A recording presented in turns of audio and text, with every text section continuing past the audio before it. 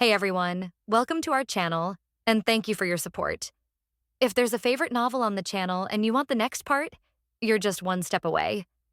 Become a Patreon member and I can make it depending on your tier. Thank you for your attention. Jonathan sat in his cluttered chair in their office, exhausted from another late night of work. He had been buried in his computer, oblivious to the world outside. But now, as fatigue crept over him, he decided it was time to call it a night. "Jonathan, you're still here," a voice called out from the doorway. Looking up, Jonathan saw his colleague, Dave, standing in the doorway with a concerned expression. Dave was always the first to leave the office, the epitome of work-life balance. "Yeah, just wrapping up a few things," Jonathan replied with a forced smile, knowing full well that his workload was nowhere near completion. Dave shook his head, a mix of sympathy and frustration evident in his eyes. "You gotta learn to leave work at the office, man. Otherwise, you'll burn out." Jonathan nodded, but his mind was already racing with the countless tasks that still awaited him. As Dave left, Jonathan's phone buzzed with a text message. It was from his colleague, Sarah. She had been dropping hints for weeks now, and Jonathan couldn't help but feel a flutter of excitement mixed with nerves. "Hey, Jonathan. Are you free this weekend? I was thinking we could grab dinner or something," the message read. Jonathan's heart skipped a beat. Sarah was smart, funny, and undeniably attractive.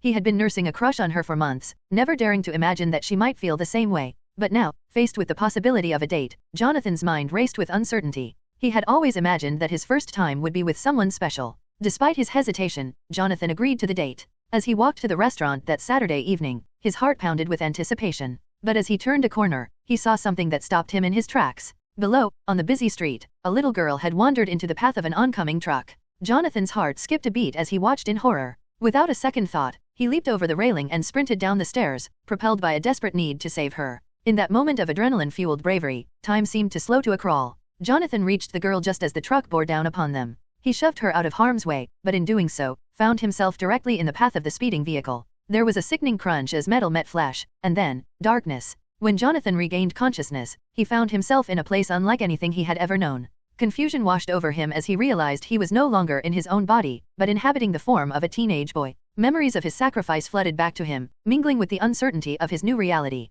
He had died trying to save a life, but now he was faced with a whole new existence. "Did I die?" Jonathan whispered, the question hanging heavy in the air. But as he pondered his circumstances, one thing became clear: his journey was far from over. Jonathan woke up feeling super confused. He saw superhero posters and school stuff everywhere. Not his room. He realized he was in someone else's body. Weird, right? Then, a lady downstairs yelled, "Michael, get up or you'll be late for school." "Oh," Jonathan thought. He rushed to get ready, still trying to figure things out. He saw a kid's face in the mirror, Michael's face staring back at him. Michael had yellow hair styled in curtains, and he wore nerdy glasses. Jonathan quickly adjusted his appearance to match Michael's, adding the glasses for that classic geeky look. With a wry smile, he realized he was now fully transformed into a typical high school nerd. "I'm coming," Jonathan said, his voice sounding strange. He quickly put on some clothes he found and went downstairs. There was a lady who looked like him, Michael's mom. "Who are you?" Jonathan blurted out, totally confused. The lady looked surprised. "What are you talking about?" "I'm your mom," she said, pinching his cheeks. Jonathan, or Michael now, laughed nervously. "Just joking, Mom," he said, trying to act cool despite feeling totally lost. His mind raced with questions, but he kept them to himself for now. How did he end up in this situation? And more importantly, how could he possibly explain it to this woman who believed he was her son? As he sat down at the table, Jonathan's gaze drifted to the newspaper lying nearby. The headline caught his eye: Daily Bugle, stock market plummets. Jonathan chewed on his toast, his brain working overtime as he tried to understand the newspaper and the world around him. The absence of familiar names like Stark and Captain America made him wonder. "So, Avengers not here in this world," he said, talking more to himself than to his mom who was still busy in the kitchen. "Oh, I wonder why. It's because the Stark family isn't here," he kept going, his thoughts like a string coming undone. They didn't talk about it in this article. And also, no Captain America. The pieces were slowly falling into place in Jonathan's mind. April 22, 1947, and the Daily Bugle newspaper, it all pointed to one conclusion. "I must be in the Spider-Man universe," he concluded, a mix of excitement and apprehension welling up within him. "Well, Daily Bugle, you know. And it's 1947, which means Peter still hasn't been born, and he's still not Spider-Man. He became Spider-Man in 1962. Well, it's just my speculation. I hope it's really 1962 Spider-Man." The idea sent a shiver down Jonathan's spine. He had landed in a world he knew from comics, but it was still strange and unfamiliar. But instead of feeling overwhelmed, Jonathan felt a surge of determination. If he was indeed in the Spider-Man universe, then perhaps he had a chance to make a difference, to shape the course of events in ways he never could have imagined. To be continued. As Jonathan, now inhabiting the body of a young boy, sat at the breakfast table, his mom reminded him of his impending lateness for school. Michael, you're going to be late for school if you don't hurry up and finish eating. After this, you need to take a quick shower. Hurry up now, she said in a slightly exasperated tone. Okay, Mom, Jonathan replied, his head beginning to throb with a sudden surge of memories flooding into his consciousness. Michael Wilson, a 15-year-old geek with a love for superheroes, comics, and all things nerdy. His friends, his classmates at Midtown High, his father who was a police officer, all of his thoughts and memories, it all came rushing back to Jonathan in a dizzying wave of realization. Now that Jonathan understood more about Michael's life, he couldn't help but feel a mix of fascination and worry. He was essentially living as someone else, dealing with the challenges of being a teenage boy while holding on to the awareness of a completely different reality. As he quickly ate his breakfast and hurried through the shower, Jonathan couldn't shake the feeling of being a stranger in his own body. Every action, every thought felt both familiar and strange at the same time, a constant reminder of the strange situation that had brought him to this point. But amidst the confusion, one thing remained clear: he had a mission. While he washed his hair, Jonathan thought about the responsibility now on his shoulders. But maybe there's a reason I'm here, he thought, trying to wrap his head around it all. I'm here to help and teach Peter Parker, he said to himself, the idea sounding like something out of a movie. To guide the guy who will become Spider-Man. Well, why did I said that? Well, let's just say I want to guide him because of a certain reasons. With that, Jonathan got dressed and headed out the door, ready to face whatever came his way, knowing he had an important role to play in shaping what was to come. But as he walked, a thought struck him, and he couldn't help but chuckle. Here I am, thinking I'm going to mentor the future Spider-Man, he laughed to himself. But for now, Peter isn't even born yet. I'm still stuck in 1947, and the plot doesn't kick off until 1962. I've got 15 years to kill. Well, not literally. Jonathan chuckled again, realizing the irony of his situation. I guess I'll figure it out as I go along. With renewed determination, Jonathan, now fully embracing his role as Michael Wilson, grabbed his backpack and dashed out the door, ready to face whatever challenges awaited him at Midtown High School. Have a great day at school, Michael, his mom called after him. Thanks, Mom. I'll see you later. Michael responded, his voice tinged with a hint of uncertainty. As he walked away from the house, he couldn't help but wonder what other surprises awaited him in this strange new world. Midtown High School buzzed with life as Jonathan, now inhabiting the body of 15-year-old Michael Wilson, he walked through the busy hallways. With his backpack on his shoulder, he moved through the crowd of students with a newfound confidence, feeling stronger because he knew who he really was and what his purpose in this world. As he walked, he couldn't help but notice the curious glances thrown his way by his fellow classmates. Some whispered amongst themselves, while others openly stared, their eyes lingering on him with a mix of intrigue and weird thing.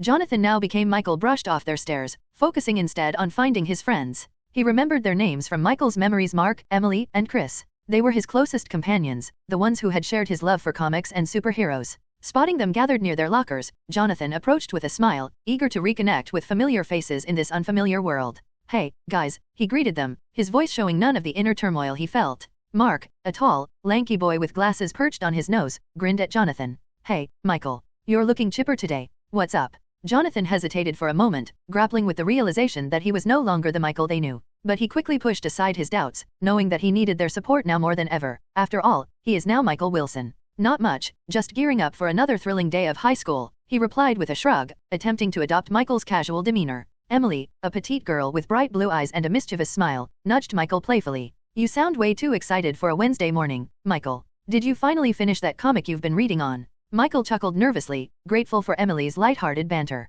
Not yet, but I'm getting there. Just a few more tweaks, I'm almost read all of it. Chris, a wiry boy with a mop of unruly hair, raised an eyebrow at Michael. You and your comics, Michael. When are you gonna grow up and act your age? Michael's smile faltered for a moment, a feeling of sadness pulling at his heart as he noticed how different he had become since his change. But he swiftly brushed away his uncertainties, resolved to accept his new reality with bravery and strong belief. Who says I have to act my age, Chris? He retorted, his tone playful yet tinged with defiance. Life's too short to be serious all the time. Besides, where's the fun in growing up too fast? Chris opened his mouth to reply, but before he could utter a word, a shadow fell over them, casting a dark cloud over their conversation. I'm scared. No, my body is scared. I know in Michael's memory, Brad bullies this Michael kid, Michael thought, a rush of conflicting emotions flooding his mind. Brad sauntered over with a sneer, his cronies trailing behind him like loyal henchmen. Well, if it isn't little Mikey and his band of merry misfits, he taunted, his voice dripping with malice. Michael squared his shoulders, refusing to back down in the face of adversity.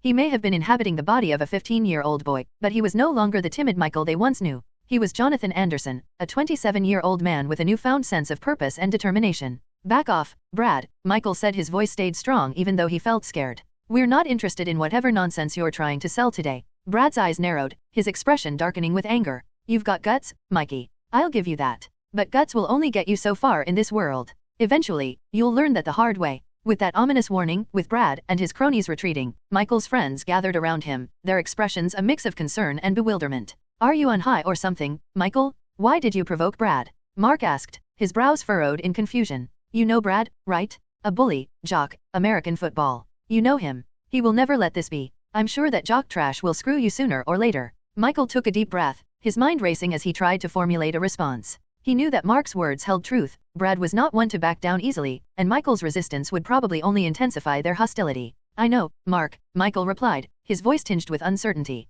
But I couldn't just stand there and let him push us around. We have to stand up for ourselves, no matter the consequences. Emily nodded in agreement, her eyes reflecting a mixture of admiration and concern. You're right, Michael. We can't let bullies like Brad dictate how we live our lives. We have to fight back, even if it's scary. Chris, ever the voice of reason, chimed in with a sigh. I get where you're coming from, Michael, but you have to be careful. Brad's not someone to mess with lightly. He's got a mean streak a mile wide, and he won't hesitate to make your life hell if you push him too far. Jonathan now Michael nodded solemnly, his resolve tempered by the weight of his friend's warnings. He knew that facing off against Brad would be no easy feat, but he also knew that he couldn't stand idly by while injustice reigned supreme. Thanks, guys, Michael said, gratitude coloring his words. I appreciate your concern, but I can handle myself. And besides, I've got a feeling that things are about to get a lot more interesting around here. As Michael reflected on the moment, a wry chuckle escaped him. In his mind, he couldn't help but mull over the irony. Here I am, inhabiting the body of a 15-year-old, Michael thought, yet I'm a 27-year-old man.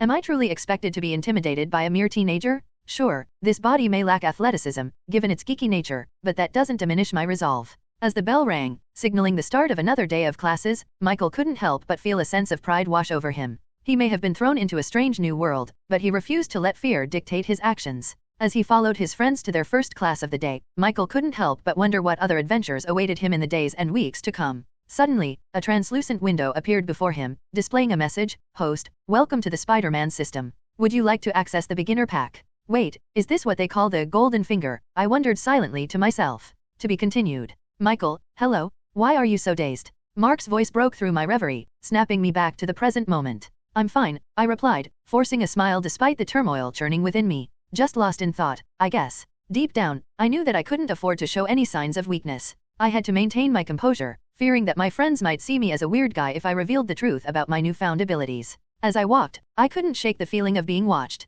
It was as if invisible eyes were following my every move, observing me with a keen interest that sent shivers down my spine. Seems like I'm the only one who can see this transparent window, I thought to myself, a wry smile tugging at the corners of my lips. Well, isn't this just typical? Just when I thought things couldn't get any weirder. But despite my apprehension, I couldn't help but feel a surge of excitement coursing through my veins. The transparent window, hovering in the air before me, felt like a world of infinite possibilities. I always read in novels and comics about a system where the system guides its host to achieve greatness. I mused, my gaze fixated on the window before me. This is my golden finger, my chance to make a real difference in this world. This is it, I whispered, my voice barely above a breath. My journey begins here. As I walked towards our classroom, I mentally addressed the system, curious about its capabilities and how it could assist me on my quest. As the translucent window materialized before me, displaying the message about the Spider-Man system, I couldn't help but feel a surge of excitement coursing through my veins. This was the moment I had been waiting for, my chance to make a real difference in this world. With a sense of determination burning in my chest, I nodded to myself, my resolve unwavering. Yes, I want to access the beginner pack, I declared confidently to the system, my voice steady despite the excitement bubbling within me. Instantly, the translucent window expanded, revealing a trio of beginner packs tailored specifically for my journey. My eyes widened as I took in the options before me, the Spider-Man Sixth Sense, Spider-Man Crawling, and the remarkable ability to produce organic webs, just like Tobey Maguire's Spider-Man. With a sense of awe coursing through me, I selected the beginner packs one by one, feeling the rush of power and potential surge through my veins with each choice. This was my chance to harness these extraordinary abilities and use them to aid me in this world. As I used the beginner packs, I could feel changes happening in me, like I was waking up powers inside me. It was so cool, like nothing I'd ever felt before. But then, a message appeared on the system interface, catching my attention. Host, you will be the first Spider-Man in this world in 1947, as Peter is still not born in this world. When Peter becomes Spider-Man in 1962, the plot of Spider-Man will begin. Your role for now will be to fight criminals and save the world as the only Spider-Man for the time being. The weight of those words sank in, and I realized the enormity of the task ahead of me.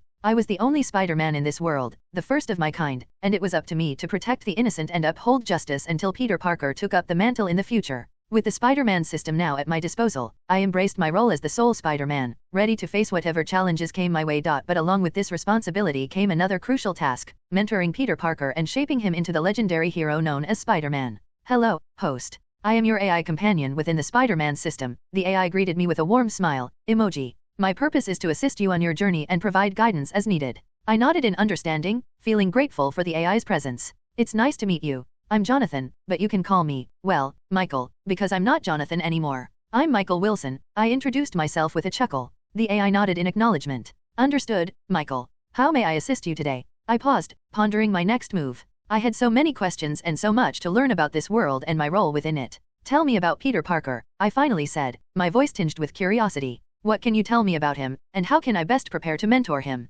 The AI nodded, its holographic form shimmering with data as it began to speak. Peter Parker is a remarkable individual with a keen intellect and a strong sense of responsibility. He will face many challenges in his journey to becoming Spider-Man, but with your guidance, he has the potential to become a true hero. Michael, don't worry, the AI reassured me, its soothing voice cutting through my uncertainty. It's still 1947, so you still have time. For now, you should focus on gathering more experience and spreading your name, as you are going to be the first Spider-Man in this world. I nodded, a sense of relief washing over me. Thank you, I replied gratefully. That's good to know. I'll make the most of the time I have and do everything I can to prepare for what lies ahead. Hello, hey Michael, we are already in the classroom, said Mark, interrupting my thoughts. Oh, sorry, I exclaimed, trying to cover my distraction. Haha, I was just imagining things, like how I want to finish reading that comic that I read. Ahahaha, I laughed awkwardly, attempting to bullshit my way out of the situation. Chris raised an eyebrow, giving me a knowing look. You should pay attention to your surroundings, Michael, he said jokingly.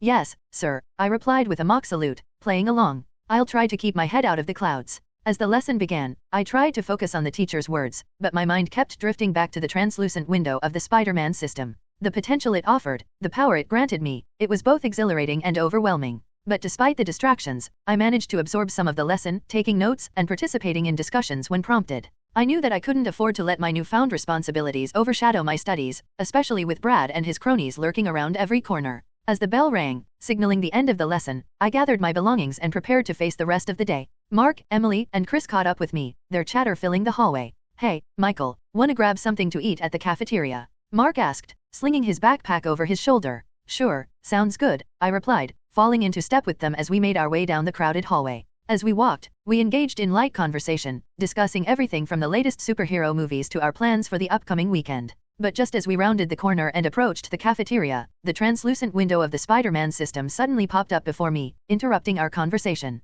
Tutorial quest, defeat Brad and his goons in the cafeteria. Reward, 1,000 points. The message flashed across the screen, catching me off guard. I glanced around, but Mark, Emily, and Chris seemed oblivious to the message hovering in the air before me. My heart pounded in my chest as I considered the implications of the quest. Brad and his cronies were notorious for causing trouble, and confronting them in the cafeteria would undoubtedly draw attention that I wasn't sure I was ready to handle. But then, a sense of determination washed over me. I couldn't let fear hold me back, not when there were innocent people depending on me to stand up to bullies like Brad. To be continued. Walking into the cafeteria with my friends, my stomach churned with nerves. The Spider-Man system had given me a mission, to confront Brad Larson and his gang. Glancing around the crowded room, my spider sense tingled with warning as I spotted Brad and his cronies approaching. Their menacing presence sent a shiver down my spine, and I couldn't help but wonder if it was Michael's past experiences that were making my body react with fear. Despite my best efforts to remain calm, the memories of Michael's encounters with Brad flooded my mind, heightening my apprehension. But I knew I had to push through my fear and confront them head-on, for the sake of protecting my friends and maintaining my newfound role as Spider-Man. Look who we have here, boys, Brad sneered, his cronies Gal Morrison and Dale Dallas leering behind him. Little Mikey and his gang of losers. Stay calm, Michael, I muttered to myself, my voice barely above a whisper. Focus on Brad, but don't let him see through your facade. Don't worry, host, your spider sense is deeply ingrained in your mind, and your agility is also remarkable. I'll make sure you can fully follow your spider sense power, said the system reassuringly. I nodded and also reminded myself. Remember, you are not Michael, a 15-year-old. You are Jonathan Anderson, a 27-year-old man, I reminded myself silently, trying to bolster my confidence with each passing second. It was crucial to maintain my composure, to not let Brad or anyone else see the turmoil beneath the surface. As the tension in the air crackled with anticipation, I took a deep breath, summoning the courage to face whatever came my way. I'll never forget what you said to me, you little bitch, Brad spat, his voice dripping with venom. Now it's payback time. With a deep breath, I forced myself to remain calm, my mind racing as I assessed the situation. I had to stay focused, relying solely on my spider sense to anticipate Brad's next move and evade danger. As Brad lunged towards me, Gall and Dale grabbed trays of food, ready to humiliate me. But before they could throw it, my spider sense kicked in, allowing me to evade their assault with ease. Despite their efforts, I remained calm, determined not to let them get the best of me. With each move, I outmaneuvered them, using my agility to avoid their attacks and counter with precision. Despite not being a martial artist or athletic, my spider sense allowed me to evade their assaults effortlessly. My Spider-Man-like body enabled me to move swiftly, surprising even myself with my speed and agility. As Brad, Gall, and Dale's attempts to humiliate me backfired, gasps and whispers rippled through the crowd. The students watched in awe as I effortlessly dodged their attacks, my movements fluid and graceful. My friends Mark, Emily, and Chris stood nearby, their eyes wide with amazement. They had never seen me move like this before, and I could see the admiration and pride shining in their eyes. Is that really Michael? Mark whispered to Emily and Chris, his voice filled with awe. I've never seen Michael move like that before. It's like he's a completely different person. Emily nodded in agreement, her eyes glued to the spectacle unfolding before them. I don't know, but whatever it is, it's incredible.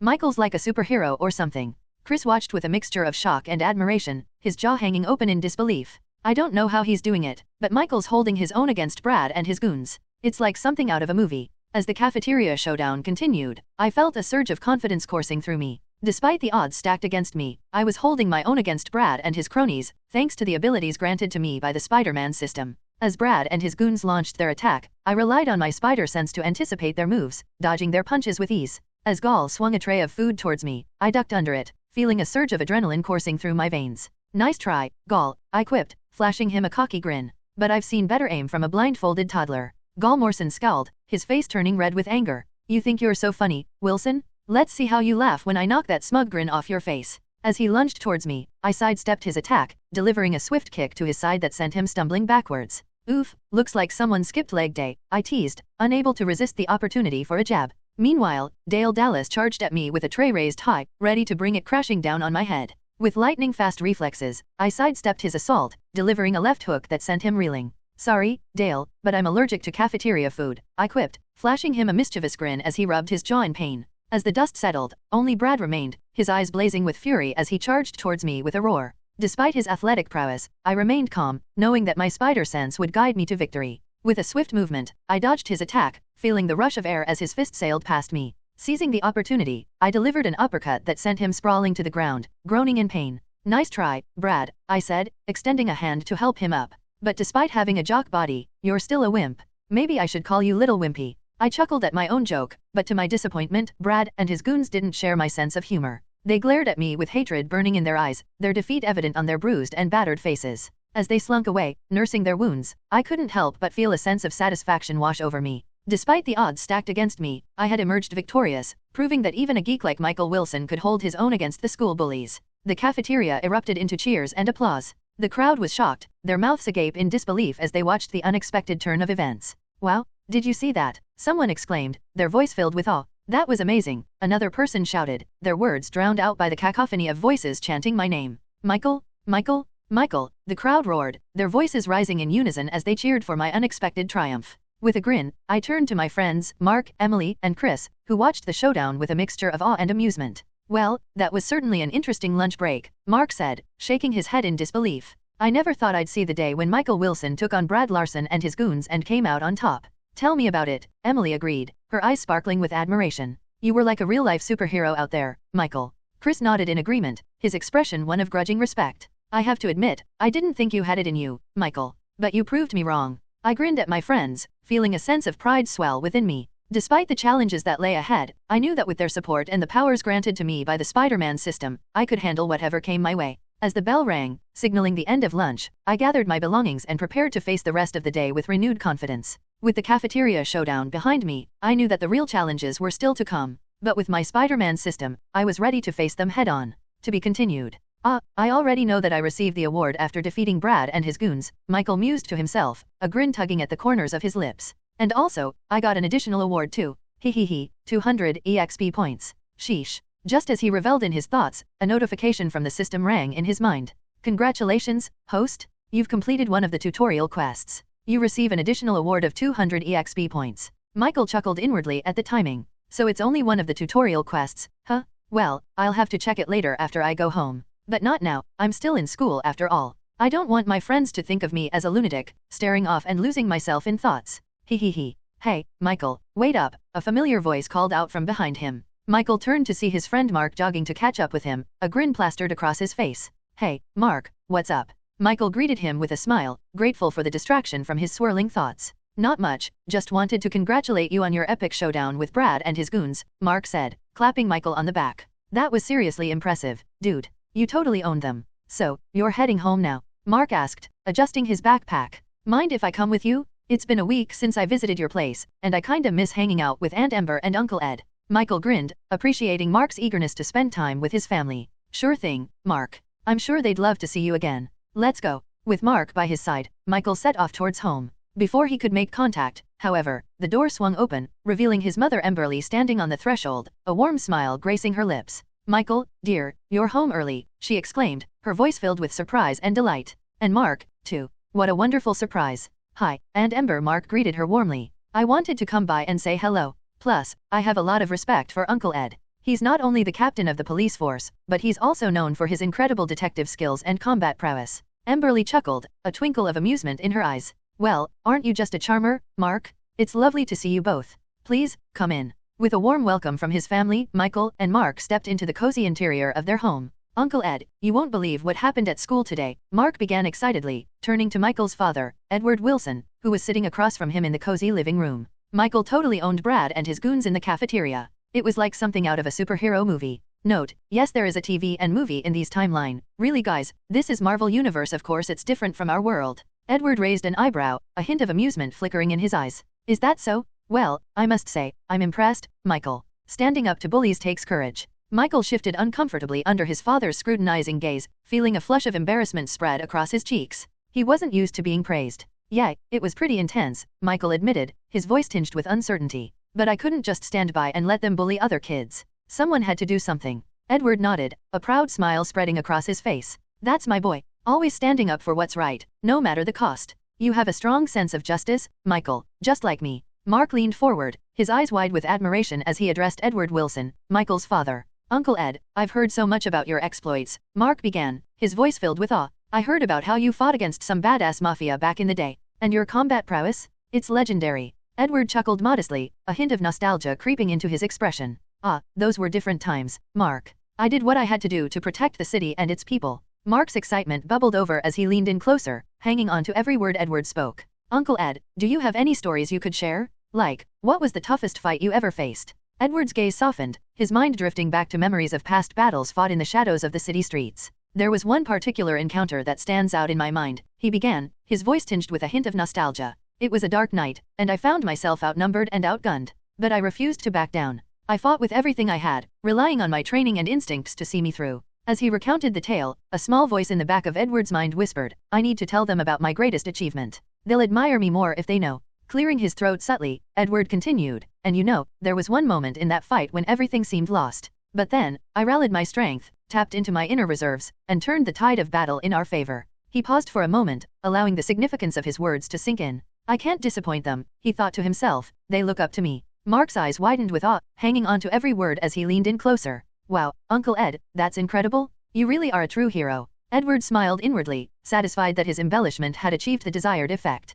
Thank you, Mark. It's moments like those that define who we are and what we're capable of. As the conversation continued, Edward couldn't help but feel a sense of pride swell within him. After all, sometimes a little exaggeration was necessary to maintain the perception of being a hero in the eyes of those who looked up to him the most. As we kept chatting, I felt proud listening to Dad's stories about his adventures. Even if he might have stretched the truth a bit, it was cool hearing about his bravery. Suddenly, Mom's voice called from the kitchen, saying dinner was ready. The smell of her cooking made my stomach rumble. Mom popped her head into the living room, spotting Mark, and invited him to join us. Mark looked super grateful, and I was glad he was staying. We all shuffled into the dining room, excited for the meal. Sitting around the table, I felt happy to be surrounded by family and friend. After enjoying a delicious dinner with his family and Mark, Michael couldn't help but feel a sense of contentment wash over him. As they finished their meal, Mark glanced at the time and reluctantly announced that he had to head home. Thanks for having me over, Michael, Mark said, standing up from the table. And thanks for letting me geek out over your dad's stories. They're seriously awesome. Michael grinned, feeling a surge of warmth at his friend's words. Anytime, Mark. You know you're always welcome here. With a final wave goodbye, Mark headed out the door, leaving Michael alone with his family once more. As he helped his mom clear the table, Michael's thoughts drifted back to the notification from the Spider-Man system he had received earlier. AI, design your own Spider-Man costume to fully embrace your role as a friendly neighborhood Spider-Man. Reward 1000 points additional award? Create my own Spider-Man costume, huh? Michael muttered to himself, excitement bubbling in his chest. Finally, this is the first step to become a real superhero Spider-Man. To be continued.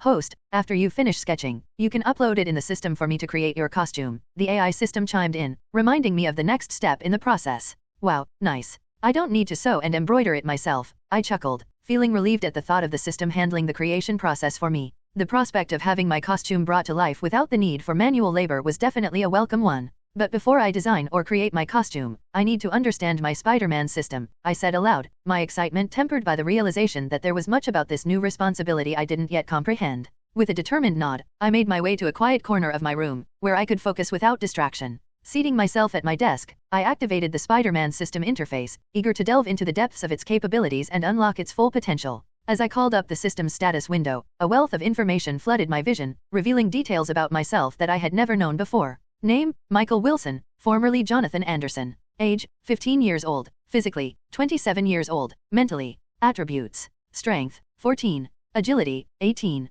Endurance, 10. Stamina, 10. Intelligence, 20. Reflexes, 17. Charisma, 10. Luck, 10. Skills, Spider Sense. Wall crawling. Organic web. Detective skills. Oh, so this is my attribute system. Can you explain it to me, my attributes? I asked the AI system. Certainly, host, the AI system responded. The ordinary attribute of a person is 15. For example, strength. If you have 15 attributes in strength, it means you have normal strength. But if you only have 10 attributes in your strength, it means you are below normal. And if you have 30 to 40 attributes, it means you have higher than normal strength. For example, an athlete. They always train, so a normal average attribute strength of an athlete is 30. With this new understanding, I continued to reflect on my attributes and skills. Despite being Spider-Man and having all the Spider-Man skills, my strength is only 14. Haha, well, I didn't inherit the strength of Spider-Man, what can I do? After all, I didn't get bitten by a spider. I gained my powers through the system, so it's to be expected. I paused, reflecting on another aspect of my attributes. Also, my endurance is 10, I sighed. Ha ha ha, well, this body is a geek, so he didn't work out. Always reading comics and watching movies. A wistful chuckle escaped my lips as I thought about my basic physical abilities, so different from the legendary might of the original Spider-Man. Yet, I couldn't help but feel a twinge of disappointment, wishing I had the same raw power that defined the iconic hero. But my reflexes and agility are this high, damn. I exclaimed, a surge of excitement coursing through me. The realization of my extraordinary agility brought a grin to my face, an acknowledgement of the unique advantage it afforded me. Now I know why I could react and fight back then. My thoughts then turned to my intelligence, a trait that set me apart in more ways than one. And my intelligence, too, is 20. The words carried a mix of pride and amusement as I reflected on my nerdy inclinations and the wealth of knowledge I possessed. Well, this boy is a nerd, plus my 27-year-old self, so yeah. And my charisma is only average, I added with a grin, considering my appearance wearing some sunglasses and my mischievous hair as I glanced in the mirror. I don't need eyeglasses anymore after all, I have spider sense, my sixth sense. My eyes now became clearer and detailed. I could see the world in 4K. As I mused over the origins of my detective skills, a sense of connection stirred within me. Why do I have detective skills? I pondered, a hint of curiosity lacing my voice.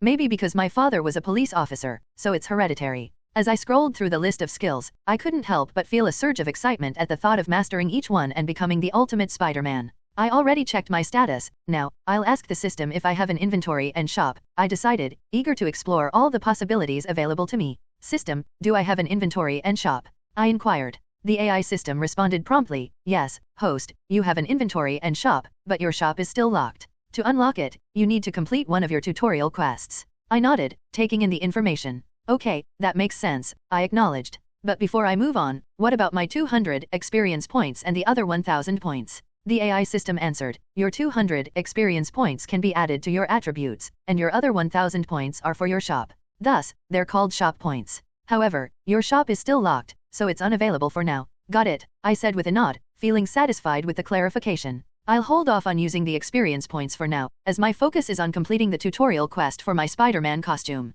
With my priorities set and a clear goal in mind, I'm ready to create my Spider-Man costume, I declared with determination, feeling a surge of excitement coursing through me. The prospect of embracing my role as a friendly neighborhood Spider-Man filled me with anticipation, fueling my resolve to craft a suit worthy of the title. With my priorities set and a clear goal in mind, I began sketching out my Spider-Man costume design. I envisioned a sleek and modern look, something that would set me apart from the traditional red and blue Spy-Day suits. After some deliberation, I decided that my Spider-Man colors would be black, with accents of blue highlighting the shoulders and a light blue spider emblem on the chest. As I drew, I made sure to incorporate intricate details, such as subtle web patterns along the fabric and sleek lines that accentuated the contours of the suit. The mask was a crucial element, and I envisioned the eyes glowing with a vibrant blue hue, adding an extra touch of coolness to the overall design. After several hours of sketching and refining my design, I finally settled on a sleek and modern costume that reflected my modern personality and the spirit of Spider-Man. With a satisfied grin, I uploaded this design to the Spider-Man system, eagerly awaiting the system's response. Just as he was about to call it a night, another notification from the system appeared in his mind.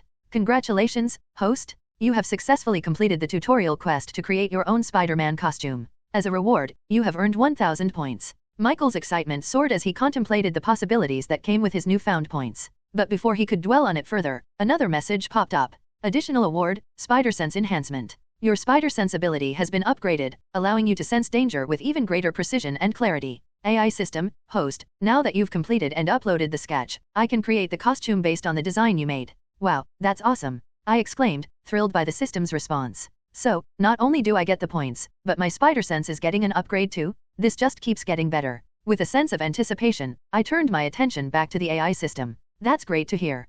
Please go ahead and create the costume based on the sketch I made, I instructed eagerly. As I awaited the system's response, another idea popped into my head. Hey, system, I continued, can I add a hoodie function to my costume? I think it would look really cool. I'd like to be able to turn it on and off, so when it's on, the hoodie shows up, and when it's off, it disappears. What do you think? The AI system processed my request before responding. Certainly, host. Adding a hoodie function to your costume is feasible. When activated, the hoodie will appear as part of your costume, enhancing its aesthetic appeal. You will be able to control the hoodie's visibility with a simple command, allowing for greater versatility in your appearance. Awesome! I exclaimed, feeling a surge of excitement at the prospect of incorporating this unique feature into my Spider-Man costume. Thanks, system. Let's go ahead with that addition. A grin spread across my face as I realized the full extent of my newfound abilities. With my new costume and enhanced Spider Sense, I felt like I was one step closer to becoming the ultimate friendly neighborhood Spider-Man. Feeling a rush of excitement coursing through my veins, I couldn't wait to put my new powers to the test and embark on my next adventure as the masked hero of my city.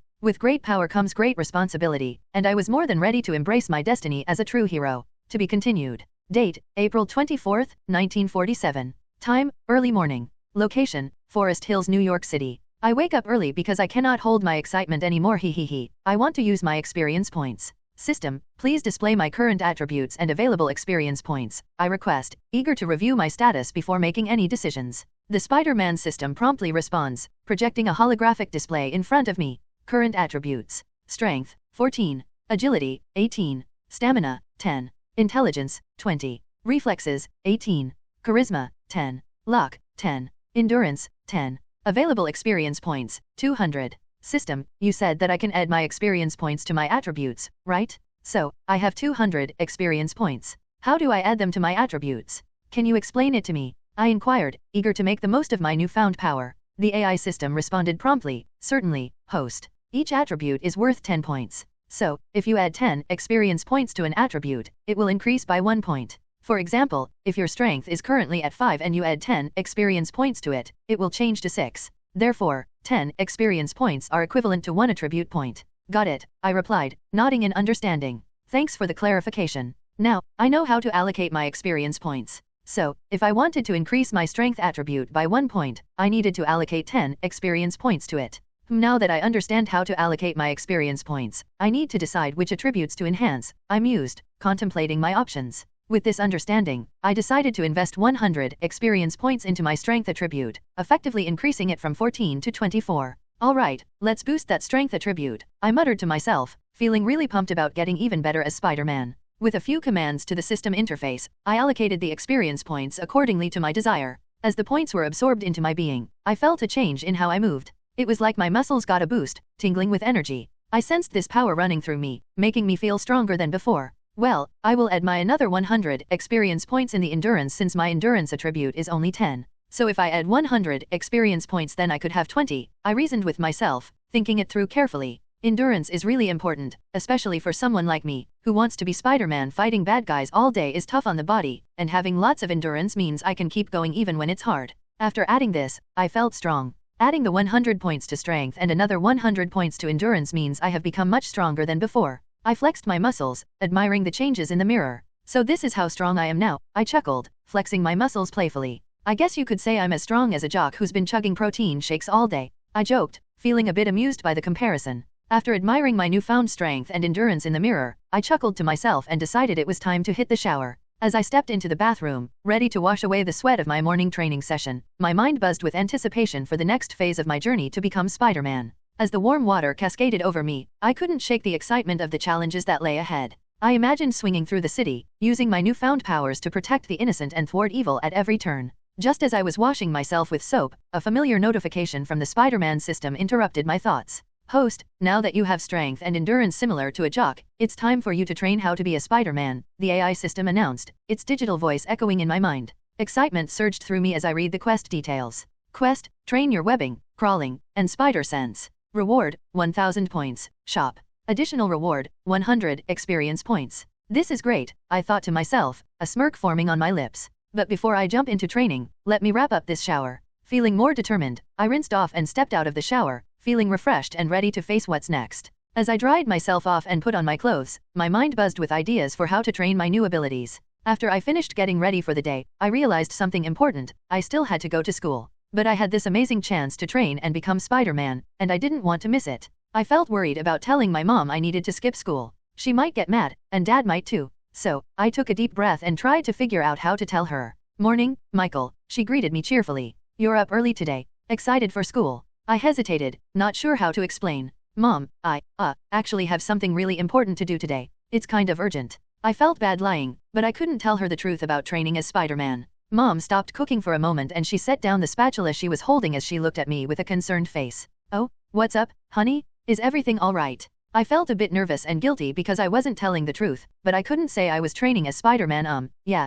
everything's okay. I just have something I need to do outside of school. It won't take too long, I swear. Mom looked at me, concern evident in her eyes. Are you sure, Michael? If there's something bothering you, you can always talk to us about it. Before I could respond, Dad entered the kitchen, ready for work. He glanced between Mom and me, sensing the tension in the air. What's going on, you two? Mom glanced at Dad with concern when I mentioned having something important to do instead of going to school. Edward, Michael wants to skip school today. He says he has something urgent to take care of. Dad looked at me and asked, what's up, son? You don't usually skip school. I felt more stressed when Dad joined the conversation. Thinking quickly, I came up with some bullshit thing. Well, it's not exactly like that. You know Mark, right? My best friend? He needs some help with his job to earn some extra money, so he asked for my assistance. Dad raised an eyebrow, looking skeptical. Help with what, exactly? I racked my brain for a convincing answer.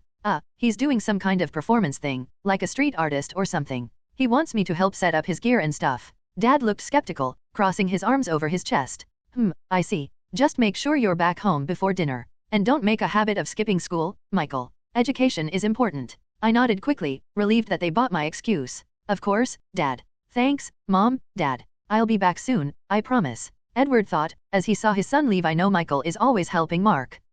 Well, it doesn't matter what the reason is. After all, I know Michael. He wouldn't do anything bad. There must be a reason. Besides, this is the first time he skipped school, so I'll let it pass for now. As I left the house, I couldn't help but feel grateful for my parents' concern. They really worried about me, huh? I'm lucky to have such caring parents. With that thought, I headed out, ready to focus on my training as Spider-Man without any interruptions. To be continued. As I stepped out of the house, a surge of excitement coursed through me. Despite the slight guilt of lying to my parents, I was eager to begin my training as Spider-Man. Taking a deep breath, I focused my mind on the task at hand. I needed to train my webbing, crawling, and spider sense, as the quest from the Spider-Man system had instructed. System, do you have a map? I inquired, hoping to find a suitable location for my training session. The AI system responded promptly, yes, I have a map. Show me the map where there are no people, a good training spot, I requested. Okay, host, the system replied. A holographic display of the area surrounding Forest Hills appeared before me, showing different locations and landmarks. As I scanned the map, my eyes fell upon a secluded forest clearing nestled among the trees. That looks perfect, I said, pointing to the spot on the map. It's away from the city, so I won't attract any unwanted attention. Plus, it looks like there are plenty of trees and open space for training. With the location of my training spot chosen, I set off towards the forest clearing, eager to begin my training as Spider-Man. As I made my way through the winding paths of the forest, a sense of excitement coursed through me, driving me forward towards my goal. Arriving at the secluded area, I took a moment to enjoy the peaceful atmosphere. The rustling of leaves and the chirping of birds provided the perfect backdrop for my training session, far removed from the hustle and bustle of city life. With a sense of purpose, I activated the Spider-Man system interface and called up the quest details once more, ready to begin my training in earnest. Alright, time to get to work, I muttered to myself, a determined glint in my eyes. First up, webbing. Focusing my attention on my wrist, I concentrated on activating my organic webbing ability. Closing my eyes, I visualized the web shooters on my wrists and the sensation of shooting out webs with precision and control. With a mental command, I felt a surge of energy coursing through me as my organic webbing activated. Opening my eyes, I watched in amazement as thin strands of webbing shot out from my wrists, forming intricate patterns in the air. Whoa, this is incredible, I said, marveling at the sight before me. I can actually control my webbing with my mind. As I chuckled at my newfound skills, a thought crossed my mind. Damn, is it because of my intelligence that I can do it with my mind? He, I must be Professor X, I joked aloud, amused by the idea. The AI system responded, you're wrong, host. Remember Tobey Maguire's Spider-Man? He can shoot organic web from his wrist because he's using his mind to command the organic web to shoot from his wrist. I already knew that, even though it wasn't explained explicitly how he can control the organic web in his wrist. It's just a simple thing to point out. Tisk, I just wanted to boast myself. No need to be a cheapskate, I said grumpily. AI system. With a shake of my head and a smile playing at my lips, I turned my attention back to my training. Alright, time to test out this swinging thing, I muttered to myself, feeling a mix of excitement and trepidation. Stepping back, I scanned the area for a suitable spot to practice my swinging. Spotting a sturdy branch overhead, I aimed my web shooters and shot out a strand of webbing, latching onto the branch with precision. Taking a deep breath, I swung forward, feeling the exhilarating rush of wind against my face as I soared through the air. Holy moly, please don't let me crash into the trees. I shouted out loud as I swung, narrowly missing hitting a big branch. With each swing, I grew more confident in my ability to control my momentum and trajectory, adjusting my movements with split-second precision to avoid any potential obstacles. Oops, watch out. I yelled as I dodged another branch, feeling the thrill of swinging through the air. As I swung from tree to tree, I couldn't wipe the smile off my face. This is awesome, I yelled, loving every minute of it. With each swing, I felt more confident. And with a bit of practice and a whole lot of fun, I knew I'd become a pro at swinging through the trees like a real Spider-Man. With a sense of satisfaction, I began experimenting with different web patterns and techniques, honing my control and accuracy with each shot. As I practiced, I could feel my connection to the webbing strengthening, allowing me to manipulate it with greater finesse. After spending some time perfecting my webbing skills, I moved on to the next aspect of my training, crawling. As I climbed the trees, I tried to be like Spider-Man in the movies. But instead of looking cool like him, I kept slipping and sliding. I thought it would be easy because Spider-Man makes it look easy in the movies, but it's not like that in real life. I thought this would be easy like in the movies, I mumbled to myself, feeling a bit embarrassed. Oops, guess real life isn't like the movies. Even though I kept slipping, I didn't let it get me down. I laughed at myself and kept going, determined to get better at climbing. Finally, I reached the top of the tallest tree. I laughed at how silly I must have looked. But from up there, I could see the whole forest, and it was amazing. Even though I wasn't as graceful as Spider-Man, I was still making progress. Feeling proud of what I'd done, I climbed down from the tree. Now, it was time to work on my spider sense, the last part of my training. System, how do I train my spider sense when I don't even have an enemy to fight? I asked, feeling a bit puzzled. Don't worry, host. Just close your eyes and let me take care of the rest, replied the AI system. Following the system's instructions, I closed my eyes, and suddenly, I felt disoriented. When I opened my eyes again, I was in a different place altogether. Whoa, where am I? I exclaimed in surprise. You are in a simulation created by the system, explained by the AI system. A simulation? So, this will help me develop my spider sense? I asked, feeling a mix of excitement and confusion. Yes, host. This simulation is designed to help enhance your spider sense, confirmed the AI system. As I looked around, I found myself in a big white room with no windows. It was super bright, and there were sounds like guns shooting and lasers zapping all over. Okay, let's see what's up with this simulation, I said to myself, getting ready for whatever was coming. Suddenly, bullets started flying at me from all directions. I had to move fast to dodge them, using my spider sense to figure out where they were coming from. As the bullets came flying from all sides, I used my spider sense to know where they were going. I moved really fast, ducking and swerving to avoid getting hit by any of them.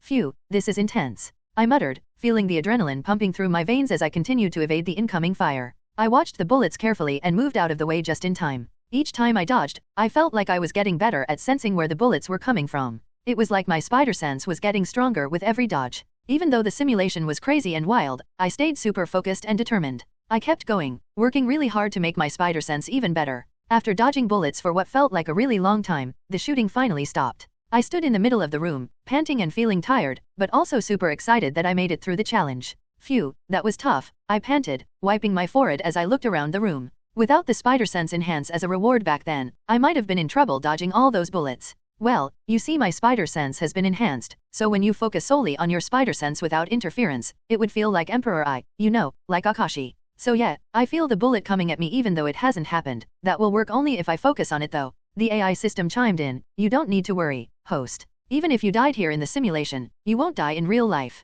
Relieved by the AI system's reassurance, I took a moment to catch my breath and collect my thoughts. Thanks for the heads up, I replied, grateful for the reminder that this was just a simulation. After training like an hour suddenly the Spider-Man system chimed in. Note I also got hit, but it's no big deal. Just like the system said, it's only a simulation, so I can't die. Congratulations, host. You have successfully completed the Spider Sense Enhancement simulation, announced the AI system. Feeling a sense of accomplishment, I grinned from ear to ear, knowing that I had taken another step towards mastering my abilities as Spider-Man. With my enhanced spider sense and all the new stuff I learned, I felt ready to handle whatever came my way. To be content. After spending hours practicing my Spider-Man skills, I was tired but excited. Then, out of nowhere, I heard a sound, ding. It was the system telling me I finished a task. The message said, congratulations, you completed the quest, host. It made me feel proud and happy. The AI system promptly replied, with your training now complete, it's time to apply your newfound skills in real-world scenarios, host. Tutorial quest. Engage in combat with a low-level criminal during daytime.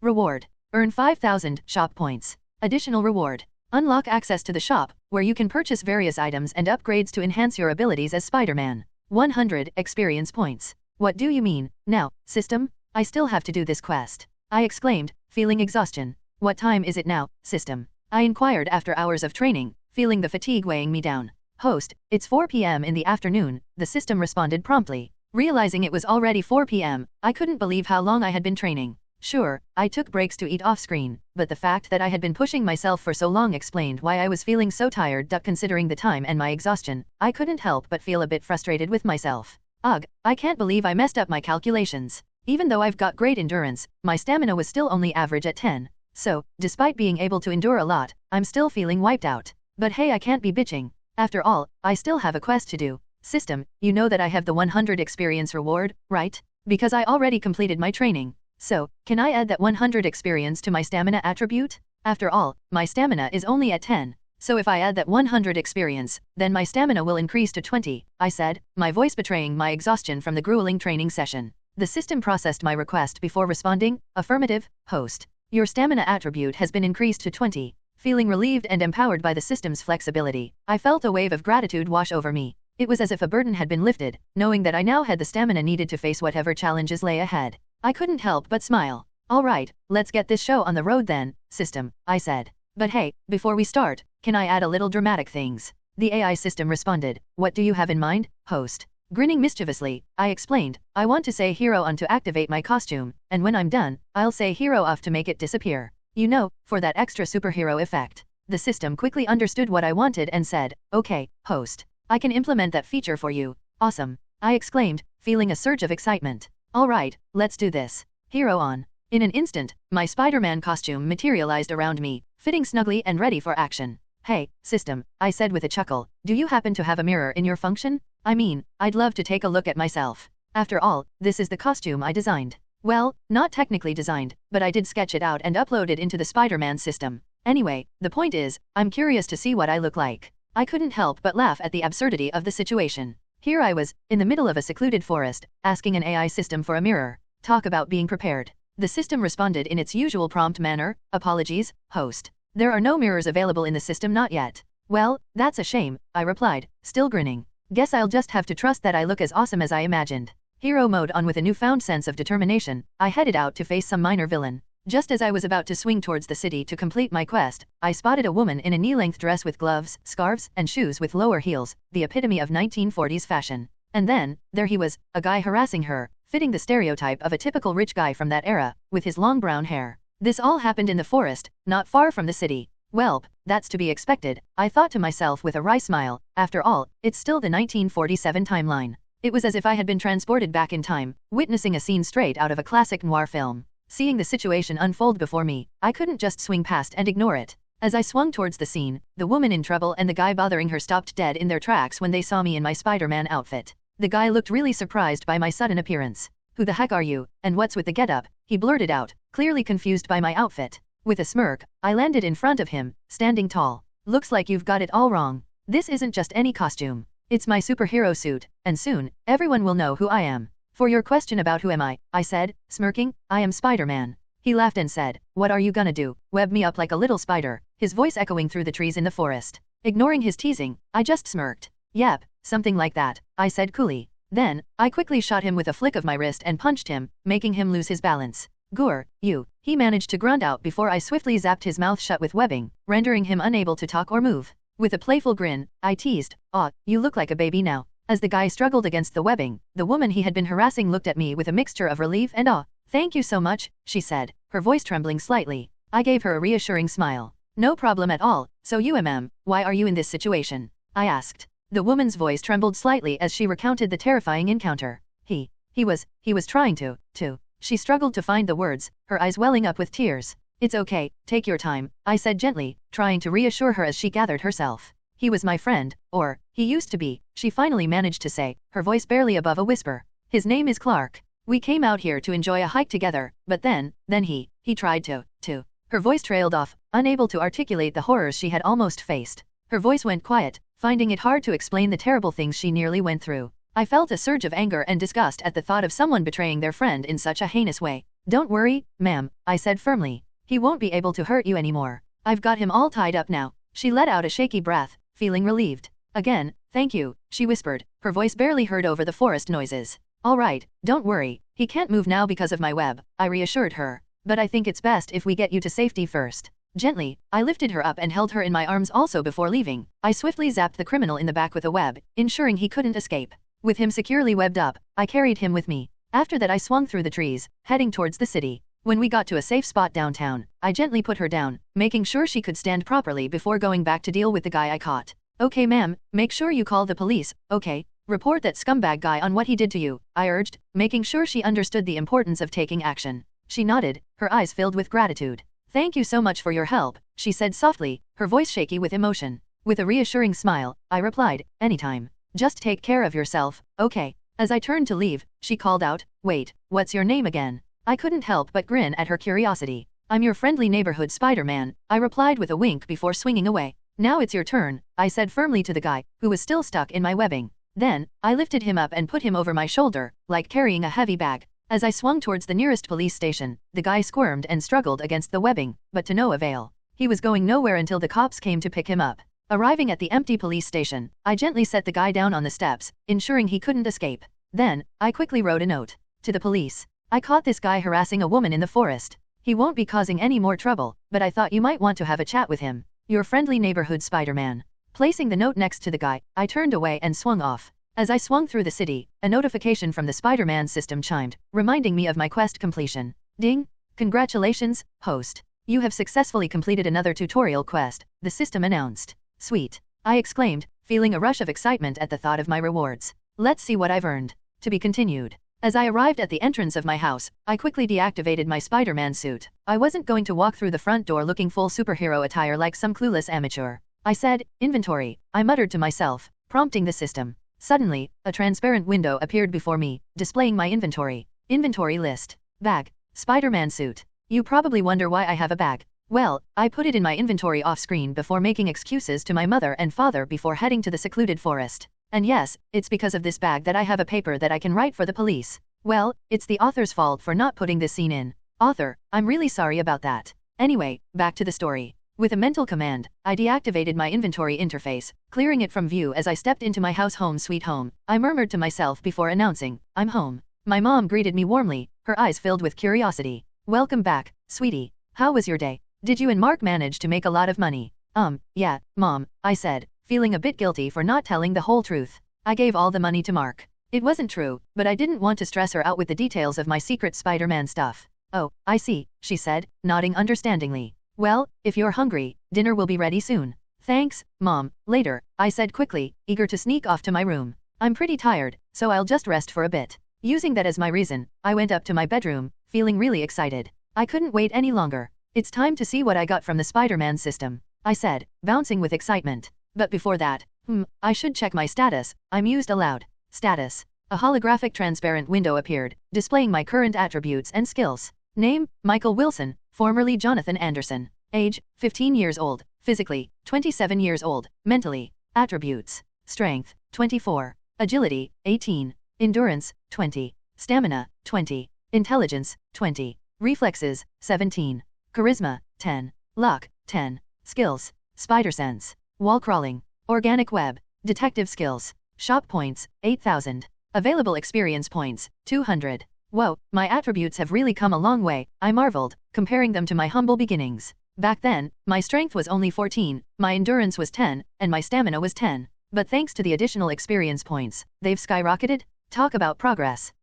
I still have some available experience points, I noted, eyeing the figure with a mix of excitement and caution. But I think I'll hold off on using them for now. They're pretty valuable, and I want to make sure I use them wisely. But first things first, let's check out this new shop that I unlocked by defeating that criminal, I said eagerly, navigating to the shop section of the Spider-Man system interface. Shop.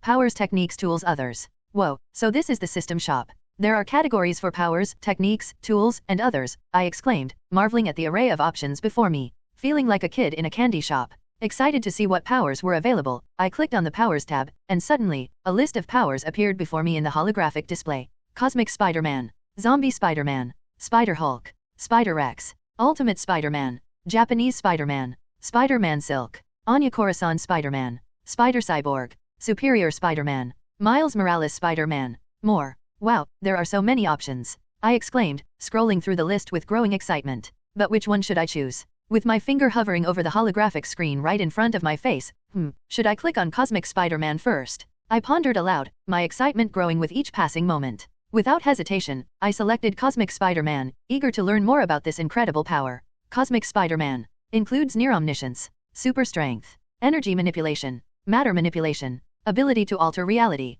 Buy 1 billion shop points. Whoa, that sounds amazing. I gasped, my mind racing with the possibilities. But wait, how much does it cost? As I scrolled down, my excitement quickly turned to disappointment when I saw the price tag. Holy shit, 1 billion shop points. I exclaimed, my jaw dropping in disbelief. I don't have anywhere near that much. Feeling disappointed but not giving up, I made a mental note to come back to the Powers shop later when I had amassed enough shop points. Right now, it was just too expensive for me. Okay, let's see what else is available, I said, shaking off my disappointment and returning to the main shop menu. There's bound to be something else that's more affordable. With renewed determination, I continued my exploration of the shop, eager to find the perfect upgrade for my Spider-Man abilities. Should I choose Miles Morales Spider-Man? After all, you know, Venom Blast. Without hesitation, I selected Miles Morales Spider-Man, eager to learn more about this incredible power. Miles Morales Spider-Man, Prime. Venom Blast. Camouflage. Spider Sense. Superhuman Speed. Regenerative Healing Factor. Wall Crawling. Superhuman Agility. Energy. Stamina. Superhuman Equilibrium. Superhuman Reflexes. Combat Skills. Intelligence. Spanish Language. Strength. Buy 150 million points. Holy cow, 150 million points? How can I buy something like that? I exclaimed in disbelief. The AI system chimed in, offering a helpful suggestion. Host, you can click each ability of Miles Morales. What do you mean? I asked. You can click his Venom Blast, for example, the AI system explained. Whoa, so I can click each ability. Well then, I'll click Venom Blast, I decided, eager to explore my options further. Venom Blast. Description: Venom Blast refers to an electric discharge or burst of energy that Spider-Man Miles Morales can emit from his hands or body to incapacitate enemies or disrupt technology. It's typically depicted as a powerful, bioelectric shock capable of stunning opponents or short-circuiting machinery. Buy 10 million points. Shit, 10 million points? I still don't have that much. After all, I only have 8,000 points. I sighed in disappointment. Realizing that purchasing any of the major powers was out of reach for now, I decided to return to the main shop menu. I should go back to the shop menu for now. Maybe I should click on the Techniques tab instead, I thought to myself. Determined to find something within my budget. Technique. The Way of the Spider. Shaolin Martial Arts. Kung Fu. Taekwondo. Krav Maga. Boxing. Capoeira. Wrestling. Marksmanship. Brazilian Jiu-Jitsu. Systema. More. The Way of the Spider sounds interesting. It's what Spider-Man uses to make up for his lack of spider sense, I thought to myself. I'll give it a shot for now. The Way of the Spider. Description: a modified version of Peter's own combat style and Shang-Chi's martial arts. Buy 100,000 points. Figures, after all, it's a pretty powerful technique, I sighed to myself. I should try another one instead. Maybe Kung Fu. Spider-Man did learn Kung Fu after all, I reasoned, clicking on the Kung Fu option. As I clicked on the Kung Fu option, I felt a sense of anticipation. Kung Fu. Description: Kung Fu is a diverse martial arts system originating from China, encompassing various styles like Wing Chun, Tai Chi, and etc. Each style has its unique techniques and philosophies, emphasizing agility, strength, and discipline in combat. Practitioners dedicate themselves to mastering specific forms and movements within their chosen style, employing a combination of strikes, kicks, blocks, and defensive maneuvers tailored to their individual practice. Through rigorous training, Kung Fu practitioners aim to develop both physical prowess and mental acuity, embodying the rich tradition and heritage of Chinese martial arts. By 50,000 points. Shit, 50,000 points, I muttered, feeling a bit disheartened. Should I click boxing instead? Feeling a bit disheartened by the high cost of Kung Fu, I hesitated. Maybe boxing would be a better option, I thought to myself, considering the alternatives. Boxing. Description: Boxing is a combat sport that focuses on striking with the fists. Practitioners of boxing utilize various punches, footwork, and defensive techniques to outmaneuver and defeat their opponents. With a strong emphasis on agility, speed, and endurance, boxing is not only a physical challenge but also a mental one, requiring strategic thinking and quick reflexes in the heat of battle. By 5,000 points. Why is it just 5,000 points? Is it not as good? I asked, confused why it was so cheap. The AI system promptly responded, the boxing technique is priced lower because it's considered a foundational skill that's widely available and less specialized compared to other techniques. While it may not offer the same complexity as some of the more advanced martial arts, it still provides valuable combat training and can be a versatile addition to your skill set. Ah, I see, I nodded, understanding the reasoning behind the price difference. Then boxing it is. Chimerical break. Feeling reassured by the AI system's explanation, I made up my mind. All right then, boxing it is, I declared, clicking on the boxing technique without hesitation. Suddenly, as I clicked on the boxing technique, it felt like my brain opened up like a faucet. Basic boxing stuff flooded in, filling my head with moves, stances, and how to etc. I could imagine myself in the ring, moving smoothly, throwing punches with accuracy. I knew how to stand, how to dodge, and how to hit back. It was like I'd been boxing forever. Wow, this is amazing, I said, feeling pumped. I can't believe how much I've learned just by buying this technique. The AI system said, good job, host. You got the boxing technique. Remember to practice lots to get really good. I nodded, grinning. Thanks, system. I'll practice hard. But it's still basic, so you can upgrade it using experience points, the AI system explained. What do you mean by basic? I asked, curious about the system's terminology. You see, host, every technique has levels, basic, intermediate, pro, and master, the AI system clarified. Ah, I get it now, I said, nodding in understanding. So, I start with the basic level, and then I can work my way up by upgrading with experience points. Exactly, the AI system confirmed. Once you've mastered the basic level, you can invest more points to unlock higher levels of proficiency in the technique. Okay, tisk, to think it's like that, I sighed, feeling a mix of frustration and resignation. There are still so many things to do. I should complete more quests to save up more experience points and also shop points. Sigh. But hey, I said, trying to stay positive, it's all part of the journey. Host, can I ask you a question? The AI system interjected. Why do you want to become a mentor to Spider-Man, even without me? It seems like you really want to train Peter Parker even without the Spider-Man system. Well, it's because of a certain person, I began, my voice softening with emotion. You see, back in my universe, in my own world where I'm still Jonathan Anderson, there was someone who inspired me. To be continued. As I sat down in my room, memories from my past surged forward, overwhelming me like a rushing river. Taking a deep breath, I braced myself to revisit a part of my life that I rarely talked about. Date, February 3, 2002. Location, California City. As a 5-year-old Jonathan Anderson sat in front of his television set, he was captivated by the Spider-Man cartoon images flashing across the screen. It was a Sunday morning, and his favorite show, Spider-Man, was on. Spider-Man, Spider-Man, Jonathan sang along with the catchy theme song, his eyes glued to the animated action unfolding before him. Does whatever a spider can. Is he strong? Listen bud, he's got radioactive blood, Jonathan sang along enthusiastically, his imagination soaring with each verse. Can he swing from a thread? As Jonathan playing, pretending to be Spider-Man, his uncle Chris watched with interest. Chris wasn't just Jonathan's uncle, he was his favorite visitor, often coming over to spend time with his nephew. Jonathan's parents, Luke and Maria, always enjoyed Chris's visits. Luke, Jonathan's dad, and Chris were brothers, sharing a strong bond despite their different paths in life. Maria, Jonathan's mom, was Filipino, while Luke was American. Hey there, little Spidey, Chris said with a chuckle, approaching Jonathan with a smile. Having fun pretending to be your favorite superhero. Jonathan smiled at his uncle, nodding eagerly. Yeah, Uncle Chris, I'm Spider-Man. I can swing from webs and fight bad guys, just like him. Chris ruffled Jonathan's hair affectionately. That's the spirit, kiddo. But remember, being a hero isn't just about the fancy moves and cool gadgets. It's about doing what's right and helping others even when it's tough, and Spider-Man never give up even life hits him hard like a brick. Jonathan nodded, taking in his uncle's words. So, like Spider-Man never gives up, right? Chris smiled warmly. Exactly, just like that. Spider-Man shows us that even when things get rough, we keep going. That's what real heroes do. Growing up, I often witnessed my uncle's acts of kindness within our neighborhood. Our houses were next to each other, so I got to see everything he did up close. Whether it was assisting elderly women with their belongings, treating children to candies, or aiding in the search for lost pets, my uncle was super kind.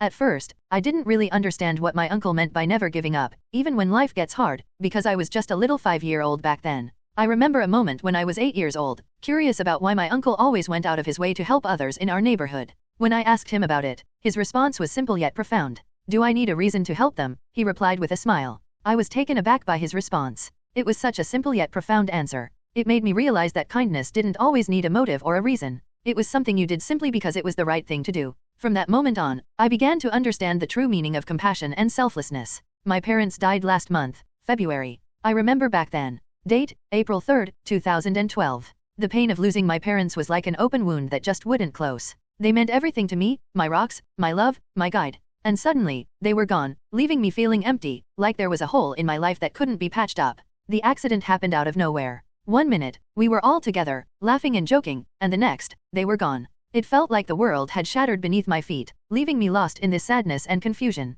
During those tough times, Uncle Chris was always there for me. He listened when I needed to talk, and he was like a steady rock, keeping me grounded when everything felt like it was falling apart. His love and support meant everything to me. Kiddo, you can stay at our house, you know, Uncle Chris said, his voice gentle and reassuring. Your Aunt Lisa is worried about you, and Sarah would love to have you around. I looked into his eyes, seeing the genuine concern and love shining back at me. In that moment, I knew that I wasn't alone, that I had a family who cared for me and would support me no matter what. Thank you, Uncle Chris, I said, my voice choked with emotion. But I don't want to leave my house, Uncle. Those houses are full of memories with our families. Remember how we ate together as a happy family, you, me, my parents, Aunt Lisa, and Cousin Sarah? I remember those days, and besides, we are neighbors. You can still visit me there. Uncle Chris nodded understandingly, his expression filled with empathy. I understand, kid. You're still 15. I will be your guardian. I will visit you from time to time, just like I always do. Now I understand what my uncle meant all those years ago. That's when Uncle Chris's words from all those years ago came flooding back to me. When I was just a 5-year-old, watching Spider-Man cartoons with him, he said something, a lesson that would stay with me forever. Spider-Man never gives up, even when life hits him hard like a brick, he had said with a reassuring smile. Back then, I didn't really understand what he meant, but now, looking back on everything I had been through, it all makes sense. Life had indeed hit me hard, like a brick, with the loss of my parents. But just like Spider-Man, I knew I couldn't give up.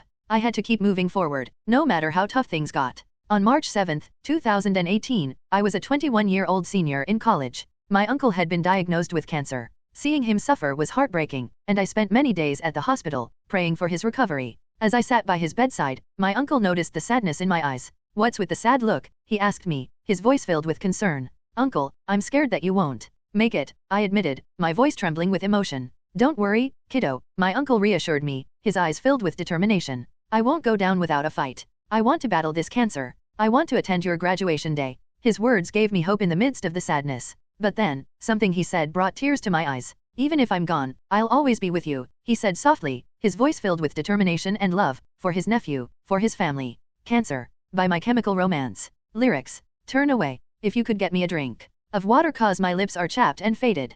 Call my Aunt Marie. Help her gather all my things. And bury me. In all my favorite colors. My sisters and my brothers. Still. I will not kiss you. 'Cause the hardest part of this is leaving you. Now turn away. 'Cause I'm awful just to see. 'Cause all my hairs abandoned all my body. All my agony. Know that I will never marry. Baby, I'm just soggy from the chemo. But counting down the days to go. It just ain't living. And I just hope you know that if you say, goodbye today, I'd ask you to be true, I'd ask you to be true. 'Cause the hardest part of this is leaving you. 'Cause the hardest part of this is leaving you. Graduation day. On graduation day, mixed feelings filled me as I walked up to collect my diploma. Joy bubbled up inside, proud of what I'd accomplished. But there was also a heavy heart, knowing my uncle was fighting cancer. As they called my name, I looked around, trying to find people I knew. And then, I saw him, my uncle, sitting there with a tired but proud look on his face. Approaching my uncle in the crowd, my heart raced. I was stunned to see him there, knowing that he has a cancer to fight. But despite looking tired and his hands trembling slightly, he had a proud smile on his face, his eyes shining with love and pride as he watched me on stage.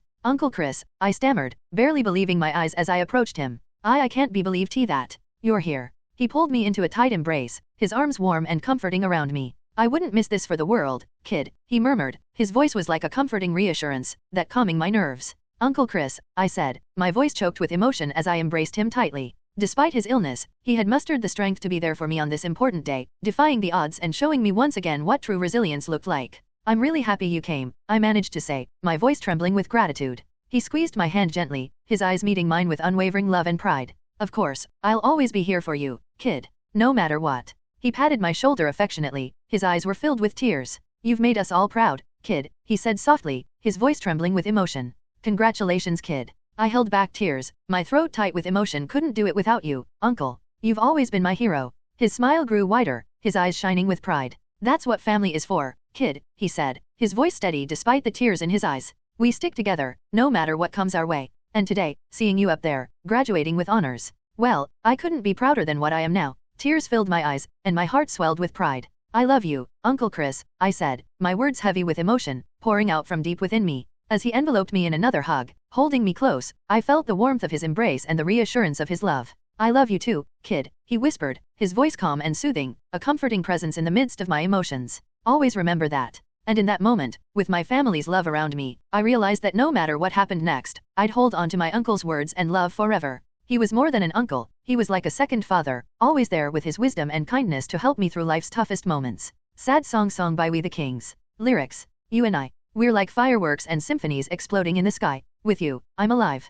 Like all the missing pieces of my heart, they finally collide. So stop time right here in the moonlight. 'Cause I don't ever wanna close my eyes. Without you, I feel broke. Like I'm half of a whole. Without you, I've got no hand to hold. Without you, I feel torn. Like a sail in a storm. Without you, I'm just a sad song. I'm just a sad song. With you, I fall. It's like I'm leaving all my past in silhouettes up on the wall. With you, I'm a beautiful mess. It's like we're standing hand in hand with all our fears up on the edge. So stop time right here in the moonlight. 'Cause I don't ever wanna close my eyes. Without you, I feel broke. Like I'm half of a whole. Without you, I've got no hand to hold. Without you, I feel torn. Like a sail in a storm. Without you, I'm just a sad song. You're the perfect melody. The only harmony I wanna hear. You're my favorite part of me. With you standing next to me, I've got nothing to fear. Without you, I feel broke. Like I'm half of a whole. Without you, I've got no hand to hold. Without you, I feel torn. Like a sail in a storm. Without you, I feel broke. Like I'm half of a whole. Without you, I've got no hand to hold.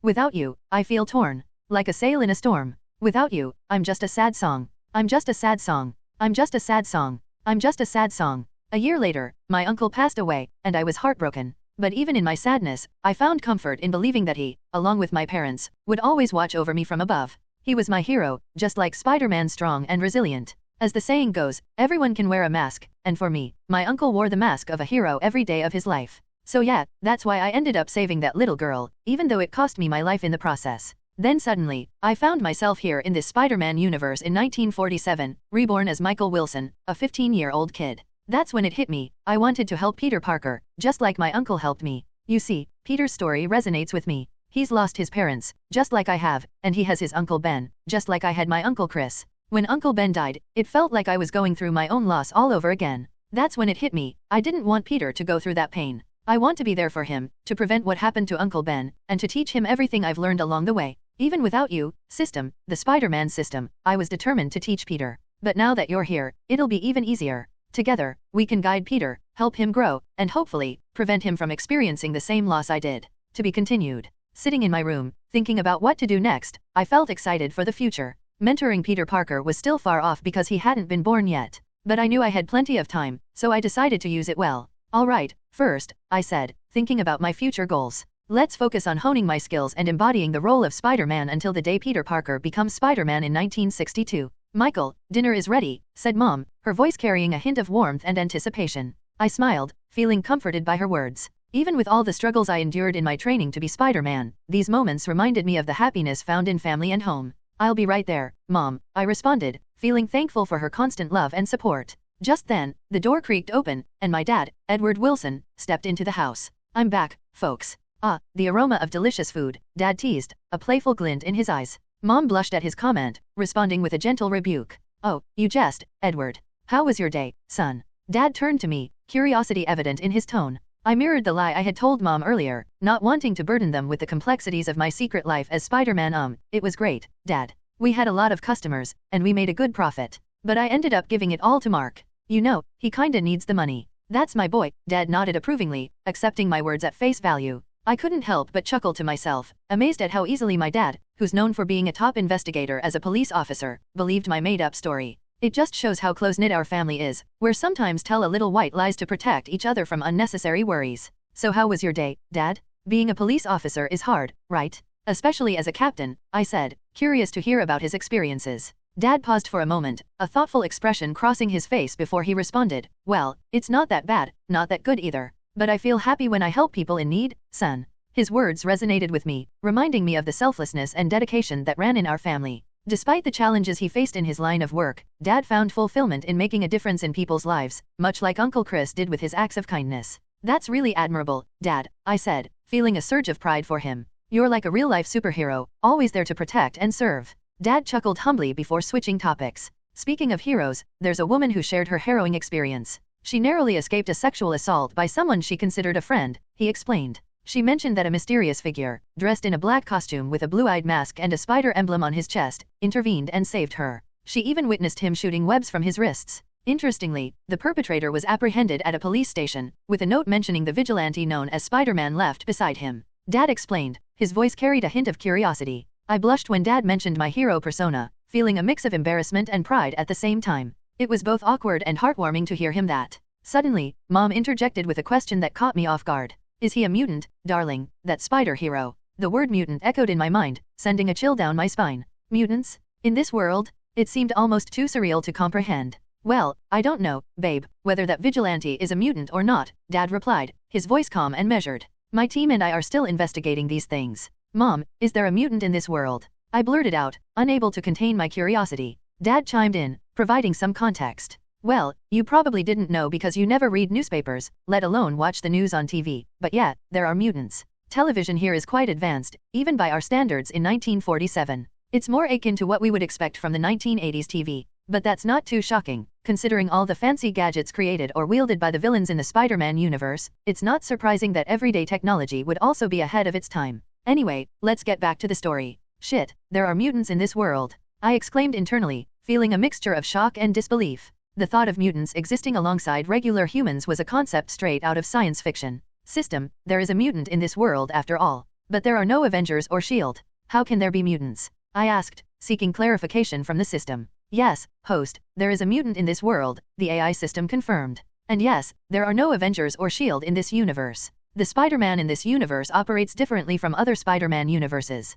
Also I know from Michael memories that I, who is a Greek nerd, didn't know mutants well. Because, this motherfucker doesn't bother with anything aside from comics and superheroes, so he forgot that mutants are like superheroes too. Sigh, I wonder if I really have a higher IQ than the average person. Suddenly, my dad's voice broke through the silence, his words laden with a solemn tone. Son, many mutants are not in this city. Maybe they're in another city, or perhaps some are here in the city of New York, hiding among regular humans. His reminder hit me like a shit, a stark reminder of the complexities of this world I found myself in. Be careful, son, he continued, his voice tinged with concern. Mutants are different. There might be good ones, but there might also be bad mutants, a mutant who kills, a murderer. Anyway, be careful, okay? After all, mutants are not regular humans. They can possess abilities beyond our capabilities. His words lingered, darkening the mood in the room. They served as a clear reminder that with mutants around, there were risks everywhere. As Spider-Man, I had to be extra careful in this world of uncertainty, where danger could be waiting at any turn. Yes, Dad, I'll make sure to be careful, I reassured him, wanting to ease his worries. Dad nodded, his expression a mixture of pride and concern. Good. Remember, caution is the parent of safety. Mom nodded in agreement with Dad's words, her face reflecting his worry. Got it, Dad, I replied with a playful grin, trying to lighten the mood. I'll be as cautious as a rat hiding from a cat, sneaky and elusive. I chuckled a little bit. Mom chuckled softly at my attempt to make things less serious, her laughter sounding like a cozy blanket on a chilly day. It was nice to hear her laugh, especially when we were talking about something so serious. That's our Michael, always making silly jokes, Mom said, her eyes shining with affection. I grinned, feeling a sense of relief as the tension in the room dissipated.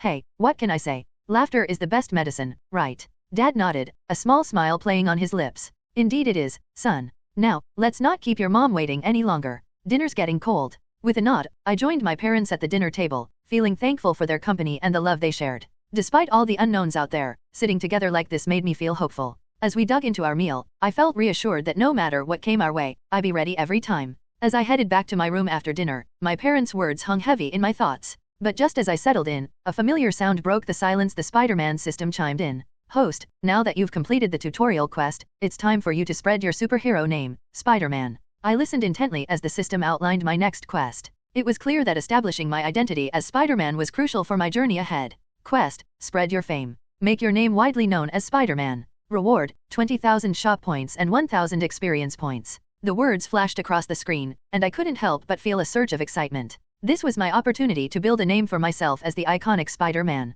The promised rewards got me pumped. With shop points, I could get cool powers or learn new moves. And experience points would basically level me up, making me even better at being Spider-Man. With a determined nod, I accepted the quest, ready to embark on the next chapter of my journey as Spider-Man. Armed with my powers and unwavering resolve, I was prepared to swing into action and spread my influence across the city. Hi, once again, my name is Michael Wilson, a 27-year-old man mentally and a 15-year-old boy physically. Who am I? I said with a smirk. I am Spider-Man. To be continued. Timeline, August 25, 1947. Time night. Location, New York City, Times Square. In the busy streets of Times Square, a worried man in his 40s hurried along with a friend. They were carrying weapons, afraid of what might happen if they didn't deliver them on time. Come on, let's move. If we don't deliver these weapons, the boss will be really mad, the older man urged, feeling the pressure. They walked faster, trying to avoid drawing attention to themselves. But suddenly, a dark figure appeared in front of them. Stop right there, a dark figure said. As the two men stood frozen in fear, the dark figure stepped forward into the dimly lit alleyway, revealing himself to be none other than Spider-Man.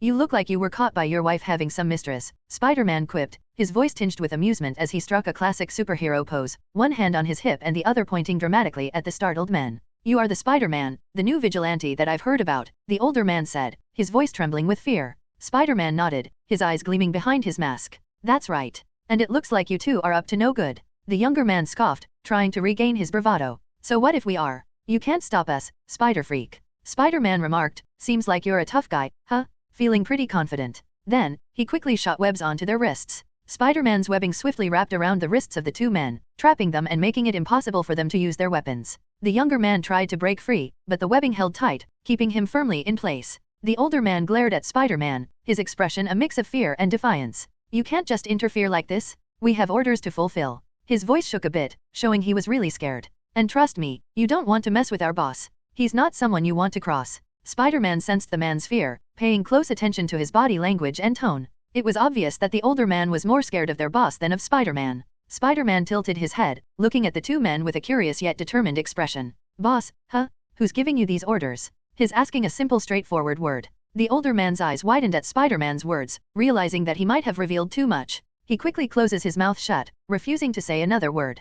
Come on, spill the beans, Spider-Man urged, his voice firm but not unkind. I can make this easy for you or really, really difficult. Your call. Despite Spider-Man's warning, the two criminals stayed quiet, refusing to speak. They seemed determined to keep their mouths shut. Tick-tock, gentlemen, he said, his tone tinged with a hint of warning. Time's running out. You can either cooperate with me or face the consequences. And just so you know, he added with a devilish chuckle, when I said consequences I mean, you two are already being stuck in the lamppost right? Smirk, I'll make sure everyone sees you stark naked. How's that for a predicament? All right, we'll talk, the older man blurted out, his voice shaking with fear. He glanced anxiously between Spider-Man and the alley around them, picturing the embarrassing situation the hero had threatened. The idea of everyone seeing him naked and making fun of him was scarier than going to jail. Spider-Man raised an eyebrow, his face hidden behind the mask. Smart move, he said, sounding both amused and satisfied. Now spill it. Tell me everything you know. Feeling relieved to avoid humiliation, the older man nodded vigorously, eager to cooperate. But before he could utter a word, the younger one butted in, sounding defiant and bold. Don't say anything, old man. They said there will be consequences, the younger man warned, his tone brash and reckless. The older man's eyes widened and said, shut the fuck up, he hissed, he whispered really harshly. Do you want everyone to see us naked? If you don't want to talk, then get ready to be naked in front of everyone. The young man began, bulletin but he was quickly interrupted by the older man. Before the younger man could continue, he interjected, no buts, Spider-Man. I'll speak now. Do you know the group called 69? The older man asked, his voice low and urgent. Spider-Man's response was unexpected. 69? You mean the position? You know what I mean, right? Ahem, anyway, I don't know what you mean. AI system. Young man.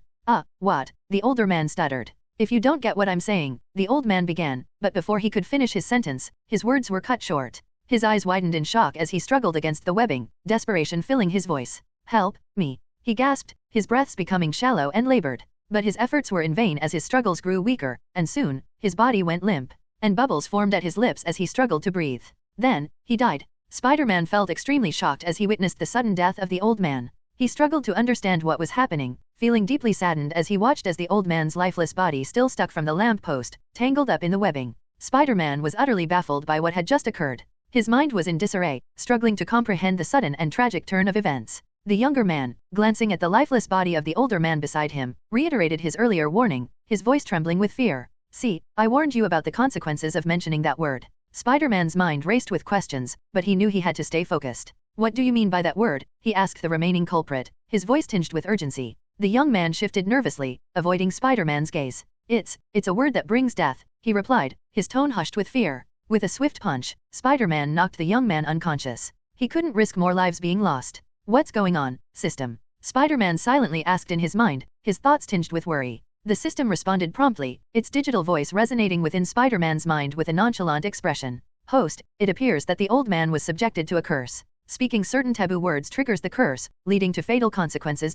Spider-Man's brow furrowed in deep concentration as he absorbed the system's analysis. A curse, taboo words. It was a revelation that sent shivers down his spine. AI system, host, it seems like we're dealing with the work of a sorcerer or a witch. The AI system suggested sorcery or witchcraft, which left Spider-Man stunned. The idea that someone could wield magic to manipulate life and death terrified him. Are you saying someone out there has the ability to curse people? Spider-Man asked the system, feeling the weight of the situation sink in. The idea of going up against someone with that kind of dark power was seriously daunting. The system replied calmly. Yes, host, there's a chance. Sorcerers and witches have old secrets and special powers that can change how things work. Wait, sorcerers and witches exist here too? Spider-Man asked, his mind spinning with the implications of such supernatural beings. AI system, yes, indeed, host. Sorcerers and witches exist in this world. They possess unique powers and ancient knowledge. Spider-Man's expression hardened as he grasped the seriousness of the situation. Turning his attention to the deceased older man, Spider-Man couldn't help but feel a pang of sorrow. He may have been involved in criminal activities, but his death was a stark reminder of the fragility of life. Still, he couldn't ignore this danger. If there were people out there who have such powers, innocent lives would remain in danger. As Spider-Man grappled with the shocking revelation of sorcery and witchcraft in the city, he knew he had to take action to prevent further harm. With a sense of urgency, he instructed the Spider-Man system to contact the police. System, call the police, Spider-Man commanded, his voice firm and determined. Roger, host. The AI system responded promptly, acknowledging Spider-Man's request. Meanwhile, in his office, Captain Edward Wilson, renowned for his investigative prowess, was startled by the ringing of the telephone. Hello, who is this? Edward answered, his voice authoritative yet curious. To his surprise, the voice on the other end identified itself as Spider-Man, the name that had suddenly become widely known among the people as the new vigilante. Spider-Man? Let me guess, another one caught? Edward inquired, his instincts as an investigatory kicking in. Yes, sir, Spider-Man responded respectfully, careful to maintain the anonymity of his true identity. Despite his respect for Captain Wilson, his father, Spider-Man knew that revealing his secret to his father could potentially endanger their family.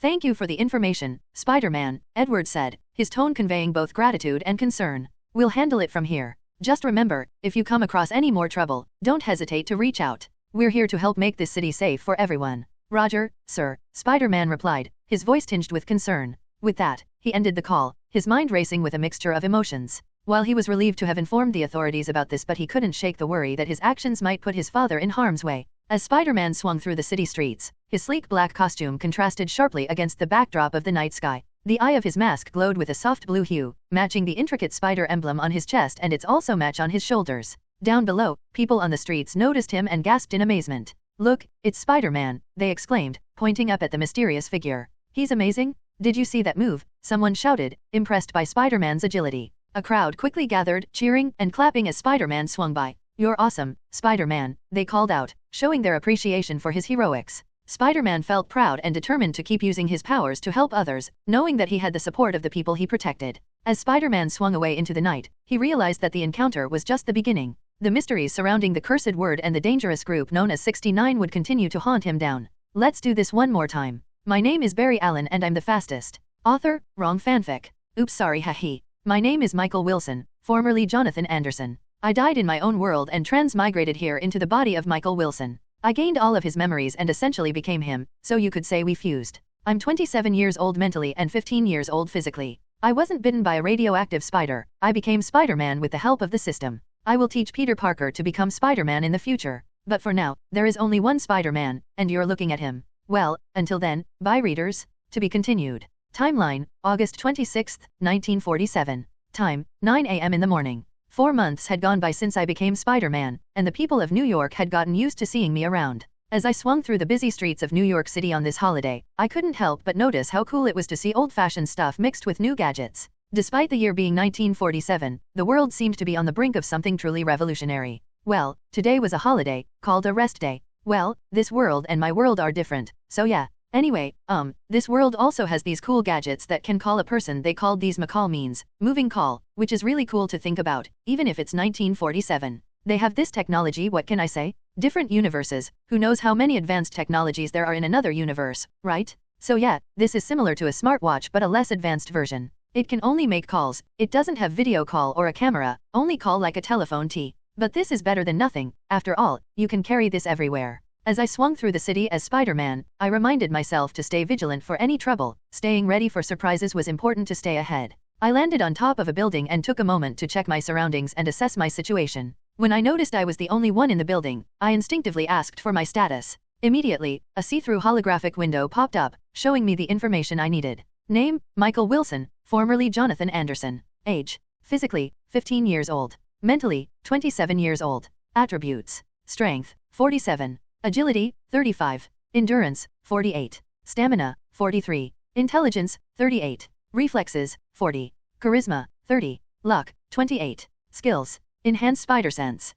Enhance wall crawling. Enhance organic web. Enhance detective skills. Available points. Experience points, 500. Shop points, 1,000,000 points. Technique skills. Boxing, master level. Taekwondo, master level. Kung Fu, master level. Systema, master level. Street Fight, master level. As I checked my status, I felt proud of the progress I'd made as Spider-Man. My abilities and skills had gotten much better, all thanks to my training and the help of the Spider-Man system. The system told me that even though I've mastered all the techniques I bought, they can still get better if I learn or create a new moves within them. So, even though my techniques are at the mastery level, there's still room to improve them. You might be wondering why I've only managed to accumulate such a modest amount of points. Well, let me tell you, it's been quite the journey. The system, I swear, has been downright stingy with its rewards, doling out measly point totals like it's no big deal. And then there's the fact that most of the challenges I've faced have been, well, let's just say they haven't exactly been that hard to deal with, some cannon fodders. Dealing with your run-of-the-mill street thugs, petty thieves, and your everyday criminals doesn't exactly earn you some big points.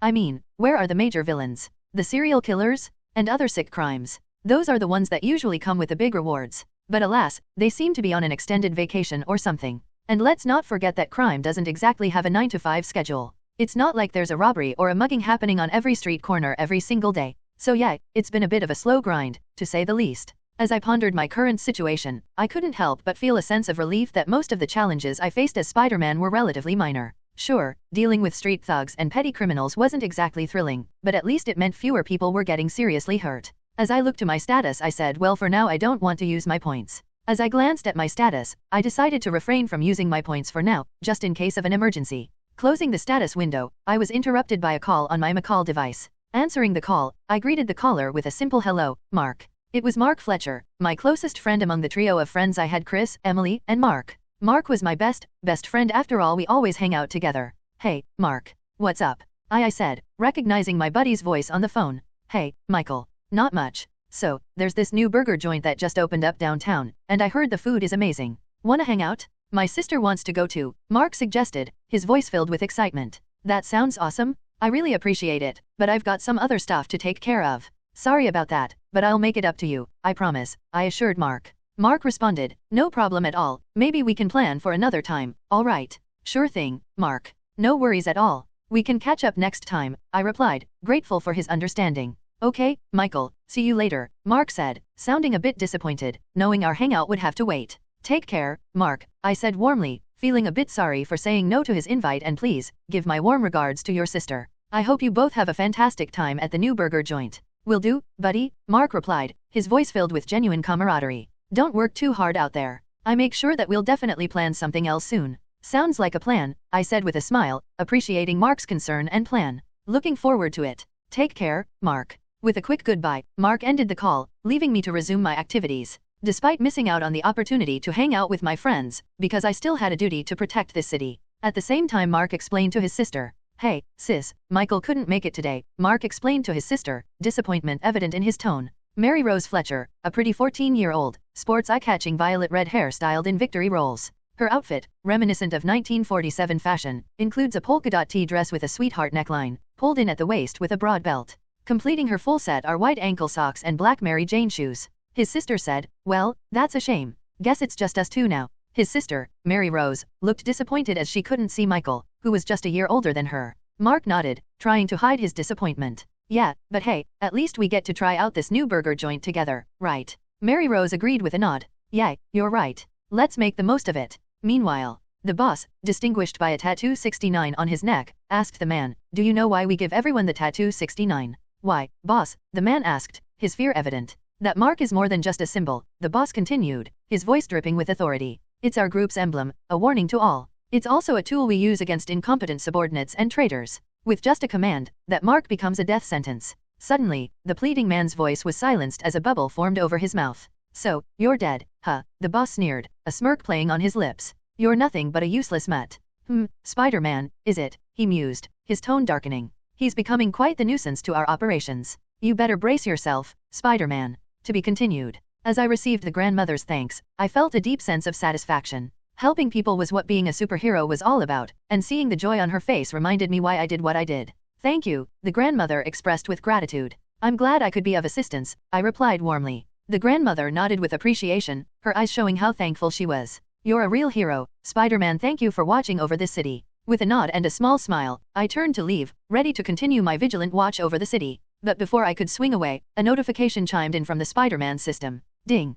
"Congratulations, host, for completing the quest. Quest, help those in need. 500 people complete. Reward, 2,000 shop points. Additional reward, Smoke Bomb X3. I felt happy when I saw the rewards. Even though they weren't huge, I appreciate every little thing, and besides, the real reward for me is knowing I've helped people and seeing the smiles on their faces. Sweet reward, I said quietly to myself. Even though it's not huge, I'm still grateful. Just then, my McCall device began to ring, signaling an incoming call. I quickly instruct the system to connect the call to the Spider-Man program. "System, connect my McCall device to your program," I instructed. "Affirmative, host." Initiating connection, the AI system responded, seamlessly linking the communication device to my operations. The one who called me is my father, the captain of the police force, and, of course, he didn't know my identity. So, rest assured, he called one of my McCall devices. "This other device is for my alter ego as Spider-Man," I clarified in my thoughts. Hello, Spider-Man, are you there?" inquired Edward Wilson, my father. "Yes, Captain, I'm here," I confirmed. After examining the dead man's body during the autopsy, we discovered a tattoo inscribed on his chest bearing the mark, 69, he said, a mix of shock and concern in his voice. I responded, my tone serious. "Do you have any leads on what 69 might signify?" My father's voice sounded grave as he replied, "It's a name of a notorious criminal organization operating in the city. They're involved in various illegal activities, from drug trafficking to extortion. Additionally, they are rebels who seek the downfall of the government. They eliminate those who oppose them and use their recruits as pawns for their future success. That's how dangerous that group is." I nodded, absorbing the information. "I see. So, it seems like this group is bad news. I'll ensure to monitor any suspicious activities linked to this 69 group," I reassured him. "Should I encounter anything, I'll handle it and report back to you, and also Captain." My father inquired, "What else, Spider-Man?" "I'm asking for your trust in allowing me to manage this operation," I said, my voice filled with sincerity and resolve. My father responded, "I cannot agree to that request. It's my responsibility as a police officer to help in situations like this. Captain, just please allow me to take charge of this situation. You still have other cases to focus on, and there are many more out there that require your attention. Trust me to handle this particular matter," I urged.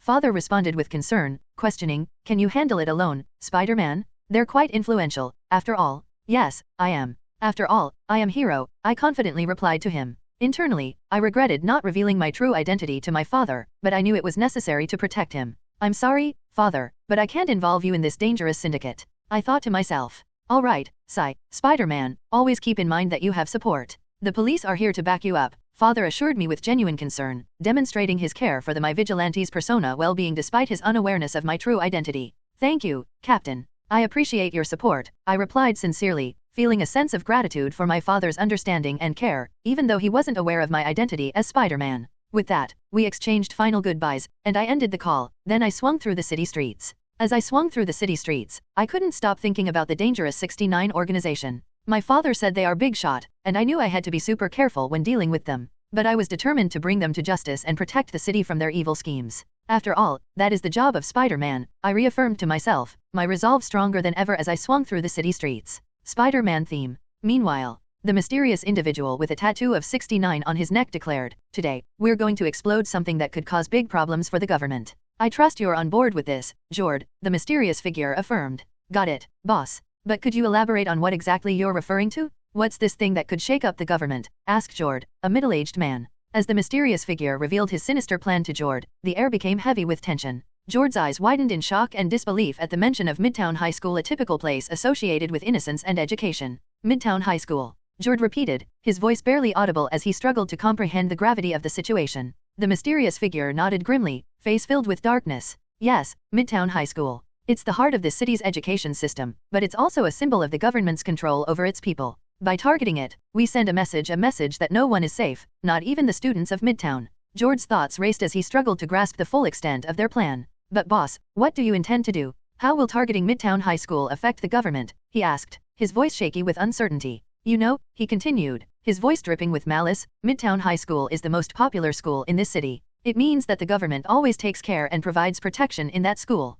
But what if we were to exploit that very sense of security? What if we were to shatter the illusion of safety that surrounds Midtown High? The panic, the outrage, it will send shockwaves through the entire system." Jord's eyes widened as he realized the full extent of the plan. By targeting such a prominent and supposedly secure institution, they would not only cause physical damage but also undermine the public's trust in the government's ability to protect its citizens. "It's pure evil," Jord whispered, his voice barely heard over his racing heartbeat. "I think it might work." The mysterious figure nodded, his expression cold and calculating. "Indeed, I trust you on these, Jord. You are my partner during hard times, and besides, you are stronger compared to these useless mutts. I assume you've upgraded your vibranium hand." Jord felt proud when his boss mentioned his upgraded vibranium hand. "Yes, boss, I've made it stronger," he said, flexing his fist to show how powerful it had become. "With this upgrade, I'll make sure nothing can stop us." The mysterious figure nodded approvingly, acknowledging Jord's dedication and the formidable asset he had become to their cause. "Excellent, Jord. Your strength and loyalty will serve us well in the days to come. Now, let us proceed with our preparations," the mysterious figure commanded, his voice laced with anticipation.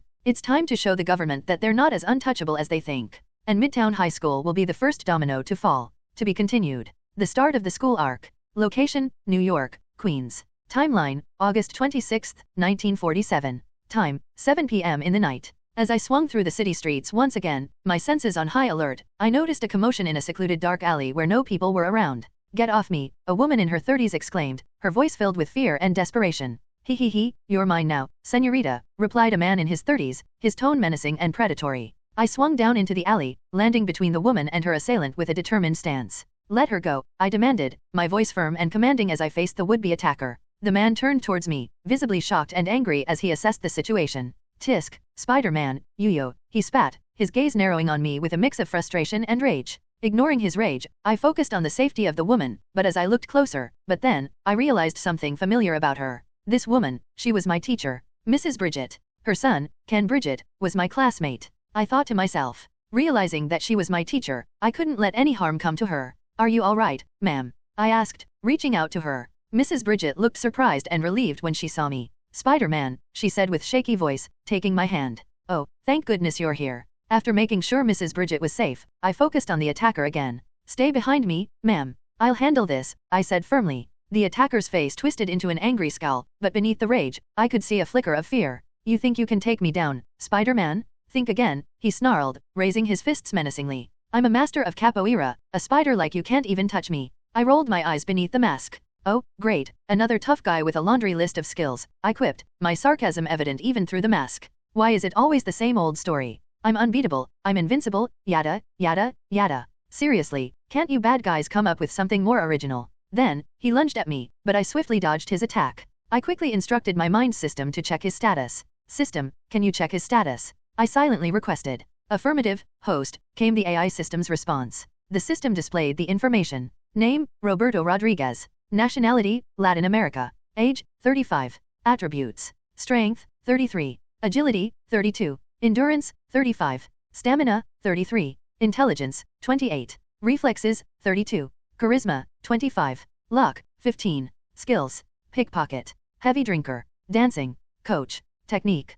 Capoeira, master level. What the heck? What's up with his skills? I muttered to myself, puzzled by his abilities. And he's a coach. His attributes are quite formidable, which explains why he's a capoeira master. But unfortunately for him, it's not enough to defeat me. I have a wide range of techniques at my disposal. Maybe I should stick to boxing for now. After all, I need to hold back. I'm not here to kill anyone. The good, the bad and the ugly, cowboy, theme. Ready, set, go. As Roberto lunged forward with a flurry of capoeira kicks and spins, I made a split-second decision I wouldn't rely on my web shooters this time. I wanted to face him in hand-to-hand combat, to test my skills against his without the aid of my powers. Since he's just one person, I focused on stopping his moves by moving out of the way at just the right time. Even though his fighting style was smooth and hard to predict, I could tell what he was going to do next. Thanks to my spider sense, I dodged his hits smoothly, like someone who had done it many times before. To think I said that I won't rely on my powers, here I am, spider sense, chuckle. Well, hey, it's not like I can turn off my spider sense, and I'm not stupid enough to try. Who knows what danger I'll face. I quickly moved to the side to avoid his spinning kick. Then, I hit him hard with a jab and a straight punch, using my boxing skills. The punches were so strong that Roberto stumbled back, looking surprised by how hard I hit him. And also, I'm holding back, you know. I always holds back. I'm afraid that I might kill someone if I didn't hold back. So anyway, back to the scene. Roberto tried to protect himself from my punches by using his arms, but I kept hitting him hard. Each punch I threw was strong and made a loud noise when it landed. It was clear that my attacks were making him tired, even though he was really good at capoeira. He couldn't keep up with how fast and strong I was. With a rapid series of punches, I landed a powerful uppercut followed by a hook, knocking Roberto to the ground. He hit the pavement hard, defeated but still awake. Sound effect, swoosh. Roberto's face went from angry to shocked as he stuttered, "Why you?" I couldn't help but smirk at his reaction. "See? I told you that you should have gone with the new line like, oh, Spider-Man, I'll be a good boy now," I joked, trying to lighten the mood. However, my attempt at humor seemed to fall flat with Roberto, who just stood there, silent and unamused. I swiftly webbed his whole body to ensure he wouldn't escape. After making sure Mrs. Bridget was safe, I felt a sense of relief wash over me. But, of course, she had no idea that I was actually one of her students. "Thank you, Spider-Man," Mrs. Bridget expressed her gratitude, her voice filled with genuine relief. "It was no problem at all, ma'am," I reassured her, my tone calm and soothing. Then, taking the opportunity to reassure her further, I added, "And do make sure to inform your husband about this incident. He's quite the cool police officer." Mrs. Bridget seemed surprised by my knowledge of her husband's profession. "How did you know my husband is a police officer?" she asked, sounding curious. Internally, I panicked for a moment, realizing I had no good explanation for my knowledge. Thinking quickly, I came up with a response to maintain my secret identity. "Well, ma'am, I know a lot about the people who serve this city, especially those in law enforcement. They're all heroes in their own way," I explained, hoping it sounded convincing enough to avoid any suspicion. Mrs. Bridget nodded thoughtfully, seemingly accepting my explanation. "You're right, they are heroes," she agreed, a sense of pride evident in her voice. "Thank you again, Spider-Man, for everything you do."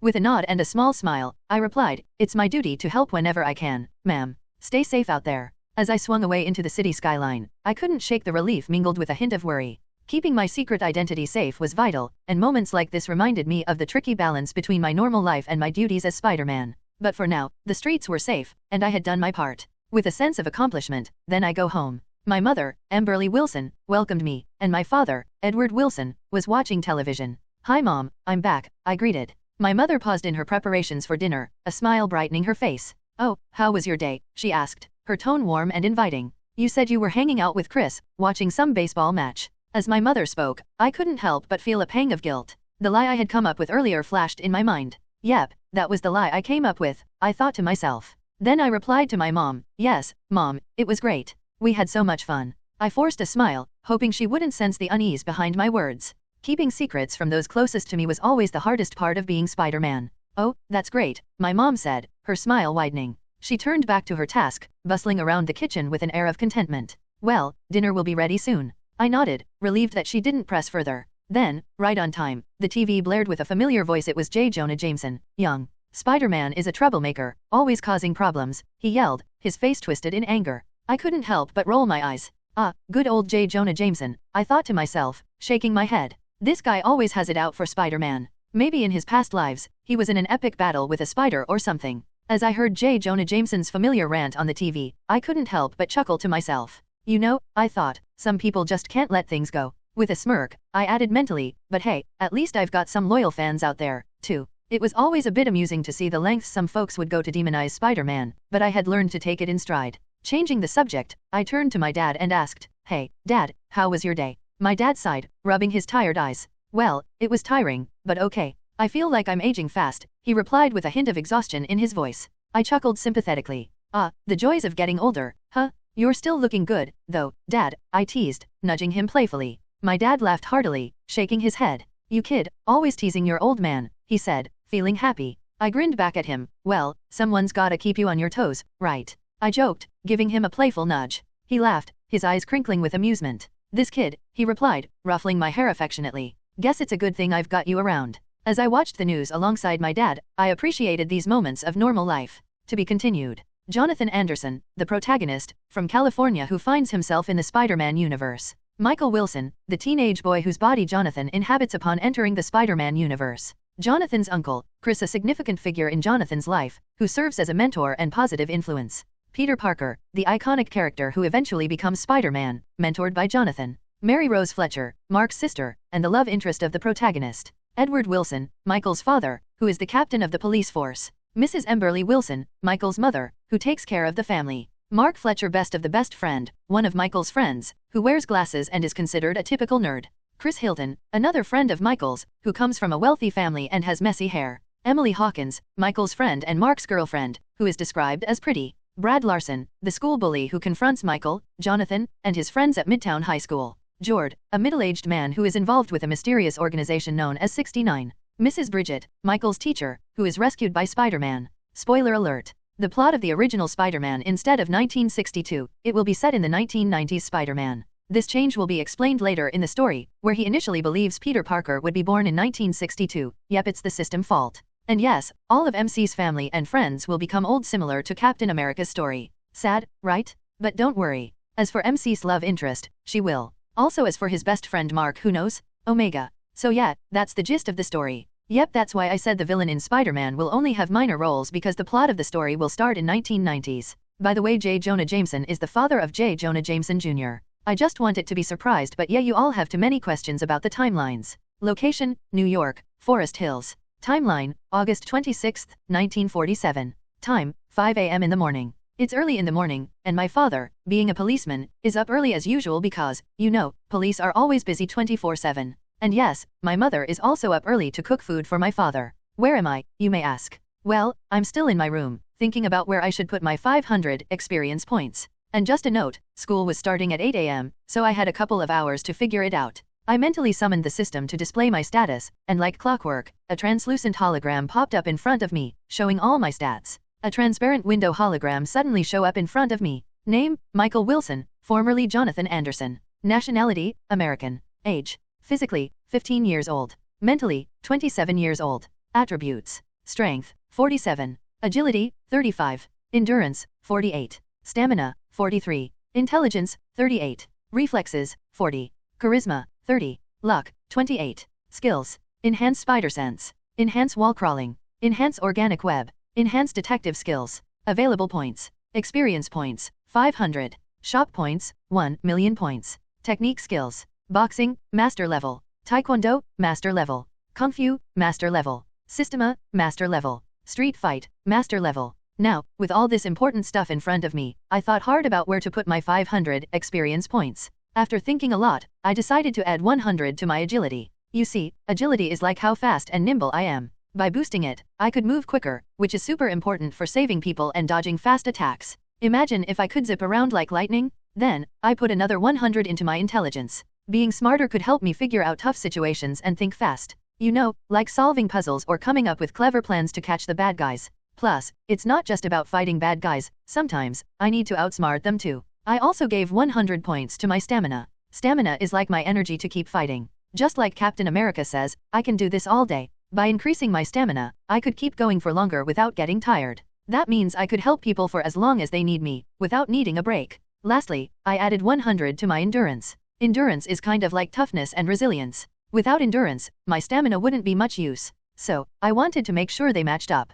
It's like having a strong foundation. With good endurance, I could handle whatever comes my way, whether it's a long fight or a tough challenge. Name, Michael Wilson, formerly Jonathan Anderson. Nationality, American. Age, physically, 15 years old. Mentally, 27 years old. Attributes, strength, 47. Agility, 45. Endurance, 58. Stamina, 53. Intelligence, 58. Reflexes, 40. Charisma, 30. Luck, 28. Skills, enhance spider sense. Enhance wall crawling. Enhance organic web. Enhance detective skills. Available points. Experience points, 100. Shop points, 1,000,000 points. Technique skills. Boxing, master level. Taekwondo, master level. Kung Fu, master level. Systema, master level. Street fight, master level. After putting those experience points where I wanted them, I suddenly felt different than before. And looking at my new stats, I felt really good. My agility and smarts got a big boost. It meant I could move faster and think quicker, which is perfect for being Spider-Man.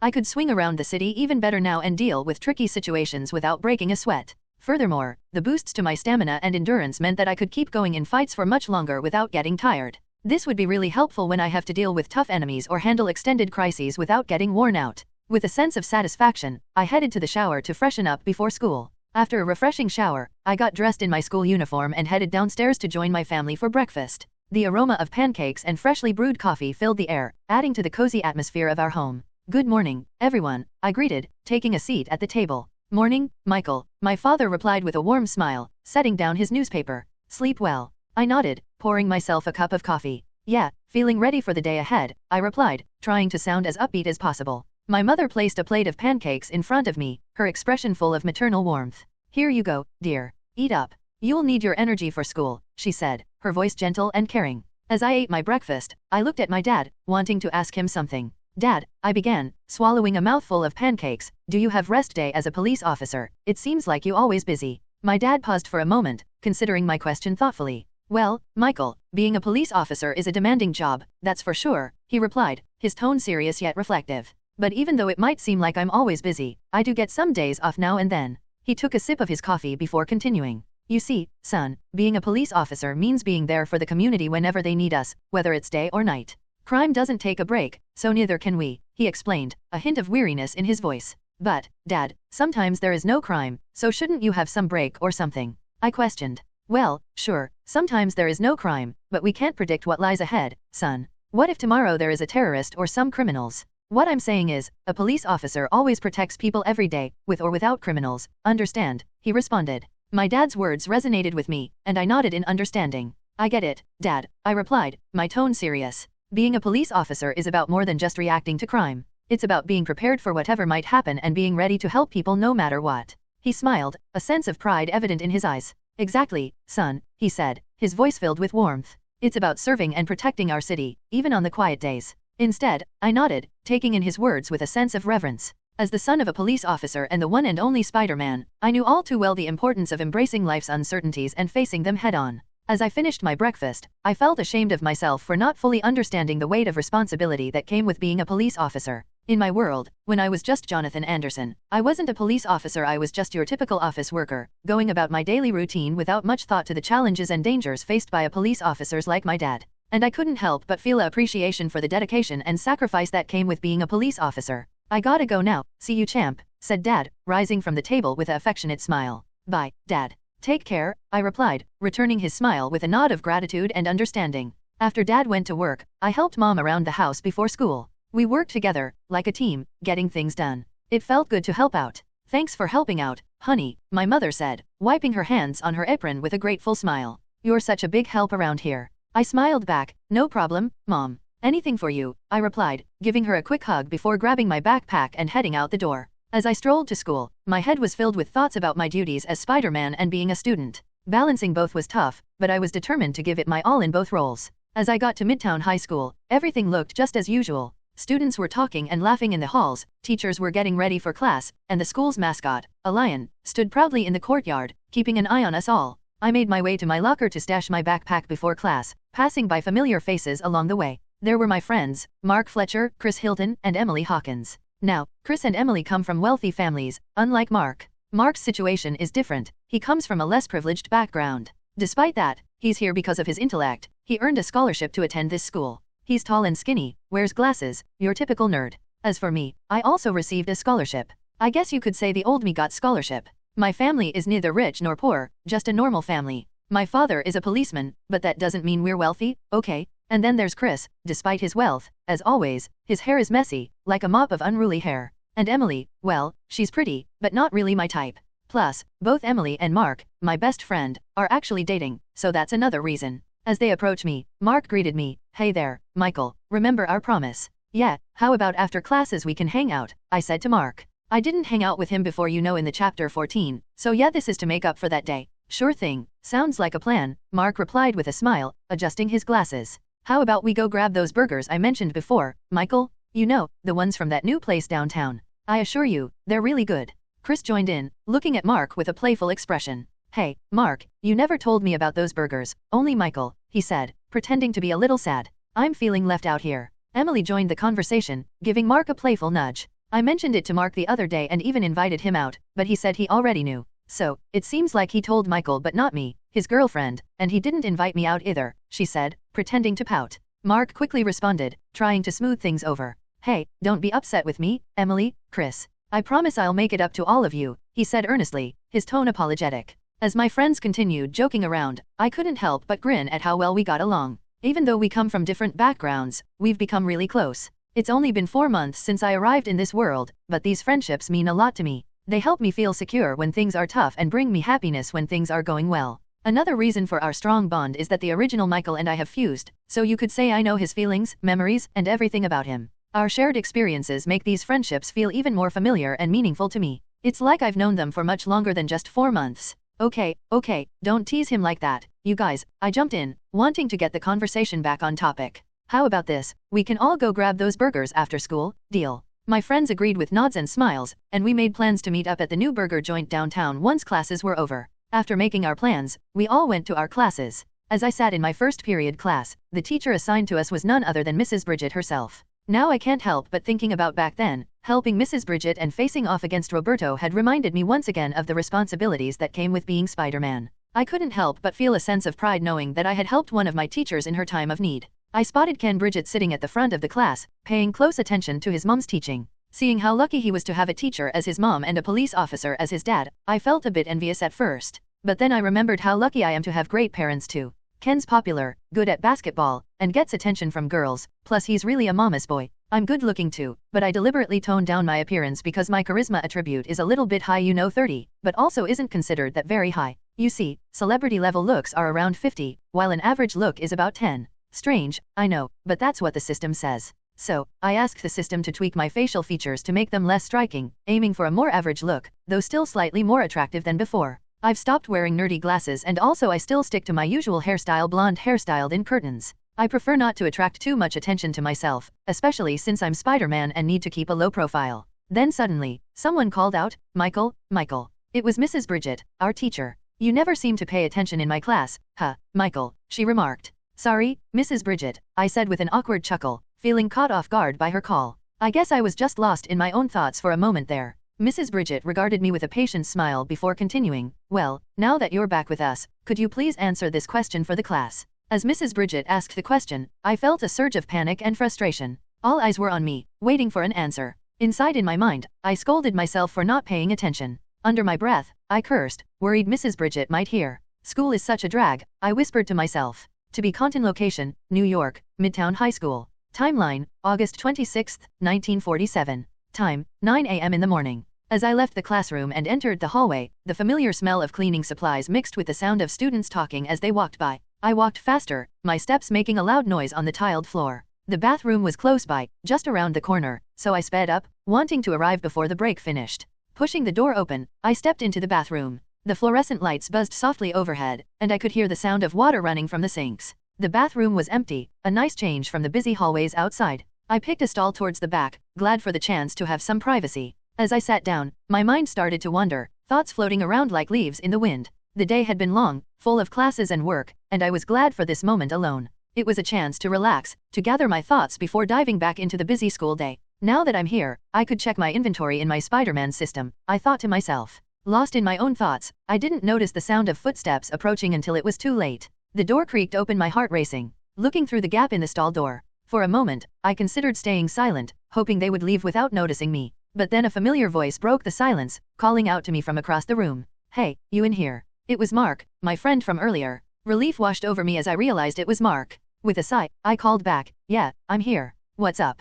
As Mark chuckled, his voice echoing off the tiled walls, I could hear the pee splashing in the toilet nearby. It took me a moment to realize he was talking to me while he was still peeing. "Just making sure you didn't fall in or something," he said, his words mixing with the sound of his pee hitting the toilet water. "You were in such a rush to get here." I couldn't help but snicker at the absurdity of the situation. Here we were, just chatting like it was no big deal, while we both took care of business. It was kind of funny, in a weird way. It was moments like these that made me grateful for the camaraderie we shared. I shook my head, smiling at his joke. Leave it to Mark to find humor in any situation. But despite the weirdness of it all, I was grateful for his easygoing nature. "Anyway, don't take too long," Mark said, zipping up his pants. "We've got another class to get to." I nodded, promising to hurry. As Mark washed his hands and left the bathroom, I took a deep breath, feeling oddly relieved. Now it was time to check my inventory in my Spider-Man system. "System, show me my inventory," I said in my thoughts. "Affirmative, host." The AI system responded promptly, its voice clear and concise. In an instant, a holographic display materialized before me, presenting my inventory in a format that was easy to comprehend. Glancing over the list, I quickly took note of each item. Inventory: bag, smoke bomb X50, snacks X3, grappling hook, energy bars X50, flashlight, lockpicks, first aid kit, pocket knife, paracord, miniature toolkit, portable battery for McCall device X4, binoculars, rope ladder, sleeping bag, compass, fire starter kit, throwing knives X20, more. These are the things I obtained from the quest I completed. There's still more stuff to be found, but I'm content with what I have seen for now, and so I don't need to continue scrolling. With that, I washed my hands under the running water, making sure they were clean before heading to my next class. Meanwhile, in a hidden spot on the school grounds, Jord, planning with his henchmen to cause an explosion to the school order by his boss. "We need to make sure the bombs are planted discreetly in the school. Stay hidden and ensure that nobody finds out," Jord commanded, his voice low but filled with authority. His henchmen glanced at one another before a sturdy figure stepped forward, his face marked by a prominent scar. "We're set, boss," he replied confidently. "We'll plant the explosives in strategic locations around the school as you suggested, sir," said the henchman marked by a prominent scar. "Now, we can maximize the damage without being detected." Then he continued confidently, said, "Everything's in place, just like you wanted." Jord nodded, a satisfied smirk playing on his lips. "Excellent," he murmured, his eyes reflecting determination. "Today, we act, and nothing will stop us." School. As I was chatting with Emily and Chris in our class about the new burger shop, Mark, my best friend, couldn't resist joining in on the conversation. "Oh man, I promise you guys, when you take a bite of those burgers, it's like an angel doing the cha-cha on your taste buds. Pure bliss, I tell ya," Mark exclaimed with his usual comedic gimmick. Emily giggled, shaking her head. "Babe, you make it sound like we're about to taste the food of the gods or something." I couldn't help but laugh at his exaggerated description. "Mark, are you auditioning to be the spokesperson for the burger joint now?" Chris nodded in agreement, adding, "Yeah, I don't think I've ever heard anyone talk about burgers with such passion before." Mark grinned, unabashed. "Well, you know me, always passionate about good food." We all shared a laugh, enjoying the light-hearted moment. Suddenly my spider's tingling, then an explosion erupted in the school. When the explosion hit the school, everything went crazy. People were screaming and running around trying to get away as smoke filled the hallways. The suddenness of the blast caught everyone off guard, including me and my friends. As the explosion tore through the school, "What's going on?" thoughts to myself. "Stay calm, everyone. Head for the exits." Teacher Dan, our math teacher, urged, his voice firm and commanding despite the chaos. Teacher Dan, whose last name was Camello, was a 34-year-old math teacher with a distinctive appearance. He was half bald, with hair only on his left side, while the right side of his head was completely bald. Emily grabbed Mark's arm, her eyes wide with fear. "Mark, what's happening? Is this some kind of attack?" she asked, her voice trembling. I shook my head, my mind racing as I tried to make sense of the situation. "We don't know, Emily. But we have to leave, now," I said urgently. Mark looked just as scared as Emily, too overwhelmed to reply. He was focused on finding a way for us to get out safely. Chris grabbed my right arm, his expression is serious. "We need to find a way," he said, his voice determined. I agreed, scanning the chaotic scene for any signs of danger. "Let's stick together and help out," I told my friends, as we moved through the corridors filled with smoke. As we moved through the chaos, I couldn't help but wonder, who would do this? And why here? It felt like there was something really bad happening, and I knew I had to figure it out and keep everyone safe. Being Spider-Man and just regular old Michael Wilson, it was up to me to find out what was going on and make sure my friends were okay. "Stay close, guys," I said, trying to sound brave even though I was scared. "We need to find a way to safety." As we hurried through the smoke-filled corridors, I couldn't shake the worry gnawing at me. "I'm not scared because I'm afraid," I thought to myself, clinging to my resolve. I'm scared because what if my friends get caught up in this? After all, I'm Spider-Man. I have a responsibility to save everyone. Emily held on to Mark tightly, her eyes wide with fear. What if the people who did this are still here? She whispered. Chris stayed focused, scanning the corridors for any sign of danger. We can't take any chances, he said firmly. Let's keep moving. As the chaos unfolded around us, Chris urged us to keep moving, emphasizing the importance of not taking any chances. I knew he was right, but I also knew I had to act fast. Guys, follow Teacher Dan, I said quickly, trying to sound casual as I made my decision. I'll catch up with you in a bit. I hesitated for a moment, then decided to lie. I have something I need to take care of, I said vaguely, knowing I couldn't reveal my true intentions. Before they could say anything, I ran off, leaving them behind. I heard Mark get upset, but I had to go. I couldn't let anything bad happen to them. Mark, let's go, Chris said firmly, taking charge. Michael said he'll come later. We should stay with Teacher Dan now. Mark hesitated, torn between following me and obeying Chris's logic. But I can't just leave Michael, he argued.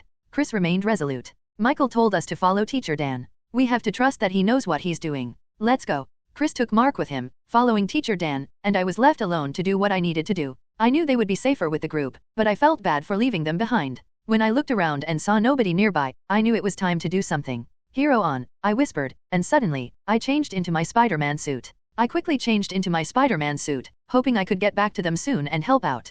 Please be safe, guys, I murmured to myself, hoping that my friends were out of danger. Meanwhile, Teacher Dan led the group of students, including Mark, Chris, and Emily, through the smoky hallways. His voice, though urgent, stayed strong as he guided them to safety. Stay close, everyone. We gotta move fast, Teacher Dan said loudly, making sure everyone heard him. Follow me, and stick together. As they hurried along, they heard footsteps getting louder. Suddenly, some masked people with guns showed up. Get down. Teacher Dan yelled, pushing students behind him as the shots rang out. What's happening? Who are these people? Mark said. His voice was hard to hear because of the loud gunfire. Chris gritted his teeth, his mind racing as he assessed the situation. We need to hide and stay quiet, Chris said, trying to keep calm. Meanwhile, Mark's thoughts raced with worry for his best friend, Michael. Michael, you better be okay. I will kill you if you're not, he muttered under his breath, his concern for his friend outweighing the danger that surrounded them. As the attackers came closer, the students hurried to find places to hide. They ducked behind desks and blocked doorways with whatever they could find to protect themselves. Emily held on to Mark, her eyes wide with fear. As time went on, things got scarier and scarier. The students knew they were in big trouble. They clung to each other, feeling terrified, their hearts beating fast together. They knew they had to prepare for whatever horrors awaited them in the smoke-filled halls of Midtown High School. As I swung through this chaos, my heart pounded with worry for my friends. Where are the other students? I muttered to myself, my determination driving me forward as I scanned the smoke-filled corridors. Seeing a bunch of students gathered in a corner, I quickly swung down, landing smoothly. Hey, are you guys okay? I said, trying to sound strong and comforting for the students to not panic. The students looked up, relief washing over their faces at the sight of me. Spider-Man? Thank goodness you're here, one of them exclaimed, his voice trembling with fear. Their expressions shifted from fear to hope as they realized that the vigilante who had become widely known over the past 4 months had appeared in their school. It was a moment of reassurance amid the chaos, knowing that they had a hero to protect them in their time of need. I wasted no time. Stay calm, everyone. Follow me, and I'll get you out of here safely, I instructed, taking charge of the situation with confidence. I felt a sense of duty as the city's protector. The students nodded, relieved to have guidance. Thank you, Spider-Man, one of them exclaimed. With me in the lead, we carefully made our way. My spider senses helped me avoid danger as we moved, ensuring everyone stayed safe. Meanwhile, the attackers continued their ruthless assault, spreading chaos and destruction throughout the school. Jord, the mastermind behind the sickening plot, showed no mercy as he ordered his henchmen to inflict harm on the innocent students. Jord did this because he was told to carry out these heinous acts by his boss, driven by a twisted sense of loyalty and obedience to his boss. Jord grinned with satisfaction, pleased that their plan had worked. Good, he said, his voice filled with wickedness. He didn't waste a moment before throwing a powerful right hook at one of the students in the chest using his reinforced vibranium hand. The impact was so strong that the student collapsed immediately, knocked out, and badly hurt. Watching the chaos around him, Jord gave his henchmen a chilling order. His tone cold and cruel. Injure every student you come across, he ordered, his words dripping with malice. You have my permission to inflict as much harm as you desire. If necessary, you may even take their lives. His bald henchman, Dart, and his other henchmen nodded in approval, ready to carry out Jord's commands without hesitation. As chaos raged through the school, Chris, Mark, and Emily found themselves crouched together, terrified, as gunshots echoed around them. They struggled to catch their breath, praying the attackers wouldn't spot them. Meanwhile, Teacher Dan and the others hid in a classroom, their hearts racing. They knew they weren't safe. A bunch of bad guys, wearing masks to hide their faces, walked around the school halls, wrecking everything as they went. The air was heavy with worry as the students hoped the bad guys wouldn't see them hiding. Meanwhile, Teacher Dan and the other students who had followed him were hiding in a nearby classroom, their breaths shallow as they crouched behind desks and chairs. The thick smoke provided some cover, but they knew they weren't totally safe. The attackers kept shooting, not stopping for a second. With each passing moment, things got scarier. The students tried to stay calm, but it was hard with all the chaos around them. They already killed 20 students who were running and panicking. Even though they couldn't see well because of the smoke from the fire, they kept shooting randomly. It was like they didn't care who they hit, as long as someone got hurt. Despite the chaos and fear all around, the students understood they were in danger. They huddled together, scared and hoping the shooting would stop soon. They prayed for help to come before more people got hurt by the terrorists' cruel actions. "Spider-Man, please help us," a student cried out, their voice filled with desperation, hoping that the new vigilante hero would come to their rescue and put an end to the terror they were facing. To be continued. As I swung into action, I felt a surge of sadness and anger seeing the bad guys beating the students and injuring them badly. The shock and anger surged within me, knowing that these monsters were mercilessly killing out the futures of these students. Why is this happening? I thought to myself, my heart heavy with disbelief and sorrow. I've only ever seen this in movies and cartoons, where Spider-Man swoops in to save the day. I never imagined that I'd witness such tragedy firsthand. The realization hit me hard, the stark contrast between fiction and reality leaving me reeling. In the stories, even if minor characters might get hurt, everything usually turned out to be okay in the end. But here, it was different. There were no guarantees. People were really getting hurt, and I had no idea if they'd be okay just like a story. The stories I'd grown up with didn't prepare me for this. Seeing minor characters get hurt was one thing, but knowing that real people were suffering was a whole different story. As I moved to intervene, a sadness washed over me, realizing the tragedy unfolding before my eyes. "This is unacceptable," I muttered to myself, my voice filled with a mixture of sorrow and determination. I clenched my teeth and promised to stop this incident and make things right for those who were hurt. But while I fought the bad guys, I felt really sad. I knew that even after the fighting was over, people would still feel scars of this tragedy. During the fight, I asked my system, "How many health potions do I have?" The AI replied, "You have 100 health potions, host." Health potion is like a magical medicine that can heal injuries and make someone feel better when they're hurt or sick. It's often portrayed in stories and games as a liquid that, when drunk or applied, restores a person's health and vitality in full recovery state. It can even save someone's life if they're really badly injured or almost died. But unfortunately, it can't bring back people who have already died. I felt better knowing I had this many health potions to help the injured. Even though I couldn't bring back the people who had died, I could at least heal the ones who were still alive. They had a chance to get better and full recovery from their injuries. But then, one of the bad guys recognized me. You're the new vigilante Spider-Man," he sneered, his voice dripping with malice. "Too bad you're late. These kids have already suffered. They've got broken bones, nearly died, some didn't make it." He laughed cruelly, reveling in the pain and destruction they had caused. His words made me even more determined to stop them. As I stood against the terrorists, I felt like there were way too many of them. There were about 20, and they all had weapons strapped to them. But I didn't let that scare me. I quickly shot my webs at their weapons, making them drop their guns and stuff. Now, things were more fair. Commercial break. In a split second, I shot my webbing at their weapons, snatching them away. I was quick, but I aimed with care, making sure not to hurt them badly. I'm not like them, I reminded myself. I'm holding back, not trying to hurt anyone too much. Just as the bad guy came at me, my spider sense tingled, telling me to move fast. I dodged to the side, missing his punch. Then, I hit him in the stomach with a Kwanbei, making him stumble back.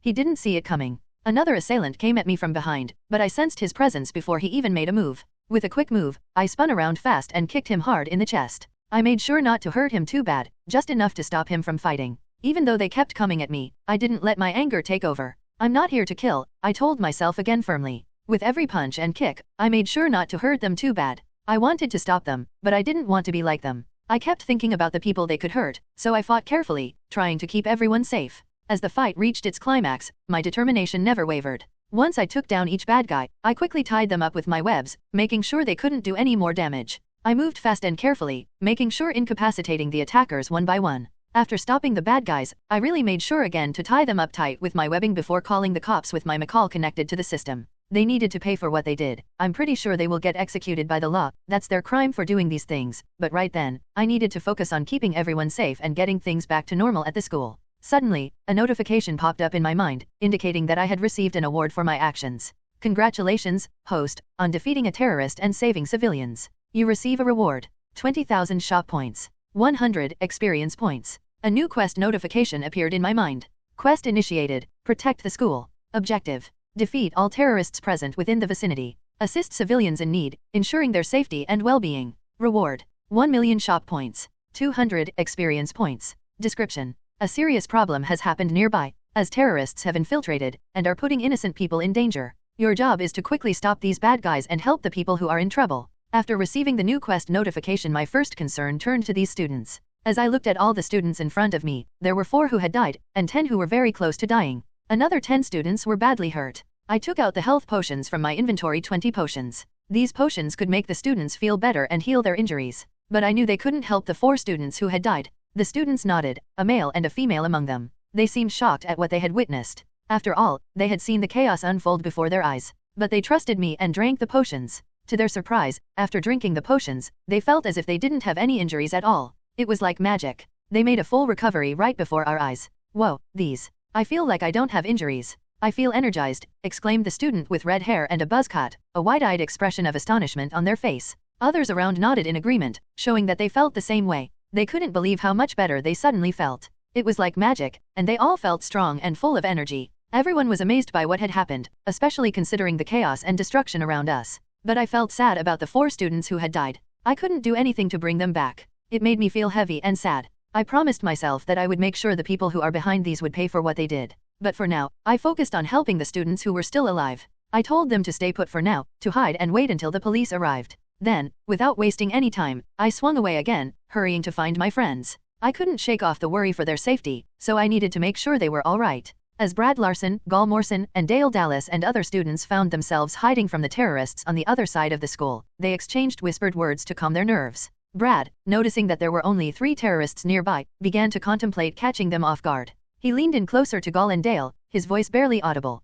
"Guys, I think there's only 3 of them over there," Brad whispered, his eyes darting toward the direction of the terrorists. "If we act fast and catch them by surprise, maybe we can do something to stop them." Gal's eyes widened with apprehension, but a determined look crossed his face. "Are you serious, Brad? That sounds risky." Dale nodded in agreement, but there was a glimmer of determination in his eyes. "It's risky, but if it means we can help stop them and save our classmates, then I'm in." Despite being known as bullies, Brad, Gal, and Dale cared about their classmates. They didn't want anyone to get hurt or worse. Even though they sometimes picked on others, they still felt a sense of responsibility to help out now. Brad nodded, his jaw set with determination. "Let's do it. We'll have to move quickly and quietly." With a silent agreement, the trio began to plan their approach, preparing themselves mentally for the risky but necessary action they were about to take. Together, Brad, Gal, and Dale got ready for what they needed to do. Brad acted fast, using his hook grappling, martial arts techniques, to surprise the terrorists. He quickly grabbed and caught one of the terrorists with it, making him lose his balance and stumble. As the terrorist stumbled, Brad shouted,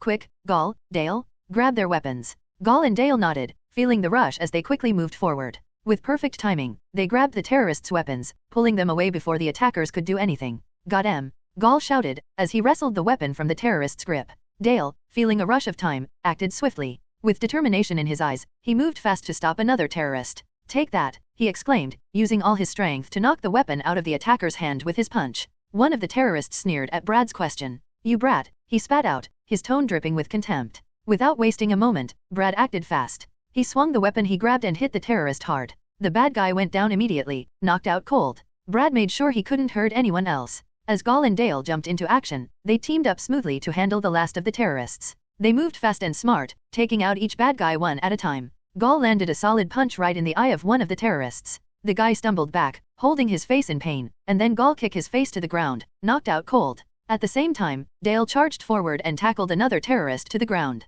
With a quick and well-placed move, he took down the bad guy, making sure he couldn't cause any more trouble. Their quick and decisive moves made sure that the remaining threats were gone for good. They did what they had to do to keep everyone safe. Brad, Gal, and Dale acted fast, making sure their classmates were safe from the bad guys. Even though things were scary, they stayed strong and focused on keeping everyone out of harm's way. "Are you all okay?" Brad asked, looking around at his classmates to make sure they were all right. As their classmates, who had been hiding and watching the fight, saw Brad, Gal, and Dale bravely taking on the attackers, they couldn't help but feel proud of them. They started clapping and cheering loudly. Their cheers filled the school corridors, making it clear that they appreciated what Brad, Gal, and Dale were doing to protect everyone. "Quiet, you morons," Brad said firmly, raising his hand to silence the applause. "We don't know how many of them there are." His classmates immediately quieted down, realizing the gravity of Brad's words. They exchanged nervous glances, understanding the need for caution in such a dangerous situation. Brad took a deep breath, preparing himself for whatever might happen next. "Let's stick together and stay focused," he said firmly.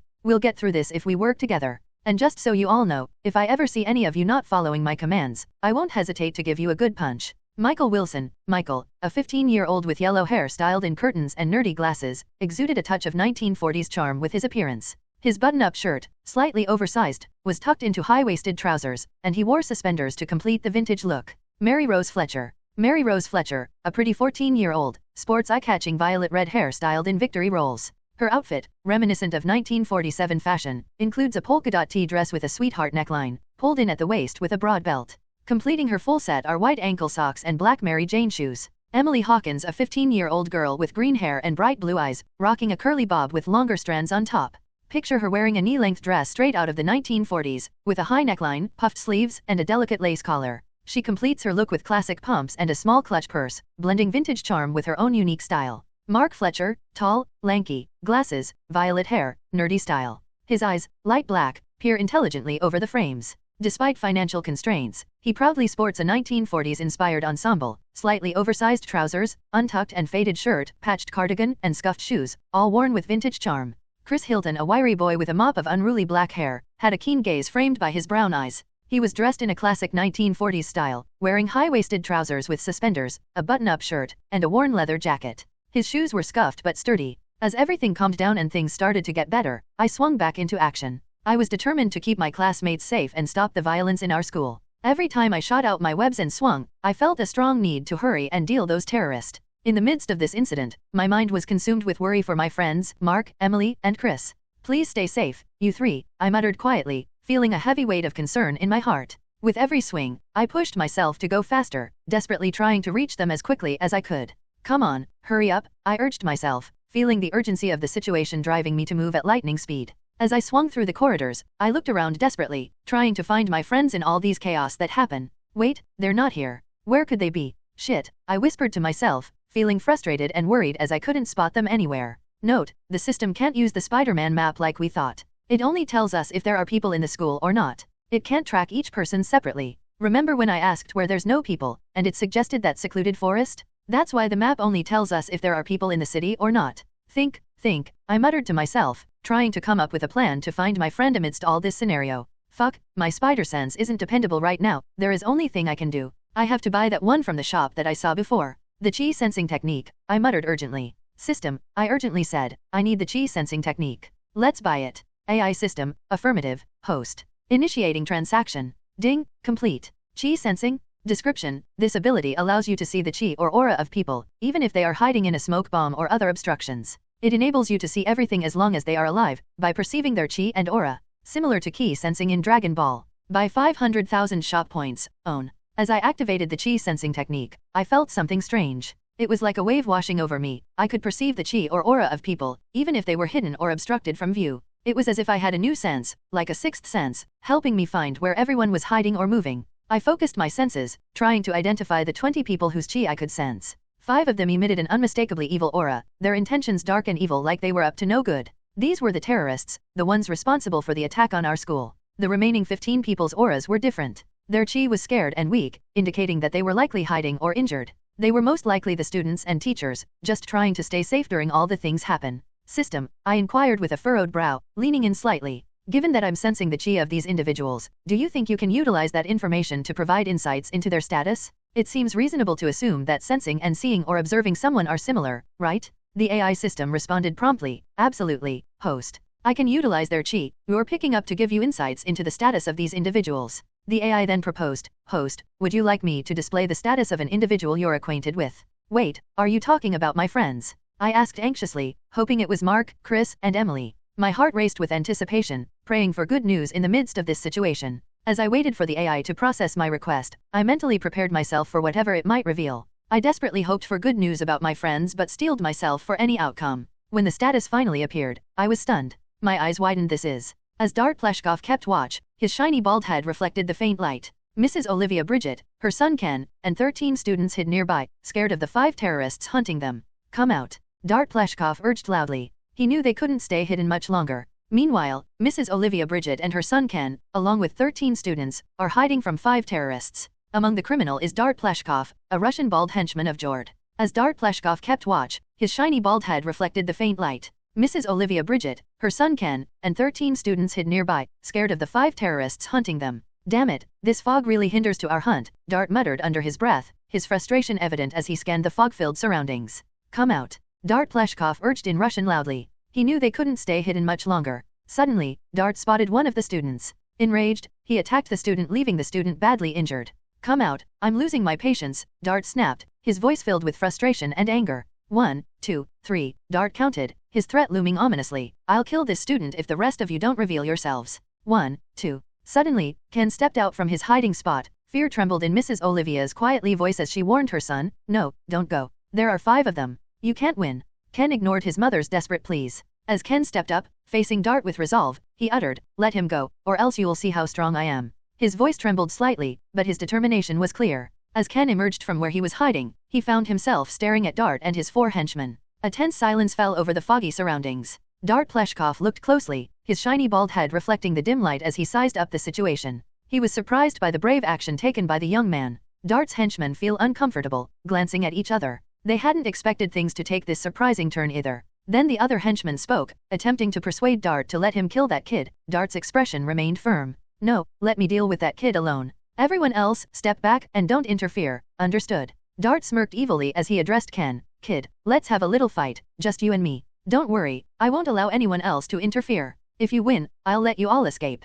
After all, our plan is simply to cause explosion to this school and cause harm to the students. We were never ordered to prevent you from leaving. How does that sound? Ken's heart pounded in his chest as he listened to Dart's proposal. The safety of his mother, the other students, depended on his decision. He glanced around, his mind racing with possibilities. He knew his companions were hiding nearby, counting on him to make the right choice. Ken raised an eyebrow, clearly skeptical. Are you really serious about that? He asked, his voice tinged with doubt. Dart chuckled darkly, said in Russian accent. I'm absolutely sure, kid, he replied. The other henchman's face showed confusion. Boss, why bother with this pointless stuff? Dart's eyes narrowed with a sinister gleam, said quietly to his henchman. I want him to feel hope, then crush it on his face. As Dart Pleshkov, the menacing henchman, advanced towards Ken with sinister plan, Mrs. Olivia and the students watched in horror, their hearts pounding with fear for Ken's safety. They knew facing armed terrorists was dangerous. Ken stood his ground, his fists clenched tightly at his sides as he faced Dart, his heart racing with adrenaline. Despite his fear, he refused to back down, determined to protect his fellow student and his mother from harm.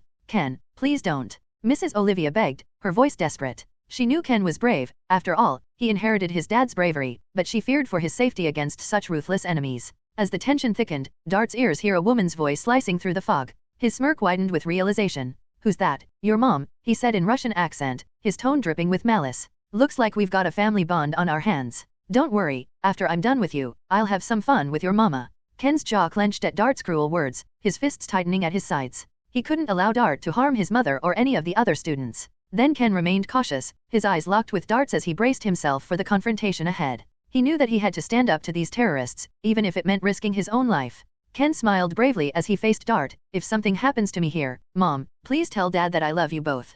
Ken spoke loudly so his mom, who was hiding close by, could hear him, could hear his words over the surroundings filled with fog. Status. Name, Ken Bridget. Nationality, Canadian. Age, 15 years old. Attributes. Strength, 27. Agility, 25. Endurance, 28. Stamina, 26. Intelligence, 29. Reflexes, 30. Charisma, 45. Luck, 30. Skills. Detective skills. Basketball prodigy. Charismatic person. Weapon master, locked. Brave. Technique skills. Taekwondo, master level, black belter. Firearms proficiency, pro level. Status. Name, Dart Pleshkov. Nationality, Russian. Age, 32 years old. Attributes. Strength, 32. Agility, 30. Endurance, 30. Stamina, 35. Intelligence, 25. Reflexes, 29. Charisma, 20. Luck, 25. Skills. Multilingualism. Survival skills. Explosives expertise. Leadership. Reckless gambit. Technique skills. Firearms proficiency, master level. Judo, master level, black belter. As Dart came at Ken, Ken got ready, bracing himself for the fight. Dart tried to grab Ken, but Ken dodged, moving quickly out of the way. Ken then kicked Dart hard in the chest with his taekwondo skills. Dart barely flinched from the hit, showing how tough he was. Ken kept going, throwing punches and kicks at Dart's face, hoping to find a weak spot. But Dart was too good. He blocked Ken's attacks easily and moved in close. With a sudden move, Dart grabbed Ken's arm and threw him to the ground. Ken tried to get up, but Dart was too strong. He held Ken down, and Ken couldn't break free. Ken realized he couldn't win against Dart. As Dart pinned Ken to the ground, he leaned in close, a menacing grin spreading across his face. I won't let you go, kid, he taunted, his voice dripping with malice. You're going to suffer for as long as I want. Dart cruelly tightened his grip on Ken's arm, causing bones to snap with a sickening sound. Ken screamed out in agony as pain shot through his body. Dart's laughter only grew louder at Ken's suffering, reveling in the torment he inflicted. That's it, scream for me, he taunted, his voice dripping with sadistic delight. Let everyone hear how weak you are. As Dart's assault on Ken continued, the students and Mrs. Olivia Bridget watched in horror. Mrs. Bridget's eyes filled with tears as she heard her son screaming in pain. They couldn't see much because of the thick fog, but they could hear Ken's cries loud and clear. The students were scared and huddled together, feeling powerless to do anything. Each time Ken screamed, it made them feel even more afraid. They wanted to help their friend, but they didn't know what to do. Ken, no. Mrs. Bridget cried out, her voice filled with anguish as she tried to move towards her son. But she was quickly stopped by a student, who held her back with a firm grip. Mom, don't come. Ken shouted through gritted teeth, his voice strained with pain. Despite the agony coursing through his body, he knew that his mother's safety was important. He couldn't bear the thought of her risking her life for him. The students huddled together, their faces pale with shock and terror. Some covered their mouths to hide their cries, while others gripped each other's hands tightly, silently praying for Ken's safety. The sound of bones snapping echoed through the hallways, sending shivers down their spines and that would haunt their dreams for years to come. Mrs. Bridget's heart broke as she watched her son suffer at the hands of the merciless Dart. Tears streamed down her cheeks as she whispered prayers for Ken's safety, her voice choked with emotion. I have to go to Ken, she pleaded, her desperation evident in her trembling voice. But before she could move, a 14-year-old student with shaggy black hair stepped forward, blocking her path. Ma'am, you can't go, he said firmly, his eyes filled with empathy. If you go, it will only make things worse. I understand that you don't want to see your son in agony, but we don't have a choice. We have to watch and wait. Boss, did you hear that? It sounds like they might be hiding in that direction, said henchman number 1 to Dart. Go get them. I want to play with these kids for now. I want to break every bone in his body, Dart said, his voice dripping with malice as he chuckled evilly. Dart paused for a moment, a sinister smile playing on his lips. And don't touch a woman who is similar to my age. After all, that woman is this boy's mother. I want to play with his mother while he's watching, he added, his voice laced with a cruel and twisted sense of amusement. Understood, boss, replied henchman number 1, his tone obedient as he turned to follow Dart's orders. 4 henchmen swiftly moved in the direction of the noise, determined to flush out any hiding students. Meanwhile, Ken, pinned down by Dart, cried out in pain, his voice strained. No, don't, he pleaded weakly, unable to move as Dart's grip held him in place. As the henchmen moved forward through the fog, they spotted a student and moved to capture them. Back with the students and Mrs. Bridget, panic intensified as the students saw their classmates being caught by Dart's henchmen. Whispers of fear filled the air as they realized the danger they were in. No, please, don't hurt me, one of the captured students pleaded, his voice trembling with fear as he tried to break free, his eyes filled with terror. Before the situation could worsen, the henchmen they suddenly found themselves under attack by someone they couldn't see. They were quickly beaten up, unable to fight back effectively in the thick mist. Confusion filled the air as they tried to figure out where their assailant was hiding. The mysterious attacker moved fast and disappeared again into the fog, leaving the henchmen bewildered and bruised. Suddenly, emerging from the thick fog, a figure appeared. At first, it was just a shadow, but as they moved closer, its features became clearer. It was a person, wearing a sleek black suit with touches of blue on his shoulders. His eyes were a striking bright blue, defeating the 4 henchmen as if nothing. As the person approached, you could see his outfit more clearly. He wore a black suit with a big spider symbol in dark blue on the chest. The students and Mrs. Bridget couldn't believe what they were seeing as the mysterious new person came closer. His arrival grabbed everyone's attention, even amid all the confusion. People murmured in amazement at the sight, mixing with the feelings of hope. It's Spider-Man, one of the students whispered in shock, their voice filled with hope. Tears streamed down their faces as they watched Spider-Man's familiar figure emerge from the mist. Mrs. Bridget and her students were crying with a mix of fear, relief, and gratitude. Finally, there was a glimmer of hope in this full of pain. To be continued. Narrative POV. Spider-Man didn't waste any time. He jumped right into the middle of Dart's henchmen. He moved smoothly and quickly, hitting them hard with his punches and kicks. Each hit was strong and accurate, knocking them down. Spider-Man moved so fast that it was hard to see his fists. He dodged their attacks with ease, like he knew exactly what they were going to do before they did it. Even though there were 4 of them, Spider-Man didn't break a sweat. He kept going, taking down each henchman one by one. They couldn't keep up with him, and soon they were all on the ground. With the henchmen out of the way, Spider-Man turned to Mrs. Bridget and the students of Midtown High. Before this happened, as the status finally appeared in front of me, I was stunned by what I saw. This is status. Name, Ken Bridget. Nationality, Canadian. Age, 15 years old. Attributes. Strength, 27. Agility, 25. Endurance, 28. Stamina, 26. Intelligence, 29. Reflexes, 30. Charisma, 45. Luck, 30. Skills, Detective skills. Basketball prodigy.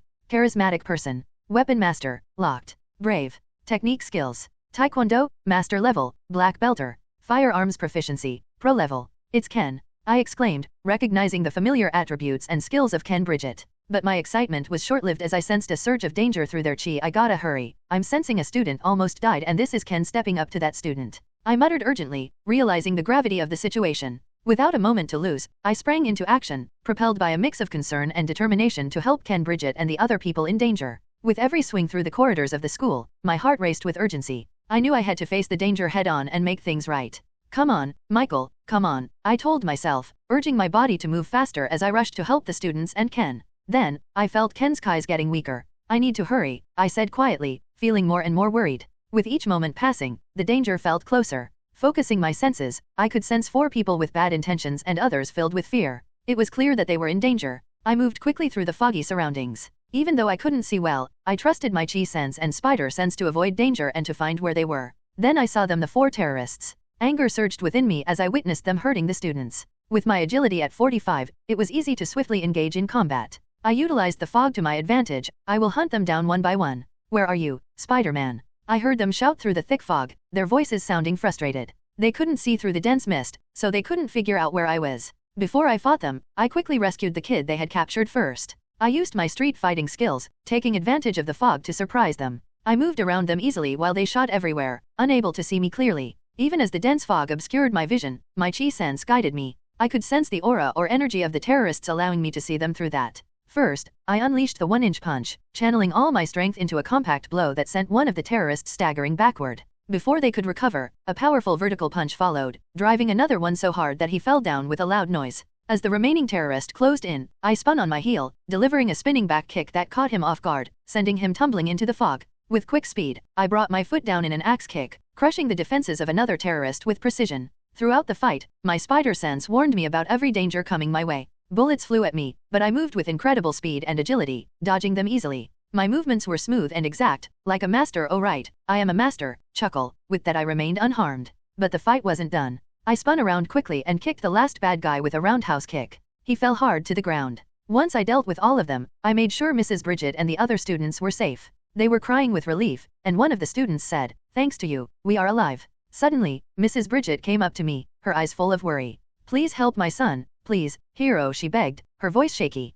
Tears started rolling down her cheeks as she talked, showing how much she was hurting inside. I understood how scared she was for her son. Her words made me feel like I had to do something, no matter what. I promised her, I'll do everything to bring him back safely. I could sense Ken's life force weakening through his chi. I had to hurry. "Ma'am, stay here," I said to Mrs. Bridget, trying to reassure her. "I'll be right back, okay? Just hide until I come back out." I turned to the other students and urged them to do the same, ensuring they stayed safe while I went to help Ken. As I swung away, I heard Ken's agonizing screams echoing through the corridors, sending a chill down my spine. Dart's sinister laughter filled the air as he taunted Ken mercilessly. "How's that, pretty boy? You like it?" Dart jeered, his voice dripping with malice as he continued to inflict pain on Ken. My heart sank as I realized the extent of Ken's suffering. He had Ken in a reverse cross lock, using his expertise in judo to crush Ken's body. The sound of bones snapping under the pressure made my blood run cold. I suddenly appeared in front of him before he could react. With a quick move, I executed a front kick in midair, followed by a spinning hook kick aimed at his face. The force of my kick sent Dart tumbling backward, his grip on Ken loosening as he stumbled from the impact.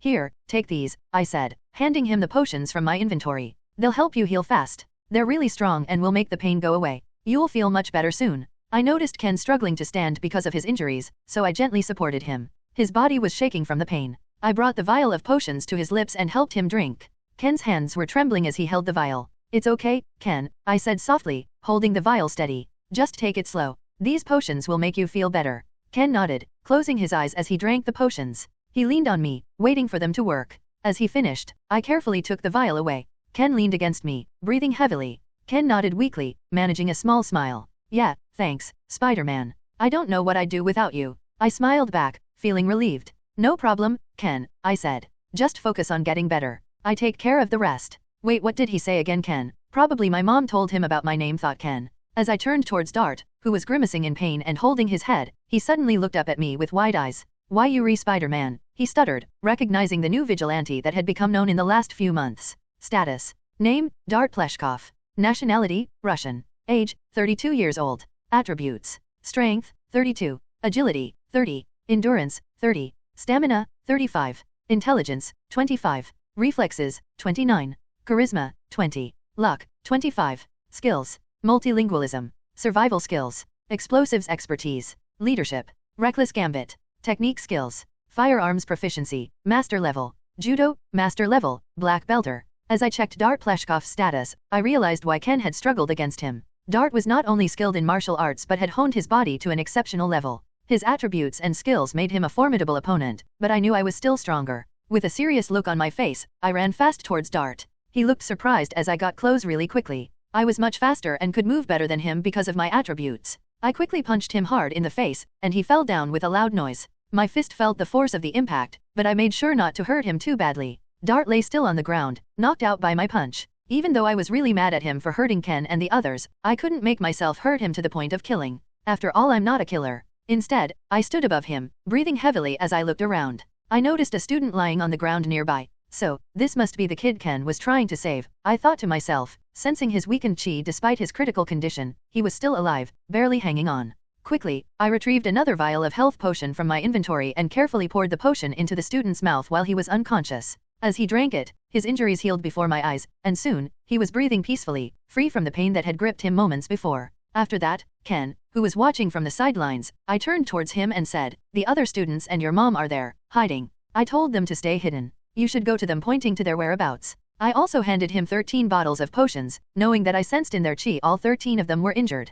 "And also give these to the students and to your mother who were injured or hurt," I said to Ken. Ken nodded tearfully, expressing his gratitude. "Thank you, Spider-Man, really, thank you." He was overwhelmed with emotion, realizing that without Spider-Man's intervention, he might not have made it through the crisis. "No problem, man. Go now, and take care," I replied warmly before swinging away, determined to find my friends, Mark, Chris, and Emily. "Where are you guys?" I called out into the fog, searching for them in these chaotic scene. Little Dark Age lyrics. Grieve in stereo, the stereo sounds strange. I know that if you hide, it doesn't go away. If you get out of bed and find me standing all alone, open-eyed, burn the page, my little Dark Age. To be continued. As I kept searching for my friends, I begged silently, "Please, please, let me find them." My heart pounded with fear as I relied on my chi sense to locate them. Suddenly, I sensed their presence, but my relief was cut short by a disturbing realization. There they are, but wait, who's that? Then, a chilling thought struck me. No, this chi, he is dying. No, I can't sense the chi anymore. No, someone died. My heart felt heavy as I realized someone had lost their life. Before the incidents, as the students huddled together, their breaths came fast and loud, mixing with the distant sounds of gunfire. Chris, Mark, and Emily looked at each other with worry, their eyes quickly scanning the dimly lit classroom for any sign of safety. Outside, the chaos continued, the attackers getting closer with each step. The students hugged each other's, their hearts racing, hoping the terror would stop. Teacher Dan stood nervously at the front of the classroom, his hands shaking as he tried to soothe the frightened students. "SHH, everyone, please," he whispered urgently, his voice barely heard over the gunfiring. "Stay quiet. Help is on the way. We just need to stay calm and wait." However hard Teacher Dan tried to make them feel better, the students still felt like something terrible was about to happen. Suddenly, there was a loud bang as the door slammed open, and scary-looking people rushed in. The students were scared and couldn't move as they saw the dark figures entering the room. As the dark figures entered the classroom, the students and Teacher Dan saw someone, and it was Jord, a middle-aged man with slicked-back black hair. He looked really mean and had a creepy vibe. His eyes were full of bad intentions as he looked around at everyone, making them all feel really scared. Jord wore the 1940s clothes. His suit was fancy, with a big coat and a shirt tucked into his pants. He had a dark tie around his neck and a chain from his pocket to his vest. But what really caught everyone's attention was his shiny vibranium hand, which made him look even scarier. As he walked into the classroom, just seeing him made the students feel terrified. They were so scared they couldn't even move. "Ho, these people," Jord sneered, his voice filled with menace. His henchman with a scar, bored, spoke up eagerly, "Boss, what should we do with them? Should I take them all out?" "No," Jord replied, a wicked grin spreading across his face. "I want to have some fun first," he said, accompanied by his 20 henchmen who loomed behind him menacingly. As Jord scanned the room with a twisted grin, his eyes settled on a boy who looked no more than 14 years old. The students held their breath, hoping beyond hope that they wouldn't be the one chosen. "Eeny miny mo," Jord said, pointing a finger at the trembling boy. The boy's voice shook with fear as he stuttered, "Me." Jord's voice turned harsh as he snarled, "Yeah, you. If you don't come in front, I'll make sure you regret it." Tears welled up in the boy's eyes as he pleaded, "No, please." But he had no choice. With a heavy heart, he slowly rose from his hiding spot and made his way toward Jord and his henchmen, his body shaking with fear. Meanwhile, Mark, Chris, Emily, and the other students, along with Teacher Dan, could only watch in horror, feeling completely powerless against the unfolding nightmare. Fear gripped their hearts as they understood the gravity of the situation, and they felt overwhelmed with desperation as they tried to figure out a way to escape from Jord and his henchmen.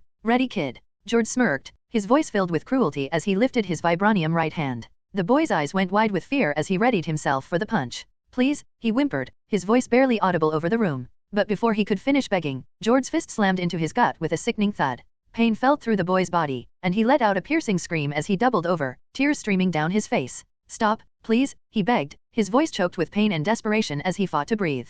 Every move he made felt waves of agony through his body. Jord looked down at the boy squirming on the ground, a cruel grin twisting his lips. Pathetic, he spat, his voice dripping with disdain as he watched the boy's tears and saliva mix with the blood pooling at his feet. I barely even tried, just a little bit of force, and yet you're already broken, Jord mocking, his voice dripping with disappointment. Then Teacher Dan, tears streaming down his face as he couldn't bear to watch his students suffer anymore, spoke with a strong and determined voice, his eyes filled with resolve. Enough, he said firmly. I won't let you hurt my students anymore. Jord's creepy smile disappeared for a second, and he looked at Teacher Dan. Who do you think you are to stop me? He asked in a mean way. Teacher Dan, afraid but determined to protect his students, cried as he spoke firmly, I'm their teacher, and it's my duty to protect them. He knew that if not him, then who will save them? Jord laughed mockingly, and his henchmen joined in with evil chuckles. Looks like we've got ourselves a hero, he teased, moving closer to Teacher Dan. Do you really think you can stop me? Teacher Dan, looking scared but determined, replied, I'll do whatever it takes to keep my students safe, his voice stuttering.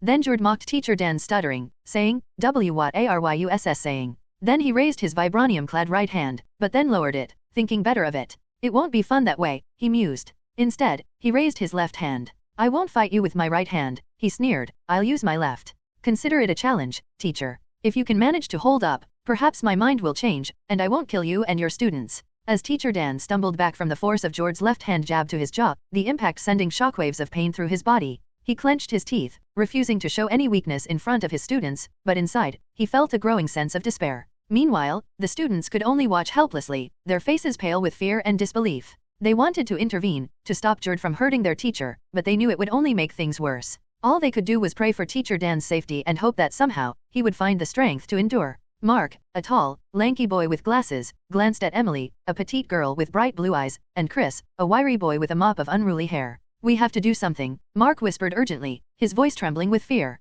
Emily nodded, her eyes filled with worry. But what can we do? She whispered back, her voice barely heard. Chris bit his lip, his hands clenched into fists at his sides. I know, he muttered, his voice tight with frustration. But if we try to fight back, we'll only make things worse. We have to wait for the right moment. With each punch that landed, Teacher Dan's vision blurred, his muscles protesting against the relentless assault. He fought to stay on his feet, his determination the only thing keeping him from collapsing under these predicament. Teacher Dan's eyes narrowed with determination. Despite the blood streaming down his face and his broken arms hanging limply at his sides, he summoned all his strength to speak. Hick, hick, I won't let you harm my students, he declared, his voice trembling and tears mixing with the blood on his cheeks. Hick, hick, and I won't let you win. Arg. Teacher Dan screamed as he felt another punch land on his already battered body. The pain surged through him, threatening to overwhelm his senses, but he gritted his teeth and refused to give in. Every part of him begged to surrender, but he held on, fueled by his unyielding resolve to shield his students. Despite the agony coursing through his body, Teacher Dan met the eyes of his students, silently urging them to stay resilient. Stay strong, he conveyed without words, his determination shining through his gaze, even as tears streaked down his face, his efforts to appear strong for his students evident. It be fine everyone, I be fine. I just need to endure a little longer. With that thought in his mind, Teacher Dan prepared himself for the next punch, because that's what it meant to be a teacher, to keep the students safe, no matter what. Little Dark Age lyrics. Policemen swear to God, love seeping from their guns. I know my friends and I would probably turn and run. If you get out of bed, come find us heading for the bridge. Bring a stone, all the rage, my little dark age. To be continued. Ken Bridget is a 15-year-old boy from 1947. He has light brown hair and black eyes. He wears a white shirt, khaki pants, a navy blue sweater, a brown belt, and brown leather shoes. Olivia Bridget, Ken Bridget's mom. She's a middle-aged woman from 1947. She has black hair and black eyes. Olivia is known for her curvy figure. She wears classy dresses that show off her waist, often in rich colors like green or blue. She likes to accessorize with pearl earrings and a necklace. Dan Camello is from 1947. He has a unique look with hair only on his left side and a bald right side. He dresses sharp in a suit with a white shirt and tie, just like folks did back then. Despite his unusual hairstyle, Dan carries himself with confidence and charm. Dart Pleshkov, a 32-year-old Russian man from 1947, is bald, a common look for men of his time. He dresses warmly in a thick wool overcoat, simple suit, and sturdy boots for the cold Russian winters. Dart exudes confidence, reflecting the resilience of the Russian spirit. Jordho's a guy in his middle years from 1947, has a typical brown side haircut and really dark eyes. His right arm is something special, it's made of vibranium, a super strong material. He looks really classy in his well-fitted suit, showing off the style of the time after the war. Edward Wilson, father of Michael Wilson and a diligent policeman known for his neat yellow hair and sharp black eyes.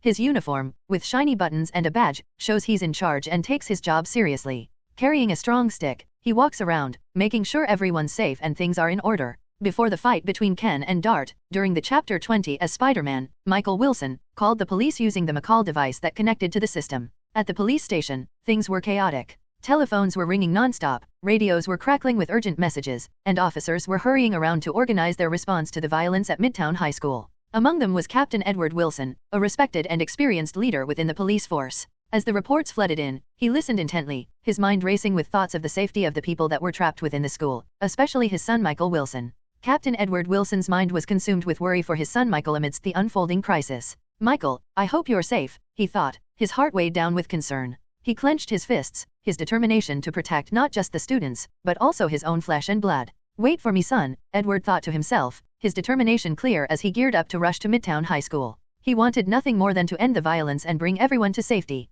Just as he was about to leave, Edward's McCall device buzzed loudly, startling him. He quickly tapped the screen to answer. "Hello, Captain. I'm at Midtown High School, and we have a situation. Multiple armed suspects are inside, and innocent lives are at risk. I need backup, now." Spider-Man's urgent plea. Captain Wilson's jaw tensed at the news, but he maintained his composure. "I already know," he replied firmly into the McCall device. "I've dispatched my trusted companions, Kevin and Bridget, because they're the closest in that area. You're in time, I'm heading there now to join them." "Okay, sir," Spider-Man's voice crackled through the device, filled with urgency. "I hold the line until the police get here." With a nod, then a determined look in his eyes, Captain Wilson quickly grabbed his equipment, getting ready to rush to Midtown High School. He understood that time was of the essence, and he was prepared to do whatever necessary to keep everyone safe, especially his son, Michael, who was trapped inside. Outside Midtown High School, Kevin Bridget, a tough cop with years of experience, marched forward with a determined look on his face. His heart pounded with worry for his son, Ken, who was trapped inside the school during all the commotion. Kevin kept moving forward, determined to stop the terrorist and make sure everyone was okay. As Kevin advanced, he squinted as he spotted a group of terrorists hiding behind flipped-over cars, ready to shoot at them. Without wasting a moment, Kevin gestured to his fellow officers, signaling them to take cover and prepare for the impending confrontation. "Quick, hide," Kevin shouted over the noise of the guns. "They're already hiding, waiting to shoot at us. Stay sharp." His fellow officers nodded, understanding what to do. They scattered, finding shelter behind nearby stuff like cars and debris, getting ready to shoot back. As bullets flew, Kevin stayed focused on the terrorist, gripping his gun tight, ready to fight. The air was tense as both groups shot at each other, trying hard to win. "Watch your spots," Kevin yelled, his voice commanding as he directed his fellow officers to maintain their positions and cover each other's backs. "We need to take them out, but don't let your guard down. They could be hiding anywhere." The officers nodded quickly and quietly, their movements careful and coordinated as they aimed to outsmart the terrorists and seize control of the situation. Every bullet fired edged them nearer to their objective. With steely resolve, Kevin aimed his weapon and fired. His shots hit their targets with deadly precision. One terrorist dropped instantly, struck in the head by Kevin's bullet. Another stumbled backward, clutching his chest in agony as Kevin's shot his chest. But even as the terrorists fell, their numbers seemed endless. For every one they took down, it felt like two more emerged to take their place. The odds were stacked against them, with 40 terrorists against just 20 police officers. Still, Kevin didn't give up. He kept shooting, determined and focused. Each shot he took was deliberate, aimed at taking down the enemy. He moved carefully, making sure each move counted, as he tried to gain control in the fierce fight. Kevin's heart raced with urgency as he thought, "Hurry up, Captain. We need you now more than ever." As the fight continued, Kevin's mind stayed fixed on the students stuck inside the school. He knew they were in danger, and time was running out fast. Each second that passed meant they were getting closer to harm. "HOH, you are still standing despite your bones are broken and you are heavily injured. I respect you for that," said Jord, his voice acknowledging Teacher Dan's resilience. "But with that, playtime is over. I'm going back on my word. Now, I'm going to use my vibranium punch to finish you off." With a serious resolve, Teacher Dan prepared himself for the upcoming attack, his thoughts consumed by the safety of his students. He understood that if he gave up now, if he let himself be beaten, it would mean disaster for all of them. But just as Jord was about to deliver the final punch, a sudden interruption broke the tense silence. A smoke bomb exploded in the classroom, filling the air with dense, swirling clouds of smoke. The sudden chaos caused confusion to spread quickly through the room, making it hard for anyone to see clearly and leaving Jord and his henchmen bewildered. In the midst of this confusion, Teacher Dan's students took advantage of the situation to run away, following the clear instructions of the person's voice that they recognized it was their PE teacher. "Run, everyone, run," the PE teacher shouted, his voice cutting through the fog of confusion. "Follow me, stay low, and keep moving." Mark, Chris, Emily, and the rest of the students quickly got up, moving hastily towards the direction of their teacher's voice. They felt their hearts racing with adrenaline and fear as they struggled through the thick smoke, their chests hurting from breathing in the sharp, unpleasant fumes. Inside the classroom, George shouted in anger, his plans ruined by the unexpected person. "Find them, don't let them escape," he yelled, his voice echoing down the halls. His henchmen followed his orders immediately, their guns blazing as they fired blindly into the smoke-filled corridor. Bullets flew past the running students, their hearts pounding with fear as they dodged and ducked to avoid being hit. In the chaos they were in, tragedy struck hard. Bullets hit their targets, taking down students who never saw it coming. Some dropped right away, collapsing where they stood. Others screamed out in agony as bullets tore through them. The air filled with the smell of blood and smoke, and the sounds of agony filled the space as the injured begged for help. But even with the danger and chaos around them, the students kept going. They were determined to escape and find safety. As they ran, Teacher Dan struggled to keep up, his body bruised and beaten from George's brutal attack. Every step he took was agony, but he refused to give up. With every movement, he felt the pain inside his body, but he clenched his teeth and forced himself to continue. Suddenly, just as he felt his strength fading, Teacher Dan was caught by Mark and Chris, who rushed to his side, lending their support. As Teacher Dan leaned on Mark and Chris for support, he couldn't help but feel incredibly thankful. "Thanks, boys," he said, struggling to catch his breath. "I don't know what I'd do without you." Mark glanced at Chris, and said to Teacher Dan, "We've got your back, Teacher Dan," he said firmly. "We're in this together." Chris nodded in agreement. "Yeah, we're not leaving anyone behind," he added, his voice filled with determination. Feeling a swell of pride, Teacher Dan looked at the two boys beside him. Despite the danger, they still help him. "You two are amazing," he said, his voice choked with emotion. "I'm lucky to have students like you." Meanwhile, George's frustration boiled over into rage as he realized his prey was slipping through his fingers. "Fuck," he growled, his voice full of anger. "You can't hide from me forever. I'll find you, and when I do, there'll be nowhere left to run." Amidst the chaos, Teacher Dan and his students hurried through the smoke-filled corridors, their hearts racing with fear and adrenaline. As Mark and Chris struggled to help Teacher Dan, they heard a voice piercing through the hallways that filled with smoke. They turned to see their physical education teacher, Mr. Thomas, coming through the fog. "Mr. Thomas," Mark shouted, feeling a wave of relief wash over him as he spotted their dependable teacher. With the gunfire echoing loudly around them, Mark had to speak loudly to ensure Teacher Thomas could hear him over the noise. Teacher Thomas nodded seriously, his expression was serious. "You two, go and lead the other kids. I will distract them. Now, go," he instructed, firmly, making it clear that there was no time to waste. "Everyone, follow us," Chris called out, his voice echoing through the corridor, despite the deafening noise of bullets flying from the henchmen of Jord. "Stay close and keep moving." The students struggled to hear Chris's voice amid all the chaos and thick smoke swirling around them. But even with bullets flying dangerously close, they understood they had to rely on him and follow his voice. As they hurried, ducking and sidestepping through the dense smoke and the barrage of bullets, Chris and Mark took the lead, their hearts pounding as they searched for an escape route from the chaotic nightmare gripping their school. With every step, they felt the urgency of the situation pushing them forward.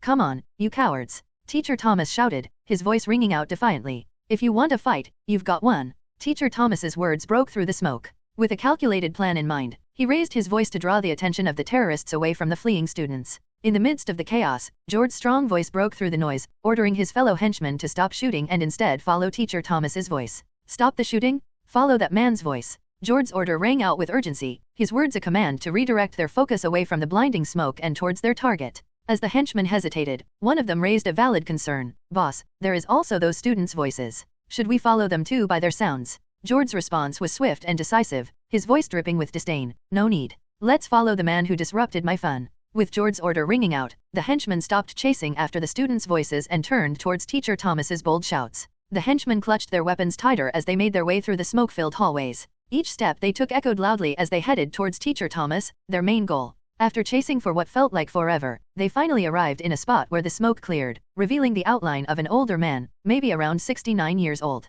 He had a commanding presence, showing both wisdom and strength in his stance. The light on his face made the wrinkles stand out more, showing he had been through a lot in life. Jord, his face looking furious and frustrated, stepped forward, his enhanced vibranium on his right arm shone in the dim light, making him look even scarier. "Who do you think you are?" he growled angrily, glaring at the older man with pure hatred. The older man stayed calm, looking directly at Jord without flinching. "I'm just a teacher," he said calmly, his voice showing strength without being loud. "Status. Name, Thomas Halloway, former vigilante known as the Angel. Age, 69. Attributes. Strength, 40, former 100. Agility, 42, former 120. Endurance, 45, former 130. Charisma, 50, former 150. Luck, 80, former 120. Stamina, 46, former 120. Note, attributes are scaled down to reflect his age. He is not in his prime anymore. Skills. Detective skills. Charisma and leadership. Enhanced strength and endurance. Immunity to toxins. Skilled combatant. Stealth and infiltration. Skilled at gadgetry and equipment. Technique skills. Acrobat, master level beyond. Weapon proficiency, master level beyond. To be continued. Author's note, in the next chapter, the focus will shift to Thomas Halloway's who contributes to the unfolding events at Midtown High School. Thomas Halloway sat in the cafeteria of Midtown High School, his mind occupied with thoughts of the day's lessons and the students he was about to teach. As he sipped his coffee, he couldn't shake off the feeling of unease that had settled in his intuition. The school suddenly exploded with noise and confusion as a massive blast shocked the building. Thomas didn't hesitate for a moment. His instincts took over, and he acted fast, drawing on his experience as a former vigilante. Despite the chaos around him, he stayed calm and concentrated on figuring out what was happening and keeping the students safe. He didn't let the panic affect him. Instead, he focused on assessing the situation and making sure everyone was okay. As smoke filled the cafeteria and screams filled the air, Thomas remained calm and collected. He understood that freaking out wouldn't help anyone, so he stepped up, telling students in a clear and calming way to follow him to safety. The scared students turned to Thomas for help, and he stepped up without fail. He led them through the smoky hallways, watching carefully for any danger and ready to act fast to keep them safe. "Stay low and follow me," he shouted, his voice piercing through the noise. "We need to evacuate the building quickly and calmly." As they moved through the smoky hallway, Thomas's mind raced with possibilities. Who could be behind this attack? Were there more bombs? How many lives were at stake? Could they be Nazis again? Thomas thought for a moment, but quickly dismissed the thought. Impossible. I already dealt some of those Nazis. Thomas felt a surge of emotions as he guided the students through the smoky hallways of Midtown High School. He was scared, not for himself, but for the students and teachers who were in danger. The screams and violence all around them made his heart beat faster with fear and anger. As they turned the corner, Thomas's worst fears were unfolded in front of him. A group of terrorists, armed with weapons, and dangerous, were attacking the students and teachers. The sight filled him with angry and upset, memories of his own past as a vigilante flooding back. "Stay back," he ordered the students in a low, urgent voice, his eyes flashing with determination. "Find a place to hide and stay there until I give the signal." The students nodded, their eyes wide with fear, but they trusted Thomas to keep them safe. They quickly found hiding spots behind overturned tables and bookshelves, crouching down and waiting for Thomas's command. Meanwhile, Thomas wasted no time. He quickly unfastened his belt, knowing it could be used as a weapon. Gripping it tightly in his hand, he prepared himself for the upcoming fight. Thomas moved quietly and carefully toward the group of terrorists, making sure not to make any noise. He stayed in the dark parts of the hallway, using his skills in stealth and infiltration to get as close as possible without being detected. As Thomas approached the attackers, his anger grew stronger. These men didn't care about innocent lives or the safety of a school. They were cowardly, targeting the vulnerable for their own selfish reasons, much like the Nazis he fought during the war. Remembering those terrible times only made him more determined to fight against villains and defend those who couldn't defend themselves. As Thomas fought against the terrorists, he moved with a fluid grace, his years of combat experience guiding his every move. Gripping his belt tightly, he wielded it like a weapon, aiming each swing with careful aim and timing.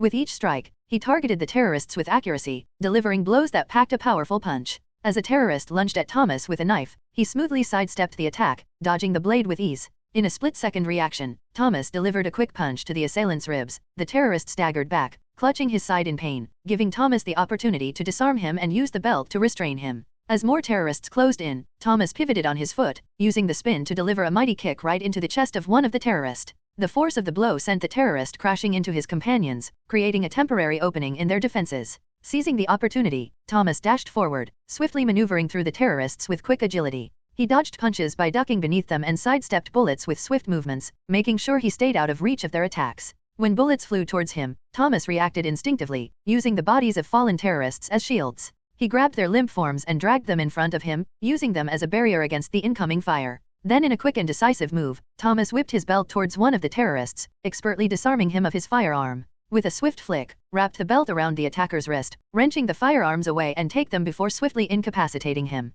As Thomas fighting the terrorists, the teachers and students gathered close, scared by the frightening chaos happening around them. Some were shocked and let out gasps, while others were horrified and covered their mouths, unable to look away. They were all terrified by what they saw. As the loud bangs of guns filled the halls, some students couldn't help but cry. their tears mixed with the scared shouts and screams nearby. They huddled closer together, looking for comfort and a sense of safety in the middle of the scary situation. "Stay low," one of the teachers shouted, her voice trembling with fear. "Stay quiet." The scared teachers tried hard to stay calm and steady for their students. Their hands shook as they led the students to safety, showing them where to go to stay out of harm's way. Now that Thomas had the firearms on his hands, he looked straight at the remaining terrorists. He was determined and focused, his hands steady even though everything around him was chaotic. With accurate aim, Thomas started to eliminate the remaining terrorists one by one. Every bullet hit its target with deadly precision, stopping the attackers and removing the danger they posed to the students and teachers of Midtown High School. The noise of gunshots filled the halls, blending with the shouts and screams of the terrorists as Thomas swiftly took them down. As the last of the terrorists fell to the ground, Thomas took a moment to catch his breath, his chest heaving with exertion. "I'm getting old," Thomas whispered to himself, a sad smile appearing on his face. "Back in my days, I could have defeated them without breaking a sweat." As Thomas looked around, he saw guns and stuff scattered everywhere. In one of the attackers' pockets, he found some smoke bombs tucked in. But there was more. As he looked closer, he saw a shiny knife tucked in the attacker's belongings. After he picked up the guns, smoke bombs, and the knife, after all these were not just tools of violence, they are also tools for protections. Then the students and teachers came out of where they were hiding, carefully stepping into the quiet hallway. They looked relieved and thankful because they knew they were safe now, all because of Thomas. They walked up to him slowly, looking at him with big eyes, amazed at what he did to keep them safe. "Thank you," one of the teachers said, her voice trembling with emotion. "We owe you our lives." The students agreed, expressing their thanks with sincere words. "You're our hero," one of them said, looking at Thomas with admiration. "We'll always remember how you saved us." Thomas nodded humbly, accepting their thanks with a quiet dignity. "I'm just happy I could help," he said, sounding sincere. "But we're still not safe. We need to make sure everyone stays safe." Thomas led the way, and the students and teachers followed behind, moving fast but carefully through the halls. They stayed close together, offering support and encouragement to one another as they made their way to the hallways. As they moved through the foggy hallways, Thomas noticed a classroom up ahead. Its shape was barely visible through the thick mist. "Hide here for now," Thomas repeated, his voice firm yet reassuring. "But why can't we come with you?" Mr. Brown, history teacher, pressed, his tone tinged with concern. Thomas turned to face him, his expression serious. "We can't take any chances," he explained. "If I encounter more terrorists, having you all with me would only put you in harm's way. I need to move quickly and decisively, and having you stay here is the safest option for now." The teachers and students nodded, understanding the gravity of the situation. They quickly moved into the classroom, pulling desks and chairs to barricade the door and windows, ensuring their temporary shelter was as secure as possible. "Where are you going, Mr. Thomas?" another teacher asked, her voice trembling slightly. "I need to find some help," Thomas replied, his tone resolute. "And I need to assist other students or teachers who are trapped in these predicaments."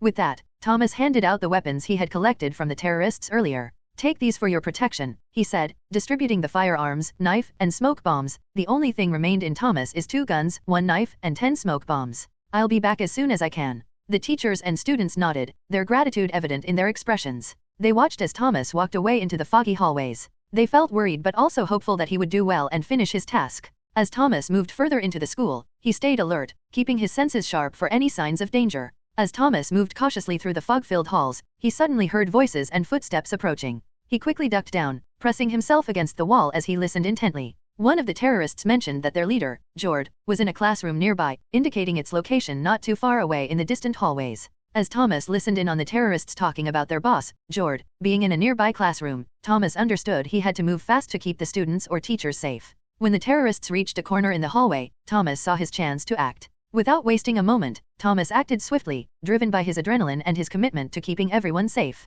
Moving incredibly fast, he tackled the closest terrorist by surprise, hitting him hard. The force of Thomas's hit knocked the attacker down, stopping them from causing any more trouble. As the other terrorist tried to figure out what was happening, Thomas quickly threw a smoke bomb. The smoke filled up the room, making it hard to see, but Thomas used this confusion to his advantage. He moved carefully through the smoke, making sure no one could spot him. Using all his experience, Thomas moved through the chaos like it was nothing, his every move smooth and decisive. He dodged bullets coming at him, his reflexes quick and sharp. In the middle of all the smoke and mess, he fired his gun rapidly, hitting every target he aimed at perfectly. After the fierce battle, the smoke slowly faded away, showing Thomas standing among the defeated terrorist. He looked around with a desperate expression. Thomas didn't wait around. He dashed down the hallway toward the classroom where Jord, the leader of the terrorists, was said to be. Every step he took made his heart beat faster, filled with a mix of adrenaline and determination to face the threat directly. As Thomas hurried towards the classroom where Jord was rumored to be, his senses were on high alert. Amidst the smoke-filled corridors, he heard sinister laughter emanating from the room nearby.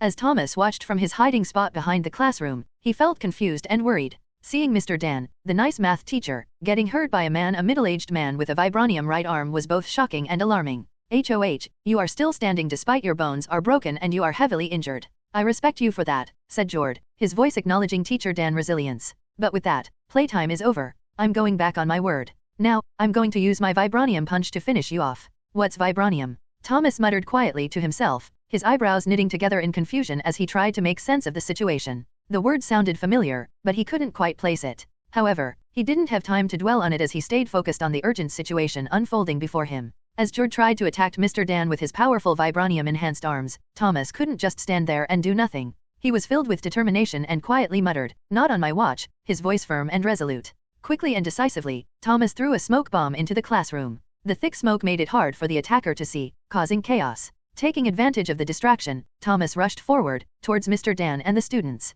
Back to the scene. Thomas Halloway, once known as the Angel in his younger days, stood confidently before Jord and his henchmen. Despite his old age, he exuded a sense of calm determination. His posture reflected years of experience, showcasing both confidence and strength. Jord looked at Thomas with a sneer. "You're just a teacher," he asked. Jord couldn't deny the aura of strength and experience that radiated from the older man. The two men paused, silently recognizing each other's strength, setting the stage for the impending confrontation. To be continued. Inside the room, after barely escaping the terrorists, Mark and Chris helped Teacher Dan sit in a chair. He looked tired and hurt. Emily, Mark's girlfriend, hurried to help too, her hands shaking with relief. As Teacher Dan took in the sight of his students safe and sound, a sense of profound relief washed over him. A small smile tugged at the corners of his lips, and he uttered softly, "Now that I know they're all right, I can rest in peace." "Teacher Dan," Mark said urgently, shaking him gently. But to their dismay, Teacher Dan didn't respond to his words. Mark's heart sank as he realized Teacher Dan wasn't waking up. With trembling hands, Mark gently placed his head on Teacher Dan's bloodied chest, ignoring the stains as his thoughts consumed him. "No, no, no, no, please don't die on us," Mark pleaded desperately, his voice filled with anguish. But despite Mark's desperate pleas, Teacher Dan remained still and silent. His chest no longer rose and fell with breath, and the warmth of life had vanished from his body. Tears streamed down Mark's face as he came to accept the painful truth: Teacher Dan had passed away. Chris could barely find the words to speak. "What happened?" he asked, his voice cracking with emotion. Mark struggled to compose himself, his own tears flowing freely.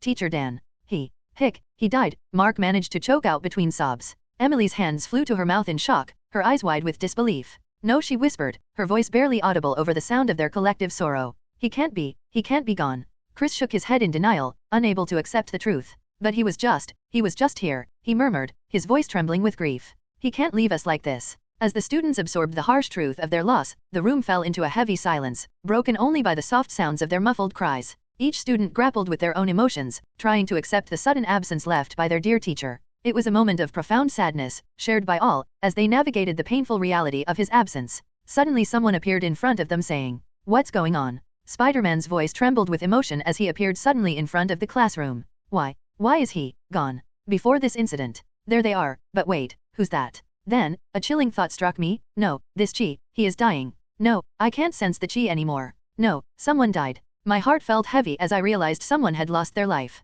As I swung through the foggy air, my mind raced with worry. The weakening Chi I had sensed earlier before had disappeared completely, and it hit me hard. Someone had died. It felt like a heavy weight in my stomach, making me feel sick inside. Frantically, I called out to the AI system for assistance. "System, can you identify the man who died?" I asked, my voice urgent as I continued to swing through the air. "Sorry, host," the AI system replied, its tone apologetic. "If you can't sense his Chi, then I can't check his status anymore, host." I gritted my teeth in frustration, knowing that without the AI's help, identifying the victim would be much more difficult. But I couldn't let that affect me. As I swung through the thick fog, I felt a heavy weight of worry in my chest.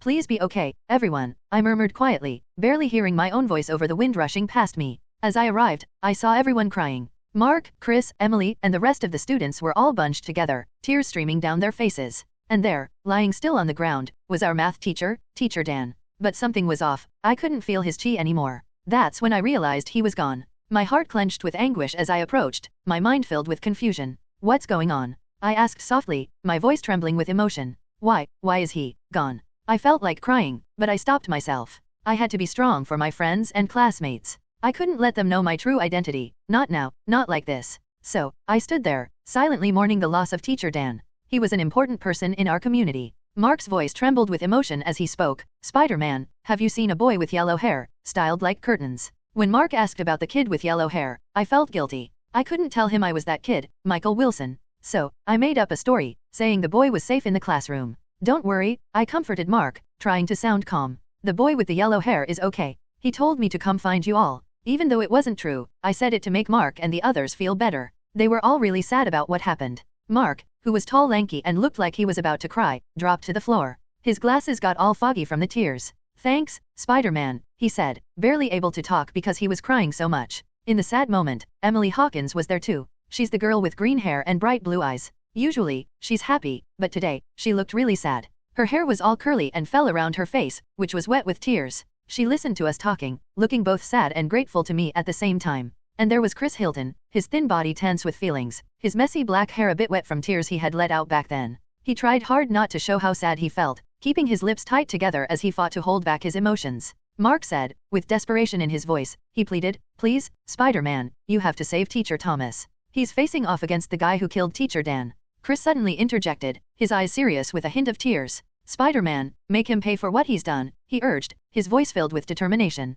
"I will," I assured him, my own resolve firm. With a determined nod, I added, "I'll make sure of it." Trying to find them using my chi senses, I swung through the fog to where they were. "System, can you show me their status?" I inquired, hoping for some insight into the enemy's abilities. The AI system responded promptly, displaying Jordhos's formidable attributes and skills, including his enhanced strength and endurance due to vibranium. Status: Name, Jordhos. Age, 32. Nationality, American. Attributes: Strength, 32, 80 due to vibranium. Agility, 42. Endurance, 34, 82 due to vibranium. Charisma, 30. Luck, 20. Stamina, 50. Reflexes, 41. Skills: Enhanced strength and endurance. Combat expertise. Mechanical expertise. Intimidation. Kinetic energy redirection. Technique skills. Vibranium proficiency, level mastery. Boxing, level master beyond. Jordhos. He's too strong, especially with that vibranium, I muttered to myself, feeling a surge of apprehension. Even for me. Realizing I needed to match his strength, I instructed the system to add 100 experience points each to my strength and agility.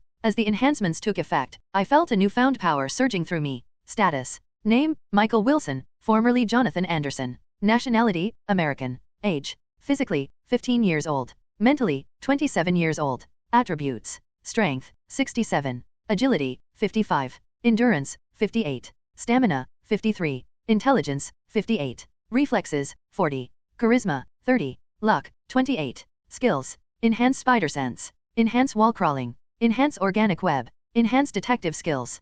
Chi sense. Available points. Experience points 0. Shop points 520,000 points. Technique skills: Boxing, Master Level. Taekwondo, Master Level. Kung Fu, Master Level. Systema, Master Level. Street Fight, Master Level. But it wasn't enough. I needed more power to stand a chance against Jordhos. As I swung through the hallways, I silently requested to the system, "Can you convert my shop points into experience points?" As I pleaded with the system to convert my shop points into experience points, a sinking feeling settled in my chest as it denied my request. "I'm sorry, host. The Spider-Man system lacks that capability." "It's impossible," the system replied, its mechanical tone only adding to my frustration. My heart sank even further as I realized that it's impossible. "But I need those points," I protested, my voice tinged with desperation. "I need them to level up, to be stronger." "However, host, you do have the choice to utilize your shop points to borrow experience points," the AI system explained. I responded, "So, by borrow, you mean it's temporary?" "Yes, host. You can obtain experience points temporarily by using your shop points," the AI system clarified.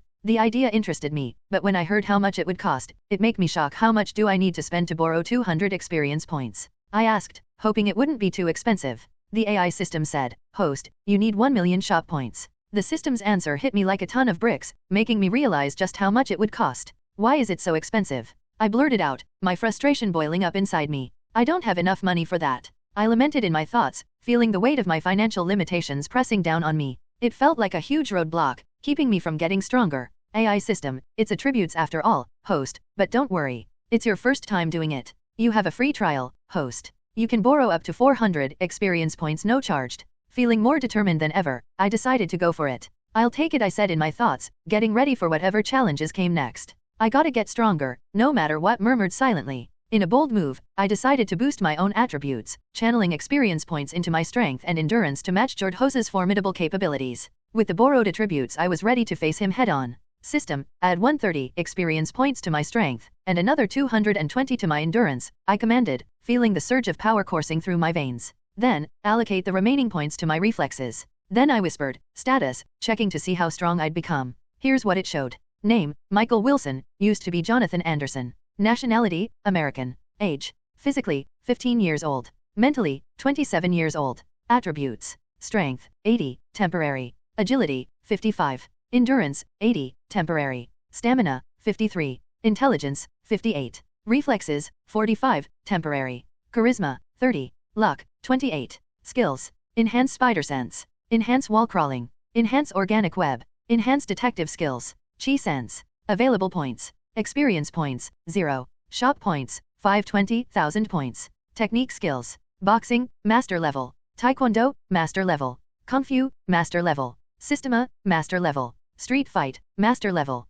With my attributes enhanced, I felt ready to face Jordhose, confident in my ability to match his strength and endurance. Now I can fight him, even with his vibranium, I declared, determination burning bright within me. As long as I have my endurance at 80 and my agility and reflexes to evade his attacks, I can win. As I prepared for the confrontation, a mix of emotions swirled within me, determination, and a strong resolve to protect my friends and defeat the enemy that threatening the lives of people. Meanwhile, in a quick motion, Thomas Halloway reached for a smoke bomb from his utility belt. With practiced ease, he tossed it to the ground, instantly shrouding the area in a thick cloud of obscuring fog. The dense smoke enveloped the space, making it difficult for anyone to see or move with clarity. Men, shoot anywhere, shoot. Jord's command echoed through the smoke-filled room as his henchmen scrambled to follow orders, their guns shoots blindly into the dense fog. Taking advantage of the chaos, Thomas swiftly pulled out his gun and aimed with precision. He squeezed the trigger, firing 3 shots at the henchmen. 2 of them fell instantly, while the third cried out in pain, holding his injured arm tightly. Tisk, I missed. It seems like my age is affecting me, Thomas muttered to himself as he quickly assessed the situation.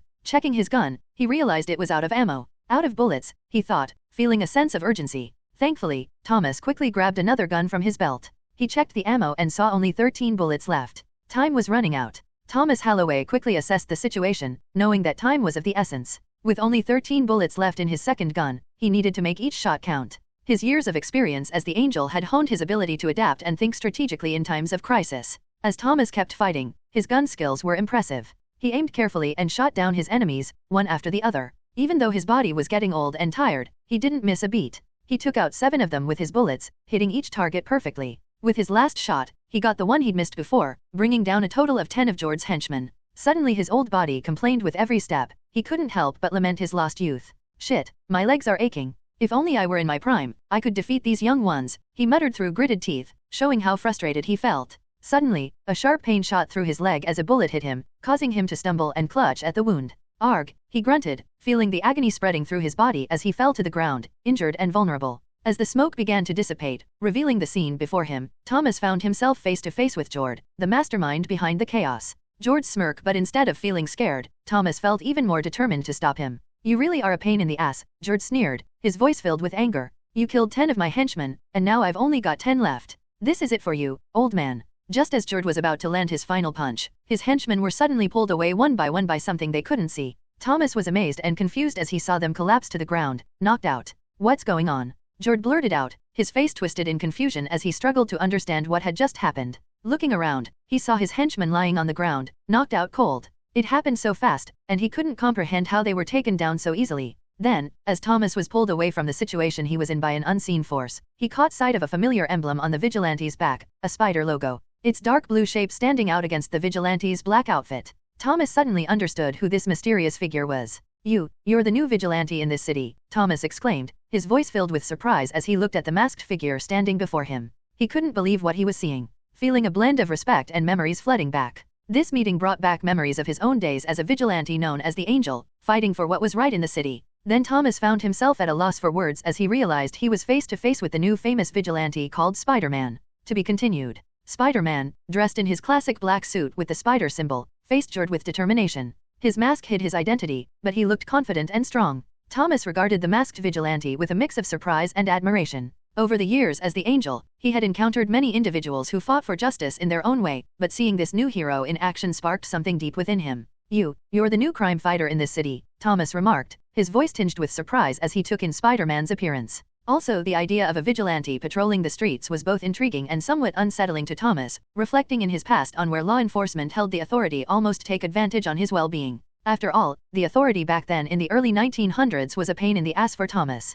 Some of them were corrupt and misused their power to harm ordinary citizens. I even fought with those folks back in my day, Thomas reflected in his thoughts, his face clouded with a grim expression as memories of past conflicts came flooding back. Then Spider-Man nodded solemnly, his mask hiding any visible expression. Yes, I am, he confirmed, his voice muffled slightly by the mask. Sir Angel, Spider-Man continued, surprising Thomas with the familiarity of the title. Thomas was taken aback, his shock evident on his face. Despite retiring from his vigilante activities over 11 years ago, he hadn't expected anyone to still remember his alias. How did you know who I am? Thomas inquired, his voice filled with genuine curiosity. MCPOV. I hesitated for a moment before responding. Well, I saw some old articles back then about your vigilante activities during the early 1900s, he explained, his tone thoughtful. And when I saw you now, despite being old, I recognized the resemblance, Mr. Angel. Well, it's just a bullshit I came up with. The truth is, I recognized him through my Spider-Man system. Months ago, when I heard about a new PE teacher's arrival, I said in my thoughts,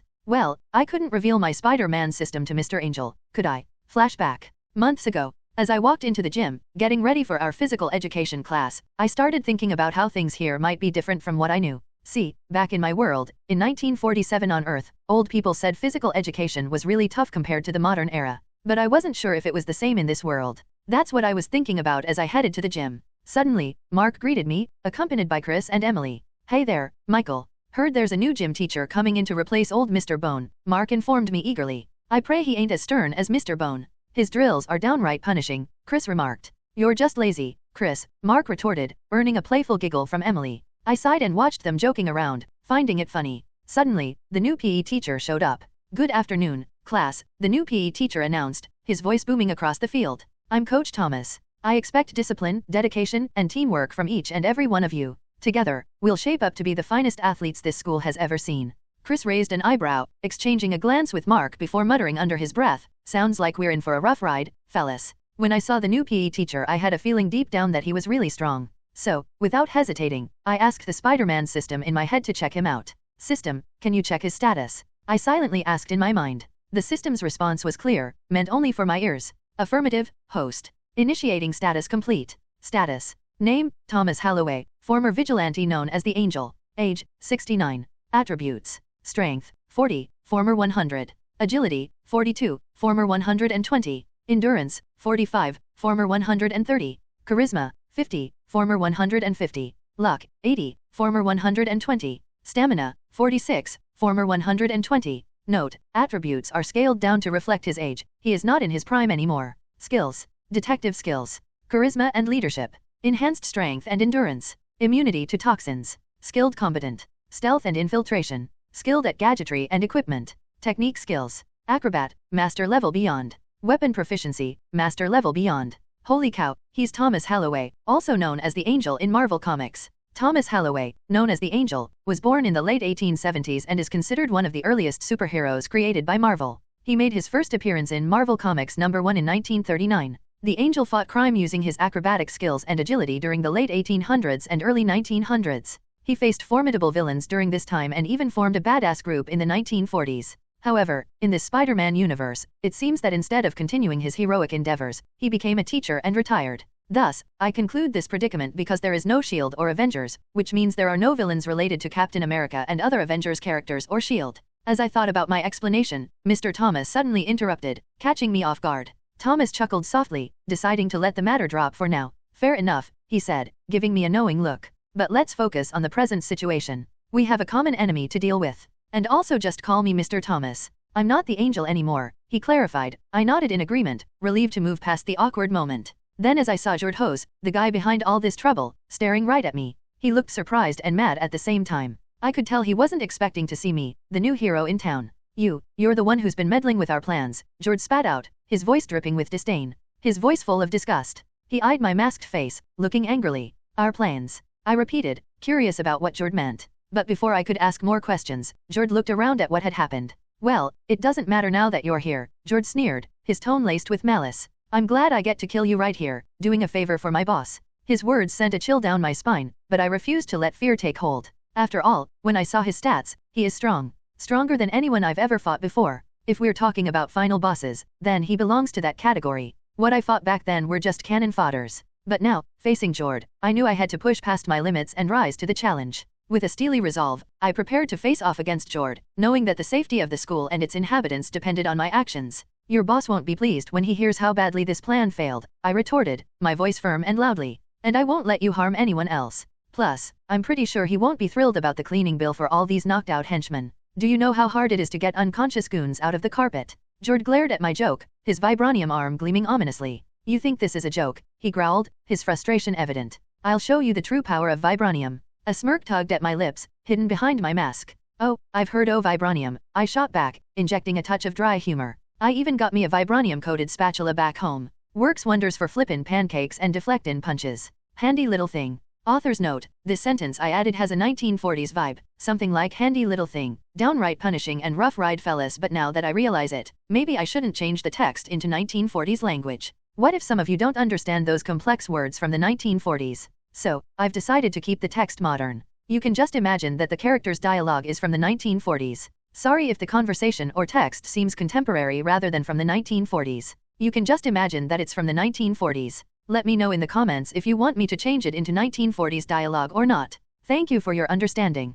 Peace, guys. Back to the scene. As Jord charged towards me, his arm raised for a powerful strike, I braced myself for the inevitable clash. Meanwhile, outside of the school, Captain Edward Wilson arrived at the scene, joining his comrades, including Kevin Bridget, in the relentless battle against the terrorists. Bullets flew back and forth as both sides exchanged gunfire, each trying hard to gain the upper hand. The noise of the gunshots filled the air, mixed with shouts and screams as the battle continued fiercely. Captain, there are too many of them.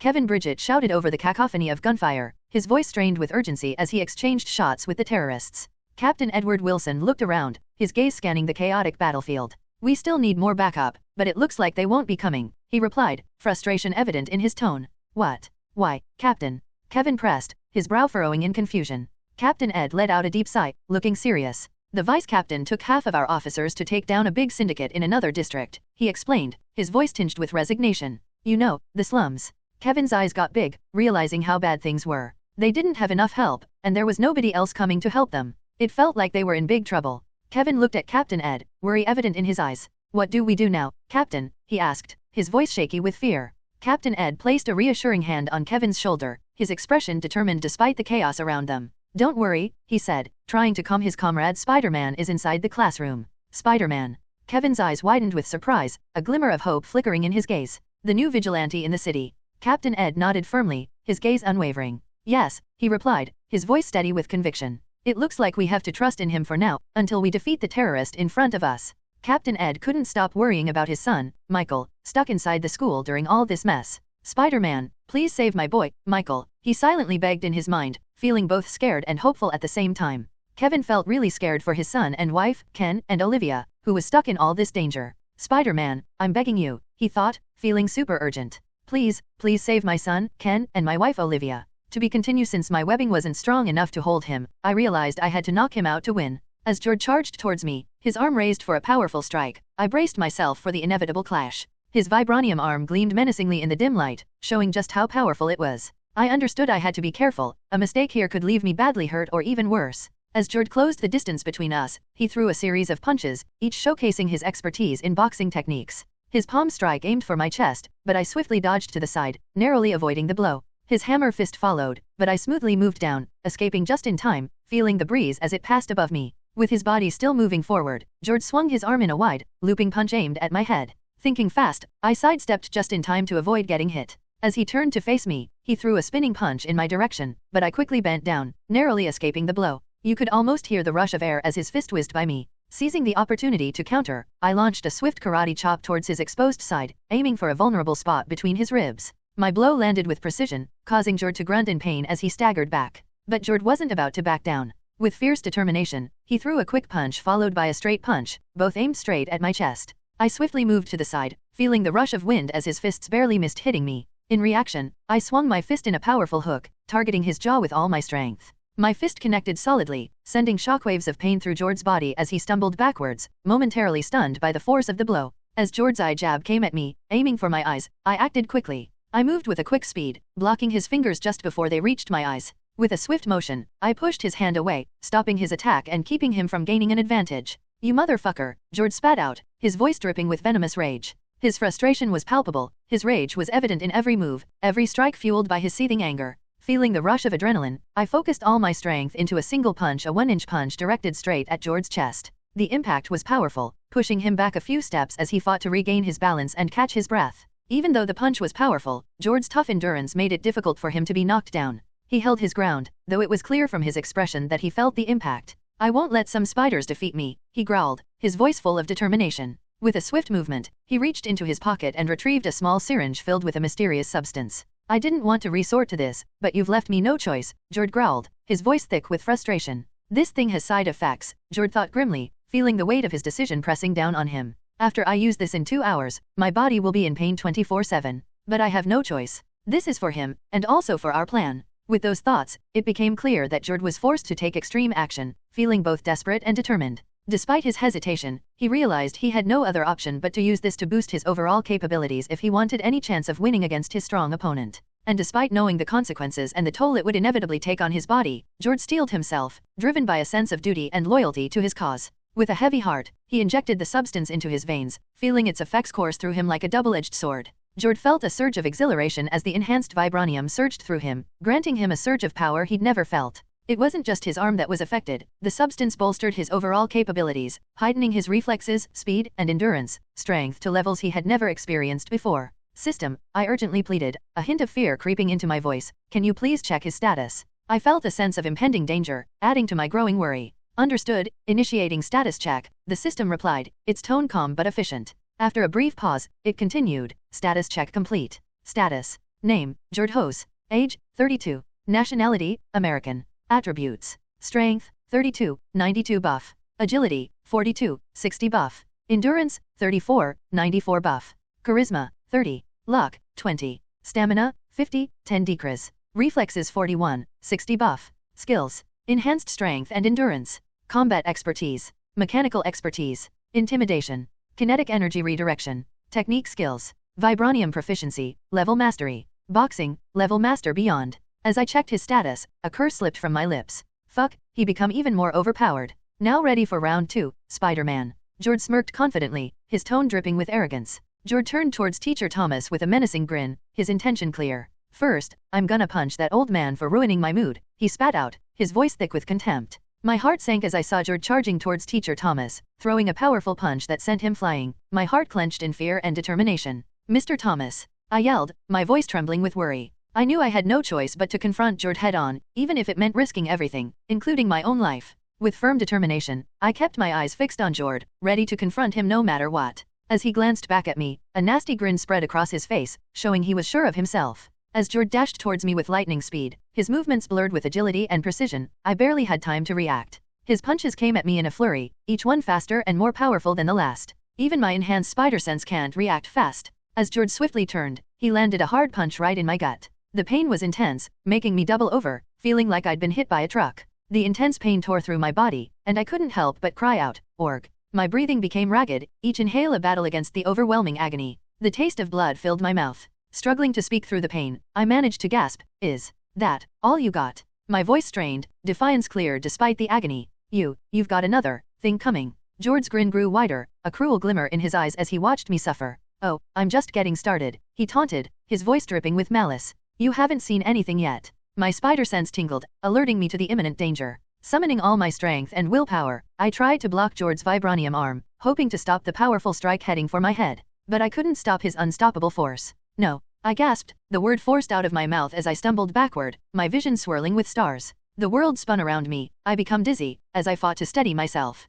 Jord's evil grin grew wider as he advanced, his eyes gleaming with cruel delight. "It's over for you, Spider-Man," he sneered, his voice dripping with contempt. "There's no escaping your fate now." Panic gripped me as I fought to remain standing, desperately searching for a way to escape the impending danger. But before I could even think of a plan, Jord launched another fierce attack, his vibranium arm moving so fast that even my spider sense couldn't react. With a heavy impact, his strike hit me hard, sending excruciating pain shooting through my head. Bright lights flashed in my vision as I struggled to remain conscious, feeling like I might black out at any moment. My body screamed in agony, and I could feel myself losing the battle against unconsciousness. As I struggled to shake off the dizziness and pain, Jord took advantage of my vulnerability. He swiftly closed the distance between us and wrapped his arms around me in a tight body lock. The pressure was unbearable, every muscle in my body throbbing with agony as he squeezed with unyielding force. As George's vice-like grip tightened around me, the pain became unbearable. I screamed, the agony ripping through me like a raging fire. It hurts, it hurts. Why? I cried out, my voice strained with pain and desperation. George's laughter echoed in my ears, mocking and cruel. Scream for me, Spider-Man, scream. Little Dark Age lyrics. Oh, I grieve in stereo, the stereo sounds strange. I know that if you hide, it doesn't go away. If you get out of bed and find me standing all alone, open-eyed, burn the page, my little dark age. To be continued. Narrator POV. As Spider-Man's, Michael Wilson, let out a pained scream, a sudden burst of gunfire erupted from the direction of Thomas Holloway, drawing George's attention away from his captive. Catching George's focus away from Spider-Man. Surprised by the sudden gunfire, George released his grip on Spider-Man, allowing him to stagger away, trying to catch his breath and holding on to his injuries. Off. Spider-Man cried out, feeling the pressure ease as George's grip loosened. Despite his pain and confusion, Spider-Man saw Thomas Holloway. His body is bloody due to the punch back then, but despite his injuries, he stood tall, firing his gun with precision towards George. You motherfucker! George shouted in frustration amidst the gunfire, his anger evident as he used his vibranium right hand to shield himself from the bullets. Taking advantage of the situation, Thomas threw several smoke bombs towards Spider-Man, Michael Wilson's location. The smoke quickly spread, covering the area in thick darkness, providing Spider-Man a chance to escape. As thick smoke filled the air, making it hard to see and breathe, George Hose coughed and choked, struggling to speak clearly amidst the situation. His words were muffled and difficult to hear over the gun noise. You damn bastard, George spat out between coughs, his voice strained as he struggled to breathe in these thick smoke. Despite the darkness, he stayed sharp, using both his quick reflexes and the strong vibranium arm to deflect the bullets coming his way. The bullets bounced harmlessly off the tough metal, but the smoke made his movements less precise, even though he remained alert. Coughing and struggling to breathe,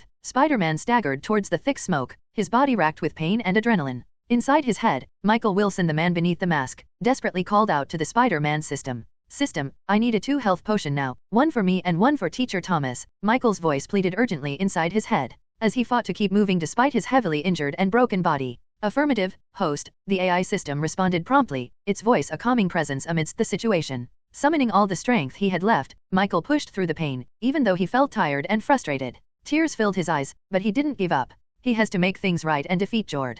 With shaky hands, Michael Wilson opened the bottle of the health potion and wasted no time in gulping it down, feeling its healing effects course through his body almost instantly. It's as if I don't have any injuries or broken bones. This potion is really amazing, he thought, then his other hand grabbed another potion for Teacher Thomas. Michael placed his empty bottle down and with the health potion now secured in his left hand he is ready to go. Then Spider-Man swung using his chi sense to sense Teacher Thomas and swung swiftly towards him. With a flick of his wrist, he shot out his organic web, grabbing and hold Thomas in his right hand and pulling him close. Together, they made a quick retreat, vanishing into the cover of smoke as they sought refuge from another room. As Spider-Man and Thomas vanished into the thick smoke, George's anger boiled over. The smoke obscured his vision, adding to his anger and humiliation from being shot at by Thomas Holloway. Damn you old man! George yelled, his voice echoing with anger in the room. He flailed his arms, attempting to clear the dense smoke obscuring his view. However, the fog persisted, frustrating him as it refused to vanish. George felt furious and humiliated. His fists clenched tightly, his body tight with anger.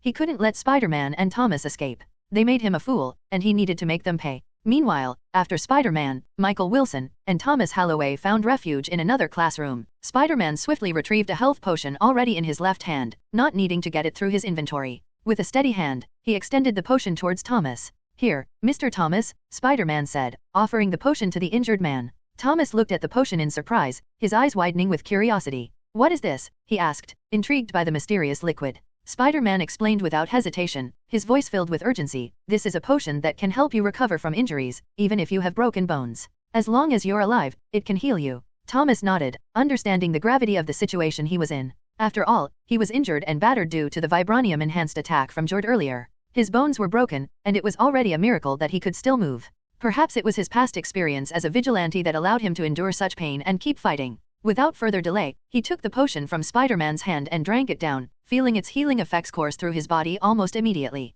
The pain began to subside, and his injuries started to mend, granting him a full recovery of strength and vitality. As the healing potion worked its magic, Thomas felt a surge of gratitude towards Spider-Man for providing him with such a lifeline in their desperate situation. Thank you, Spider-Man, Thomas said gratefully, his voice filled with appreciation as he felt the healing potion work its magic. You're really a true superhero, even more than me. Spider-Man felt deeply honored by Thomas's praise. After all, Thomas Holloway was a living legend, who had battled numerous villains during his vigilante days. Thank you, Mr. Thomas, Spider-Man, Michael Wilson, replied, his voice touched by the recognition. With Thomas now fully recovered from his injuries thanks to the healing potion, he turned to Spider-Man with serious expression, eager to hear their next move. What's the plan, Spider-Man? He asked, his voice is calm. Wait, don't be surprised by what I'm about to do, Spider-Man said confidently. Then, as if by magic, he produced a variety of items seemingly out of thin air from his Spider-Man system, 30 smoke bombs, 20 throwing knives, 20 energy bars, and a grappling hook. Thomas Holloway was amazed by Spider-Man's sudden ability to produce items seemingly out of nowhere.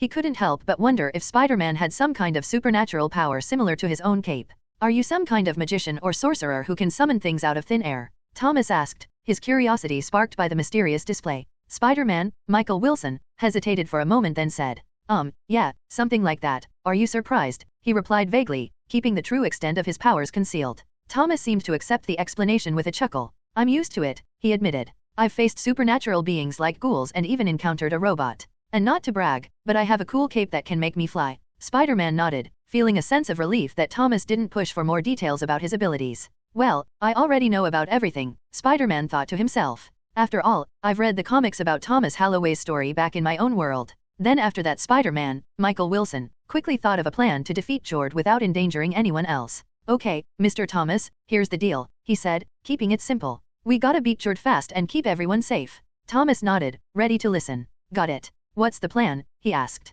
First, we'll use smoke bombs to confuse Jord and hide our movements, Spider-Man explained, pointing to the smoke bombs he had. While he's figuring out what's going on, I'll fight him head-on. You, Mr. Thomas, will help by throwing knives from a safe distance. So, what you're saying is we're just going to wing it and kick some ass? Thomas asked, seeking confirmation in simpler terms. Yeah, that's the gist of it, Spider-Man replied, simplifying the plan for Thomas. We'll improvise and beat him up. You throw knives, I punch and kick. Let's go. We're so dead. Yeah, we're so dead, Thomas said with a sigh. Let's do this. Spider-Man thought to himself, it's not like he can see me when it's filled with smoke, but me, on the other hand, can see him with my chi sense. So, it's a valid plan. He reassured himself, confident in his ability to use his chi sense technique to gain the upper hand in the upcoming confrontation. Meanwhile, after the smoke dissipated, Jord Hose emerged from the smoke, his eyes filled with anger. Once I find you two, you'll pay for it, old man, and little Spidey, he muttered under his breath as he began to search for Spider-Man and Thomas Holloway. As Jord continued looking, he came across Brad Larson, Gal Morrison, and Dale Dallas, along with a bunch of other students.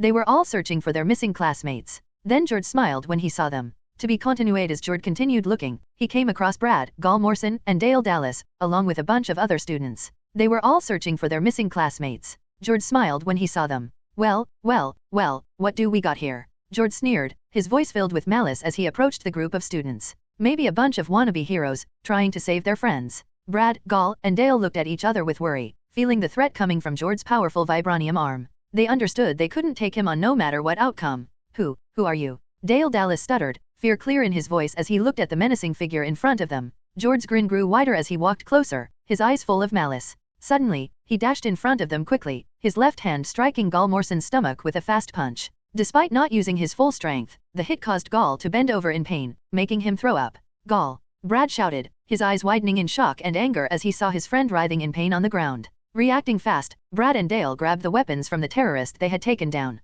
Their hands shook with adrenaline as they got ready to defend themselves against the vicious enemy. Without pausing, they fired their guns rapidly at Jord, surprising him with the sudden attack. Even though Jord was tough and strong due to the buff, the bullets still hurt him. He winced in pain as each bullet hit him, making him stumble a bit. God damn it! Jord grunted, his frustration clear as he endured the barrage of bullets. As Brad kept shooting, he yelled at Dale to grab Gal and get to safety. Jord, furious at being shot by students, glared angrily at them. His eyes showed how angry he was. As Brad was about to say something, he was suddenly hit by a left punch, sending him flying backward through the wall with a loud crash. The impact left him unconscious, lying amidst the broken pieces of the wall. The other students who had been watching in horror gasped in shock at the sight of Brad being sent flying through the wall, their eyes wide with disbelief at the display of sheer force. Dale, hurry up! Let's get out of here, a student yelled, shaking Dale out of his daze. As Dale and Gal Morrison tried to run away, Jord suddenly appeared in front of them with a wicked smile. Before they could do anything, Jord punched one of the students who had spoken earlier right in the chest.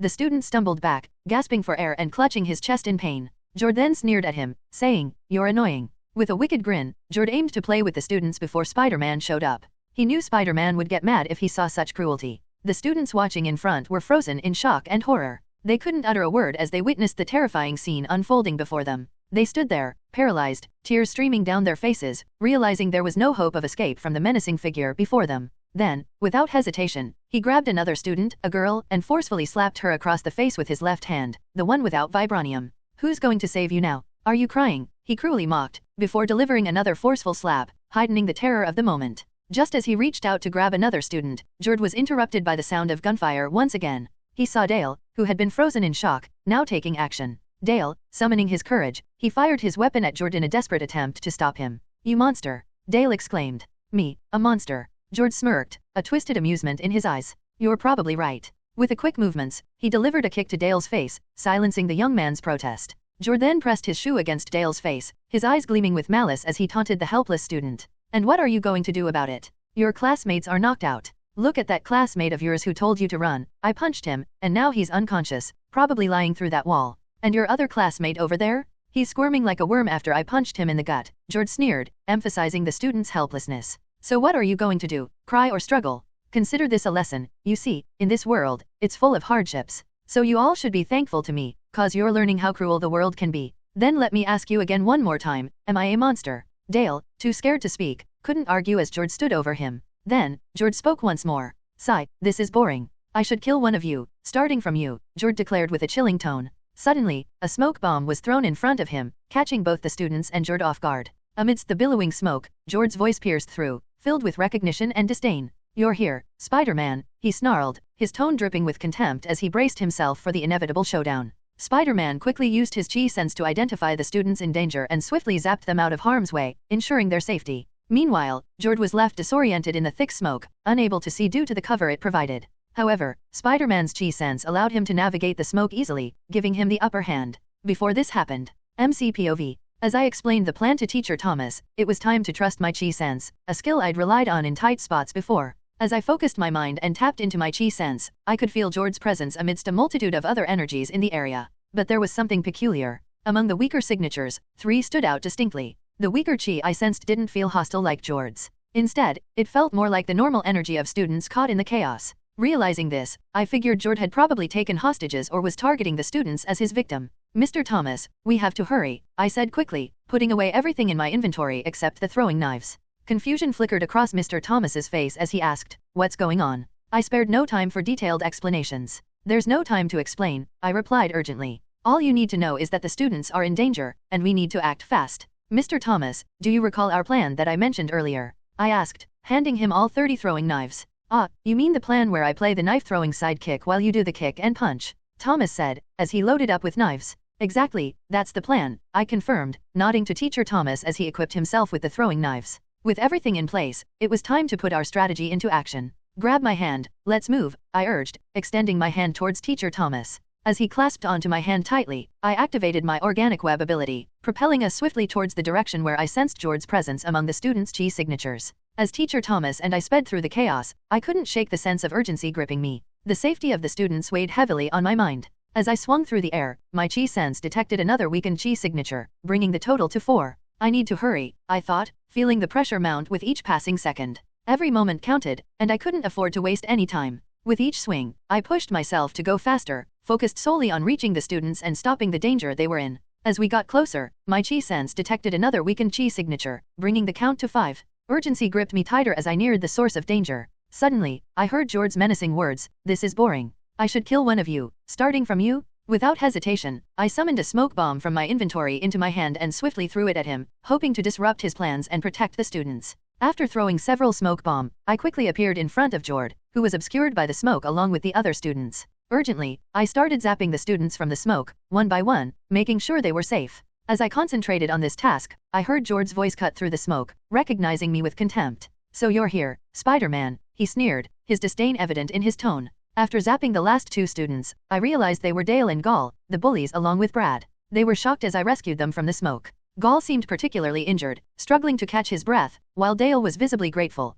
thanking me through tears. With tears welling in his eyes and a heartfelt tone, Dale echoed his gratitude, saying, Spider-Man, thank you, his voice slightly choked with emotion. Without hesitation, I retrieved 5 health potions from my inventory and handed them to Dale, who could still move. Urgently, I instructed him, drink these. I don't have time to explain, but these potions will heal your injuries instantly. Give the remaining 4 to the other kids. Dale nodded, showing he understood, his gratitude evident despite his injuries. Thanks, Spider-Man, he said between hiccups, his voice full of appreciation. As Dale took the potions and began to drink them, I couldn't help but feel a pang of sadness. These kids didn't deserve to be subjected to such brutality. It was a harsh reminder of the dangers lurking in the world, even within the supposed safety of these school. Now, go and distribute the remaining potions to the other students, I instructed Dale, my focus shifting back to Jord, who was still struggling from the effects of the smoke bomb and being barraged by throwing knives from Teacher Thomas. You despicable fiend. Jord growled angrily, his voice seething with rage as he struggled to fend off the relentless barrage of knives.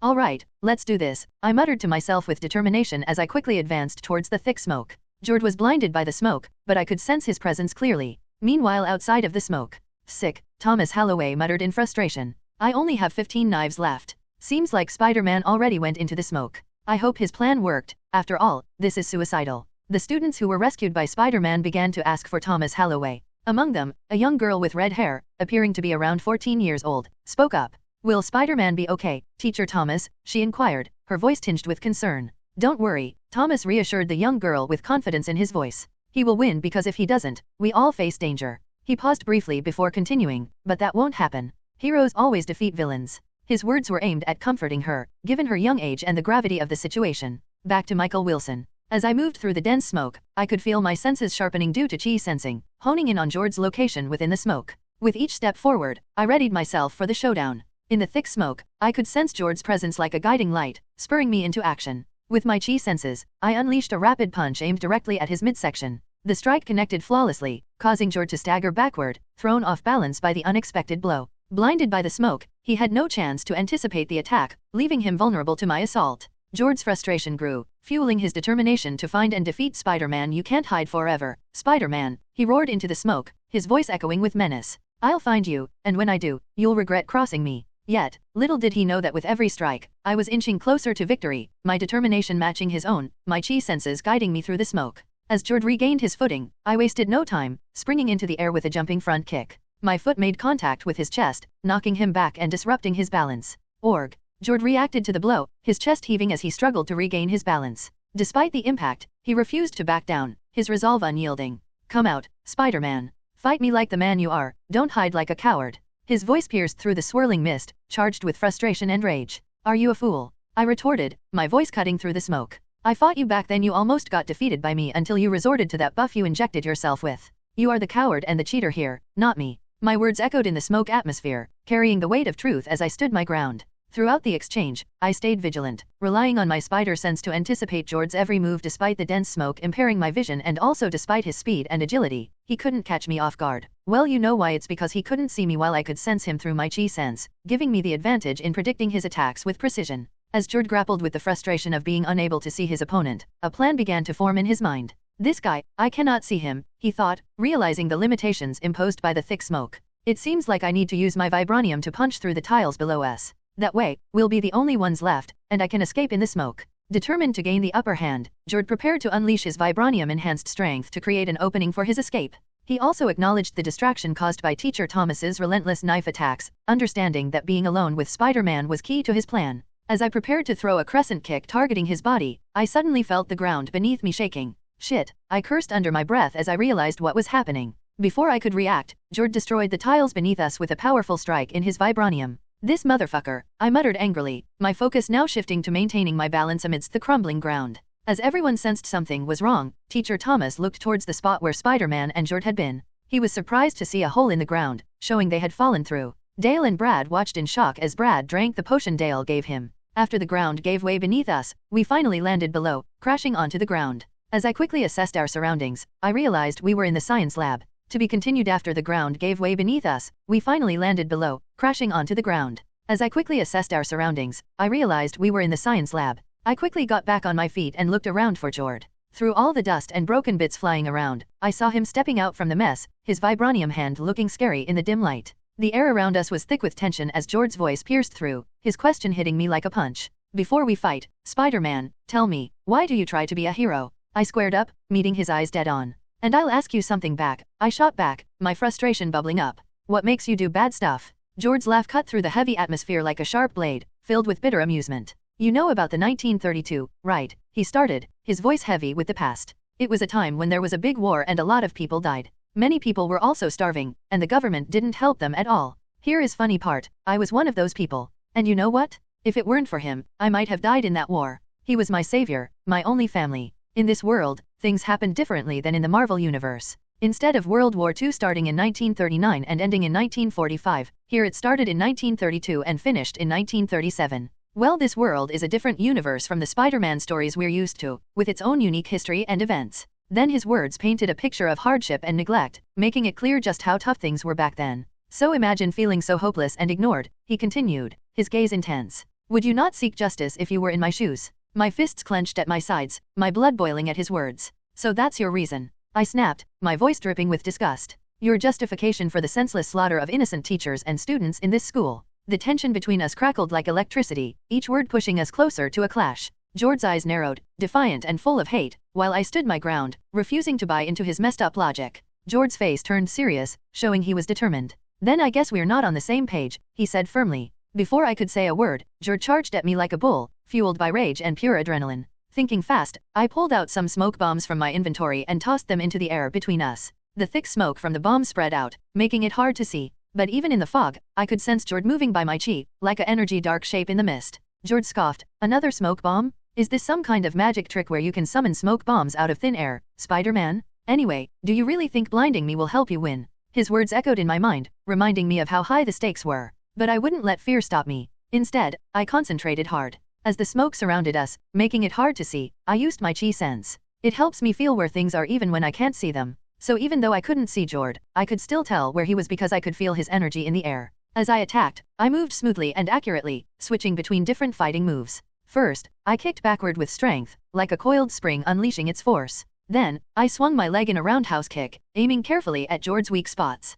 George looked both surprised and annoyed. He took a step back, showing that my hits were getting to him. But just as quickly, he got himself together. You could see he was still determined, even though I was landing hits. He wasn't giving up, not for a second. As I kept kicking from the side, George got more and more frustrated. He grunted in anger, struggling to stay steady as my kicks pushed him back. And when I landed a powerful kick right to his front, I could feel the force all the way through me. George's reaction was intense. He growled with fury, his voice dripping with anger. You, he yelled, clearly furious. But even with his anger, he couldn't ignore how well my attack was working against him. With each kick and punch I threw, George got more and more mad. He was tough, though. Even though I hit him hard, he didn't give up. He just kept going, even when it hurt. Spider-Man, you're making me mad. George yelled as I dodged his random punches. You're a coward, hiding in the shadows, he shouted, trying to hit me. As I was about to hit him once more, George suddenly grabbed my arms tightly, pinning me in place. Panic surged through me as I tried to break free, but his grip was too strong. It felt like I was trapped in a steel trap, unable to move an inch.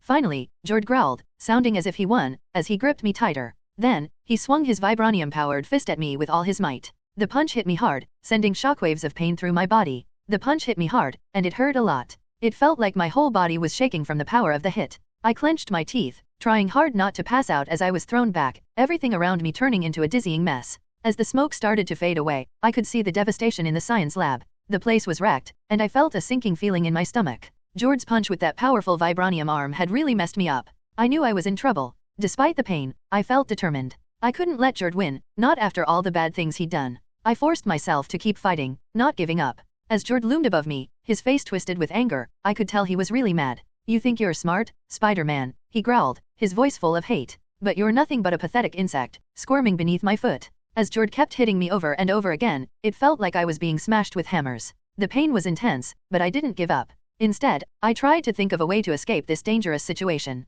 With every punch from George, everything around me became fuzzy, like I was seeing through a fog. His words rang in my ears, reminding me how serious things were. But even though it was tough, I wouldn't give up. You're trapped now, George spat out, his words sharp as daggers. With another brutal punch aimed at me. As George kept hitting me over and over, I saw something that could help me in these situations. I saw a bunch of dangerous chemicals nearby. My heart raced as I realized what I could do. As I looked at the chemicals nearby, I recognized them as the kind you'd find in a science lab. There were acids and solvents, stuff known for their reactivity. If they were to mix or encounter the right conditions, they could set off a chain reaction, unleashing a powerful explosion. The sudden release of energy from these unstable compounds could create havoc, causing significant damage in the process. As George's fist still kept hitting me, I fought through the pain, trying to speak despite the struggle. You're wrong, George, I managed to choke out, my voice strained with effort. You're the one who's trapped in darkness, consumed by your own hatred. George smirked in response to my words, his expression showing doubt. Do you really think so? He retorted with a smirk, before delivering another powerful punch that sent me flying back. Despite the strong and powerful attack of George's punches, I mustered all my strength and concentration. In the midst of our chaotic fight, I directed my organic web shooters towards the nearby chemicals. With a quick action, I shot out strands of webbing towards the containers. Quickly and smoothly, I flung the dangerous chemicals at George's vibranium arm. George's face went from angry to confused and scared as he figured out my plan. But before he could do anything, it was already happening. The chemicals touched his vibranium arm, and suddenly, everything exploded in a bright light and loud noise. In the midst of all the chaos, the explosion's searing heat engulfed me, sending shockwaves of pain rippling through my body. It hurts like hell, I screamed, the agony slicing through me like sharp knives. Even though it hurt like crazy, I couldn't let it slow me down. I begged the Spider-Man system to give me a health potion, then it pops up in my hand. Clenching my teeth against the pain, I snatched the potion and gulped it down, feeling its soothing effects gradually ease the searing pain over my body. And I heard a scream filled with pain and sadness. It was Jord, yelling as he struggled against the fire that was burning him. Ah! His scream filled the room, a chilling reminder of what happened because of our fight. Even with everything that had happened, I felt a bit sorry for him. He was stuck in the fire I caused. As I watched the flames engulf him, that's when I realized that despite the pain he had caused to other people, I couldn't bring myself to see him as a mere villain. Jord was just like so many others, deeply hurt by the horrors of war and its aftermath. He wanted payback for what he saw as the government's betrayal during World War II. It was like he was trying to revenge and settle the score for all the suffering he and others endured. As the fire surrounded him, Jord's voice trembled amidst the crackling fire. Spider-Man? Even if I'm consumed by this fire, my B-boss will avenge me, he gasped before the flames swallowed his words. As the fire burned on, consuming his body, Jord stopped moving and went quiet. Despite the flames lingering around him, there was no more movement, no more sound. Jord had succumbed to the inferno, Jord had died in the fire. To be continued. As I watched the flames consume Jord, I felt really bad. I knew I had done something that led to his death. It weighed on my heart. I couldn't deny the truth, I was the one who caused this. I was the one who threw the chemical that led to his demise. But in that moment, it felt like I was the one who would bear the burden of his death. As what had happened back then, I understood that I had no other choice. It was either him or me. In the end, I had to make a split-second decision to protect myself and others. The guilt hurt, but I couldn't think about it now. There were still people in danger, and I had to focus on saving them. Meanwhile, Captain Edward Wilson and Kevin Bridget had already defeated the terrorists, managing to take down 40 of them. However, their victory came at a heavy cost, with 25 police officers losing their lives in the battle. With only 10 officers left standing. We can't afford to waste any more time, Captain Edward Wilson declared firmly, his thoughts filled with concern for his son. Please be safe, Michael, he silently prayed, hoping for his son's well-being amidst this situation. With strong determination showing on their faces, the remaining officers regrouped, prepared to deal with whatever obstacles came next. They knew that the safety of the school and its students depended on their actions. Every second counted, and they couldn't relax for even a moment. Kevin Bridget couldn't stop thinking about his son, and his wife picturing them somewhere amidst the chaos, desperately wishing for their safety. Hang in there, Ken, Olivia. We're coming for you, he whispered quietly, his voice filled with worry and determination. As Captain Edward Wilson and Kevin Bridget, with the rest of the officers, walked through the halls of Midtown High School, they felt heavy-hearted seeing the destruction. The damaged classrooms and the quiet halls made them feel sad, but they kept going forward. As they walked down the halls, the police officers and Kevin saw something really sad. There were students and teachers lying on the floor, not moving. They were hurt because of the fighting that happened in the school. They felt really mad when they looked around. They were so angry that their teeth were tightly clenched together. This is not okay, Kevin said angrily, his hands squeezing into fists at his sides. No one should have to go through something like this. Captain Edward nodded seriously, looking at the dead bodies on the ground. We'll make sure those responsible pay for what they've done, he promised firmly. But right now, we have to make sure everyone else is safe. As they continued through the hallways, Captain Edward Wilson and the remaining officers encountered 5 terrorists. With tense determination, Captain Edward held up his gun, speaking firmly and seriously. Stop right there, he said firmly. Surrender now, or else we will be forced to shoot. The terrorists paused, thinking about what to do next as they looked at the serious faces of the police officers. Everyone felt like they needed to do something quickly. Captain Edward and his team were all set to do whatever was needed to stop the terrorists and keep the school and its students safe. At last, one of the terrorists gave up by putting their hands up, and the others did the same, though they seemed unsure. The police officers felt a wave of relief and approached to arrest the terrorists. They stayed focused. As they made sure the terrorists couldn't harm anyone, Captain Edward's mind went back to his son, Michael. He really hoped Michael was safe in all this mess.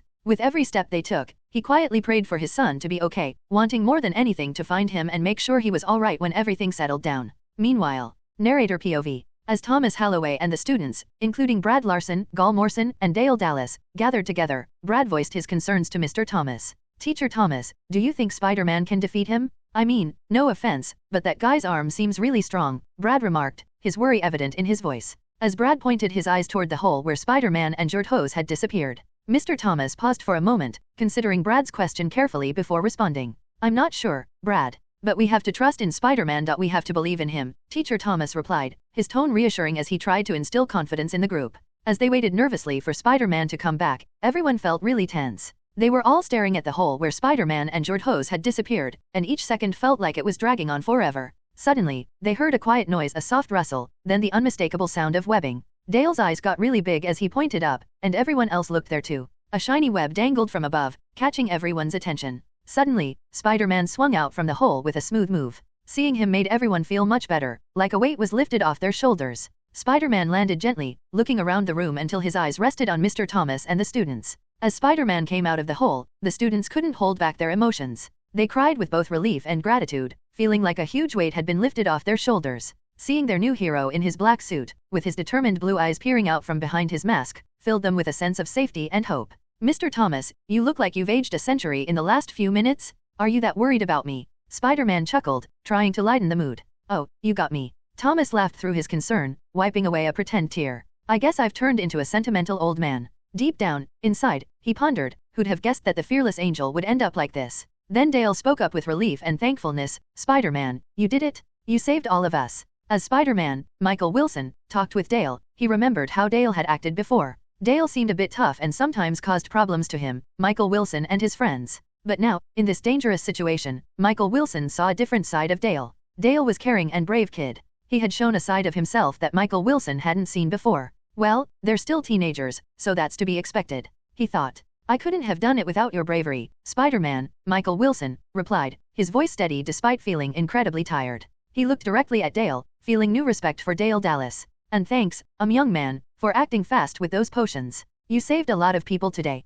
Spider-Man felt a mix of surprise and gratitude as Brad stepped forward, his eyes shining with admiration as he looked up at Spider-Man. Thank you, he said simply, his voice choked with emotion. Thank you for saving us. Spider-Man, Michael Wilson, couldn't help but be surprised by Brad's gratitude. Even Brad too, he thought to himself. That's so surprising. I mean, Brad is the leader of the bullies. Remembering our fights in the cafeteria and his constant bothering during my time as Michael Wilson, it's unexpected to see him say thank you now. Despite their past, Michael Wilson felt a spark of hope. Maybe there was more to Brad than he thought. Spider-Man, Michael Wilson, smiled behind his mask, truly thankful. You're welcome, he said gently. Just remember, no matter how tough it gets, you're not alone. We're all in this together. His message wasn't just for Brad but for all the students, hoping to inspire a positive change that would resonate with everyone, including Brad and his group. MCPOV. Then after that Spider-Man, Michael Wilson, concentrated hard, using his chi sense to find the students who needed help.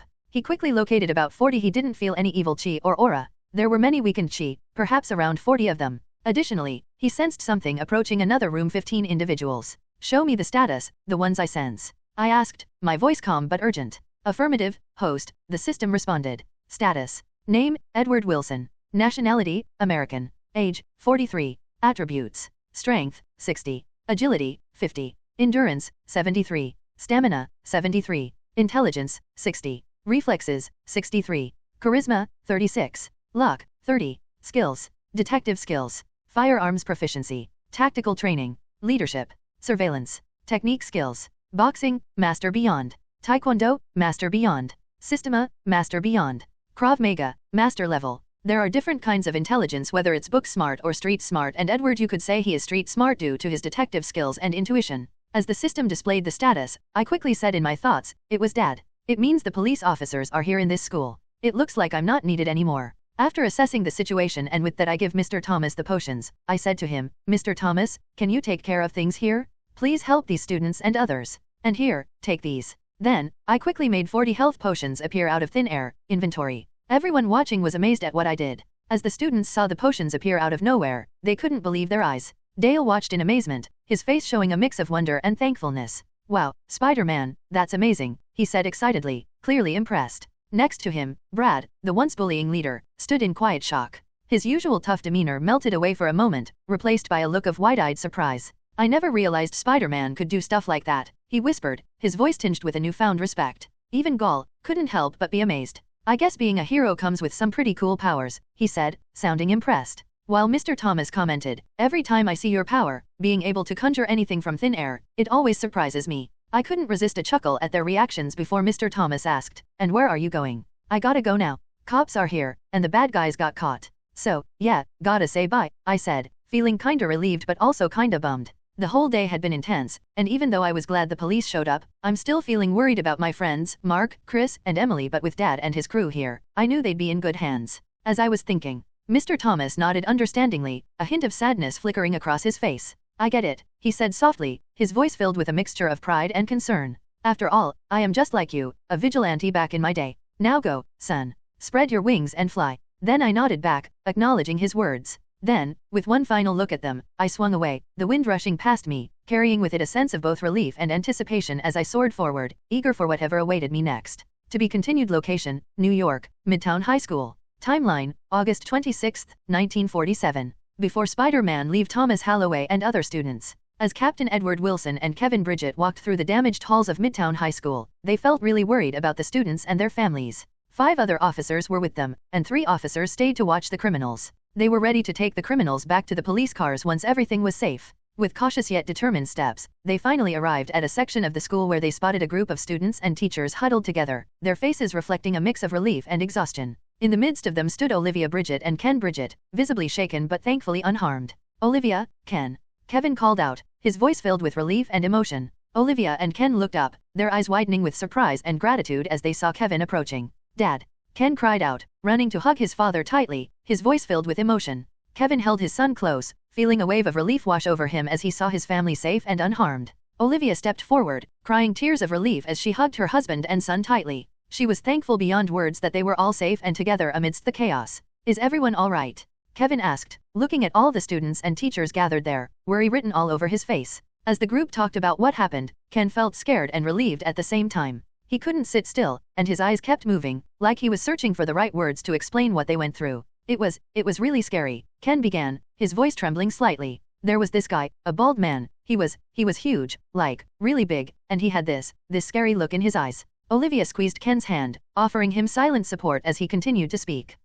I tried to fight him off," Ken admitted, his voice growing quieter. "But he was too strong, and I thought I was gonna die. But then, Spider-Man came out of nowhere," Ken continued, his eyes shining with awe and gratitude. He saved me, Dad. He saved all of us." Tears welled up in Olivia's eyes as she pulled Ken into a tight embrace, overcome with emotion at the thought of how close they had come to losing him. Kevin's throat tightened with emotion as he wrapped his arms around both Ken and Olivia, holding them close. "I'm so proud of you, Ken," he whispered, his voice thick with tears. "You're a brave kid." Ken buried his face in his dad's chest, feeling a rush of relief and gratitude wash over him. "Thanks, Dad," he murmured, his voice choked with emotion. And thank you, Spider-Man, I owe you my life." He expressed his gratitude to Spider-Man, even though the hero wasn't present. Captain Edward listened quietly, his heart heavy with the knowledge of how close they had all come to tragedy. "We're lucky to have Spider-Man watching over us," he said softly, his voice filled with gratitude. "He's a true hero, a new beacon of hope for our city. Let's go now. Save the tears for later," then he said, his voice carrying a note of determination.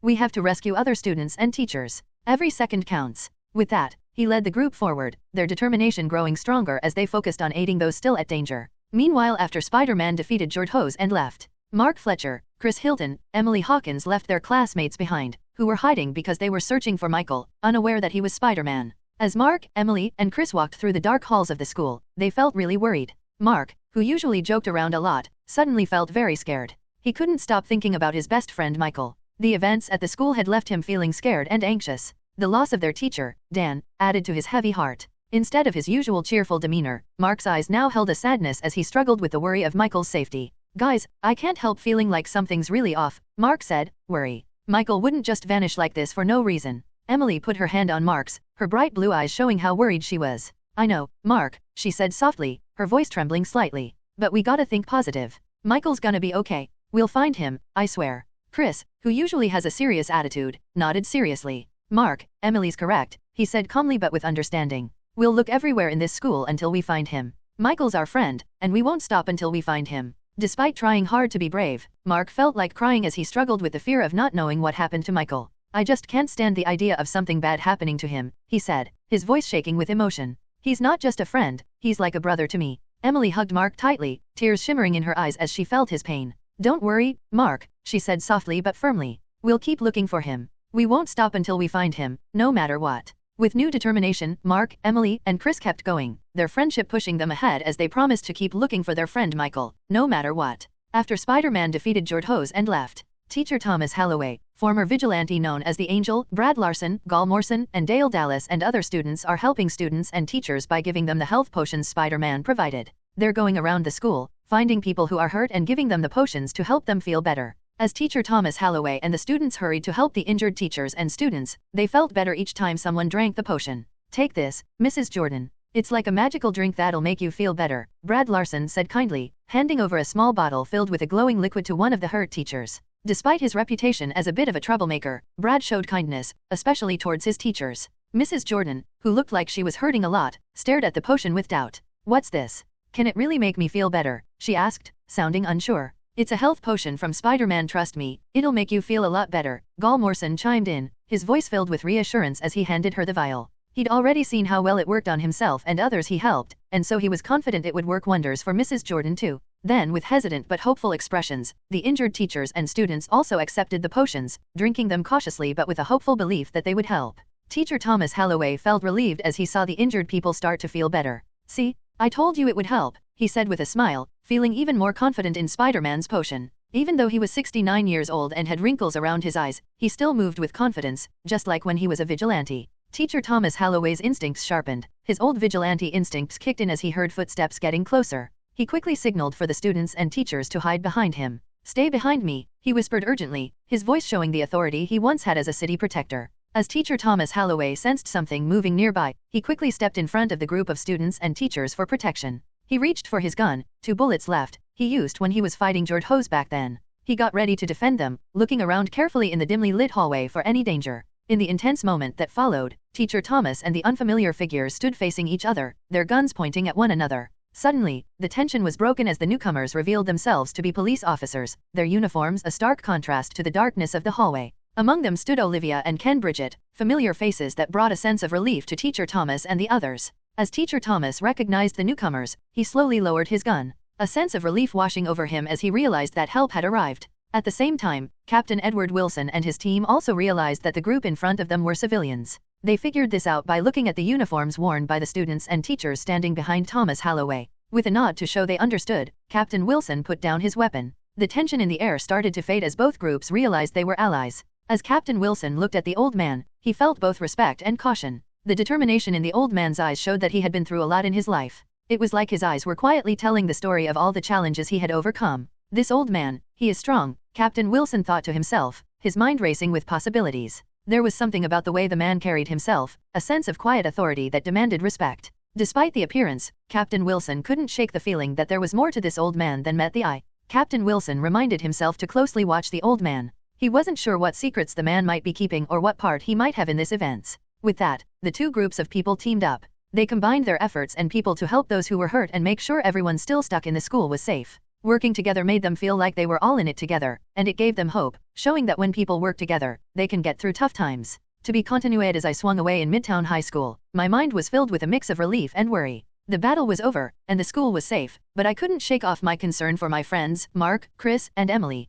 Using my chi sense, I concentrated on locating them, eager to reunite. I knew they'd be looking for me too. The familiarity of their chi signatures eased my mind somewhat, also reminding me of where I found them last time, right in the midst of all those moments, where our teacher, Dan, died. A wave of sorrow washed over me, remembering the tragic loss of our beloved teacher, Dan. The memory of his death weighed heavily on me, reminding me of the risks they faced. Before landing nearby, I made a quick decision to switch back to my civilian guise as Michael Wilson. Hero off, I whispered to myself mentally, prompting the system to turn off my superhero identity. My black spy day suit transformed into the ordinary attire of a nerdy high school student, minus the glasses, a small detail. Chuckle. Alright, time to find my friends, I whispered to myself, my determination pushing me forward as I scanned the surroundings, relying on my chi sense to guide me to where Mark, Chris, and Emily were. I saw Mark, Chris, and Emily looking for me. It's not surprising, considering I'm their friend who vanished during the attack. What else would they do? Hide and wait while their friend is still out there? So, that's the conclusion I reached. Just as their worry was reaching its peak, I popped up right in front of them, catching them off guard with my sudden arrival. Surprise, I said awkwardly, feeling relieved to see the tension on their faces ease up a bit. Meanwhile, before this happened, Mark looked around the dark halls, feeling really worried. The school was a mess after the explosion and attack. There was stuff everywhere, and the walls had burn marks on them. It was scary to see. Mark's heart was racing as he tried to find his friend, Michael. Michael, where are you? Mark's voice bounced off the walls, filled with worry as he looked around for his friend. The lights flickered on and off, making strange shadows on the broken floor. Mark felt like he was walking through a mess, his heart beating fast with fear for Michael. Emily Hawkins walked closely behind Mark, her eyes filled with fear as she looked around for any sign of their friend. The school looked completely different now after the attack. It was so quiet, unlike how it used to be when students filled the halls. The broken windows let in a bit of moonlight, making everything seem eerie and strange. Emily's footsteps made soft sounds on the cracked floor as she followed Mark, feeling a sense of unease hanging in the air. Michael, are you there? Emily's voice shook with fear, her hands trembling as she held tightly to Mark. She felt a knot of worry growing in her chest with every second that passed. Despite the fear, she tried to stay positive, hoping against hope that they would find their friend soon. Chris Hilton kept moving forward, determined to find his friend. The explosion had wrecked the school, leaving it in a mess with desks flipped over and broken glass everywhere. The only sounds were far-off noises and the occasional creak of damaged things, making everything feel eerie and quiet. But Chris stayed focused on his goal, finding his friend in the chaos of their school. Where on earth is that guy? Chris muttered under his breath, growing increasingly impatient with every passing moment. The faint glow of the emergency lamps didn't do much to brighten the dark hallway, but Chris wasn't about to back down. He kept walking, his footsteps loud on the cold, against tiled floors of the school. In the aftermath of the recent explosion and terrorist attack, the air felt weirdly quiet, with only the occasional creak from the broken stuff around. It was like the school was holding its breath after all the chaos. Everything seemed kinda spooky, making him feel a bit uneasy. Despite the unsettling atmosphere, Chris remained focused, his eyes scanning the surroundings for any sign of his missing friend. Then Mark, Emily, and Chris were taken aback when Michael suddenly appeared in front of them. They were clearly surprised by his sudden appearance. Back to Michael POV. Just as their worry was reaching its peak, I popped up right in front of them, catching them off guard with my sudden arrival. Surprise, I said awkwardly, feeling relieved to see the tension on their faces ease up a bit. Mark's eyes widened in disbelief as he spotted me, and without a moment's hesitation, he dashed towards me with an exclamation of relief. Michael, he exclaimed, his voice filled with a mixture of joy and disbelief as he enveloped me in a tight hug. Emily followed suit, her expression shifting from concern to sheer happiness as she joined in the embrace. You're okay, she exclaimed, her voice tinged with relief as she held on to me tightly. Chris couldn't help but let out a sigh of relief as he watched our reunion. About time you showed up, he said with a hint of teasing in his tone, but there was genuine relief in his eyes as he stepped forward to join the group. I couldn't stop myself from smiling when I saw my friends. I felt really thankful and relieved. I'm fine, guys, I told them, hugging them back just as tightly. I'm just really happy to see that all of you are safe. Mark's initial relief quickly gave way to frustration as he pulled back from the hug, his eyes looking annoyed. Where the hell have you been, Michael? He asked, sounding really frustrated. We looked everywhere for you. Do you have any idea how worried we've been? Mark's words made me feel really bad, like when you get punched in the stomach. I could feel myself getting guilty. I'm sorry, Mark, I started, feeling really sorry. I didn't mean to make you guys worried. I stopped talking because I didn't know how to explain without revealing my secret identity. Before I could say anything else, Mark got really mad. He blurted out, if Spider-Man hadn't told us you were just hiding, I would be even more scared right now, he exclaimed, looking super upset as he pointed a finger in my direction. As Mark let out his frustration, Emily and Chris looked at each other and nodded, agreeing with what Mark said. Exactly, Emily said, basically repeating what Mark had just said. Chris didn't say anything but sighed loudly, showing that he felt the same way Mark did. I flinched at his words, knowing that they had every right to be angry with me. I'm sorry, guys, I repeated, my voice filled with sincerity this time. I didn't mean to cause you any trouble. I was just trying to grab my stuff from the room when suddenly this terrorist guy showed up. Then Spider-Man came to the rescue, and before I knew it, he was telling me to hide. I said, trying to bullshit my way out. It's not like I'm going to tell them the truth, like, hey guys, I'm Spider-Man, I saved everyone, I thought to myself. That would be pretty stupid. Instead, I focused on reassuring them and making things right, even if it meant keeping my superhero alter ego a secret. It was a burden I had to bear alone, but if it meant protecting my friends and keeping them safe, then it was a secret worth keeping. I stumbled over my words, feeling the weight of their disappointment bearing down on me. I'm so sorry, guys, I continued, trying to regain my composure. I won't disappear like that again, I swear. From now on, I'll stay with you the whole time. As I spoke, I could tell they weren't fully convinced, but I really meant what I said. I knew I made a mistake, but I was serious about fixing it and showing them they could count on me. Then Mark's stern expression softened slightly as he exchanged a glance with Emily and Chris. He took a deep breath, feeling relieved but also a little annoyed. All right, Michael, he said, sounding like he forgave me a bit. Just don't scare us like that again, okay? Emily nodded, her eyes showing she was both worried and understanding. We were really worried, she admitted, her voice getting softer now that she knew I was okay. Chris grunted, his face still serious but not as mad as before. Yeah, seriously, he added, his tone softer now. But as long as you're okay, that's what matters. I let out a breath I didn't realize I was holding, feeling a wave of gratitude wash over me. Thanks, guys, I said, my voice filled with genuine appreciation. I promise I won't vanish like that again. With a nod from all of us, we shared a moment of quiet relief, glad to be back together and prepared for whatever comes next. Now, let's go find the others, they might be that way, I said, pointing in that direction. Why? Chris asked. Well, my gut tells me that way we can find people, I replied confidently. Chris looked at me and raised an eyebrow. Sure, let's just follow our gut feelings then, he retorted, his voice sounding a bit sarcastic. Mark and Emily burst into laughter at Chris's response, the tension of the moment momentarily lifted by his sarcastic remark. I chuckled inwardly, knowing that despite their skepticism I know that my dad and the others were in that direction. Keep laughing, I'll prove you all wrong with my chi sense, I thought to myself. Meanwhile, Captain Edward Wilson guided his team through the dark, messed up hallways of Midtown High School. Their footsteps sounded loud in the quiet, broken only by the occasional noise from fallen stuff or far-off sirens. The school, usually full of students and teachers, now looked like a big mess. Captain Edward Wilson turned to Kevin Bridget, his expression grim yet determined. Kevin, I need you to lead your wife and son, along with the others, to safety outside, he instructed, his voice steady calm. Kevin looked worried, his eyes widening as he glanced between Captain Wilson and the others. But what about you, Captain? He asked, his voice full of concern. Captain Wilson's expression turned resolute as he surveyed his team. I'll take 2 of the guys with me and keep searching for the remaining teachers and students, especially my son, Michael, he stated firmly, his eyes showing his determination. Just then, Thomas Halloway spoke up. Can I stay here and go with you, Captain? He asked, his voice steady and determined. Captain Edward Wilson raised an eyebrow, curious about Thomas's sudden offer. Why do you want to come with us, sir? He inquired, his tone guarded. Thomas Halloway nodded, understanding the need to explain himself. Spider-Man asked me to help other students and teachers who got injured and bruised with these potions, he explained, pulling out a set of potions to show Captain Edward and Kevin. As Captain Edward Wilson listened to Thomas Halloway's explanation and noticed how calm he seemed, he felt curious. Even though this teacher just seemed like an old man to Captain Wilson, he had a feeling there was more to him than met the eye. Indeed, Spider-Man must have seen something in this old man, Captain Wilson mused silently, his thoughts reflecting on the trust Spider-Man had placed in this teacher. He wouldn't have entrusted this old guy with this task if he didn't believe in his competence and strength. With a nod of acknowledgement, Captain Wilson accepted Thomas Halloway's offer. All right, sir, he said, his tone firm but respectful. You can join us, but stay close and follow my lead. Kevin expressed doubt, asking, Captain, are you certain about this?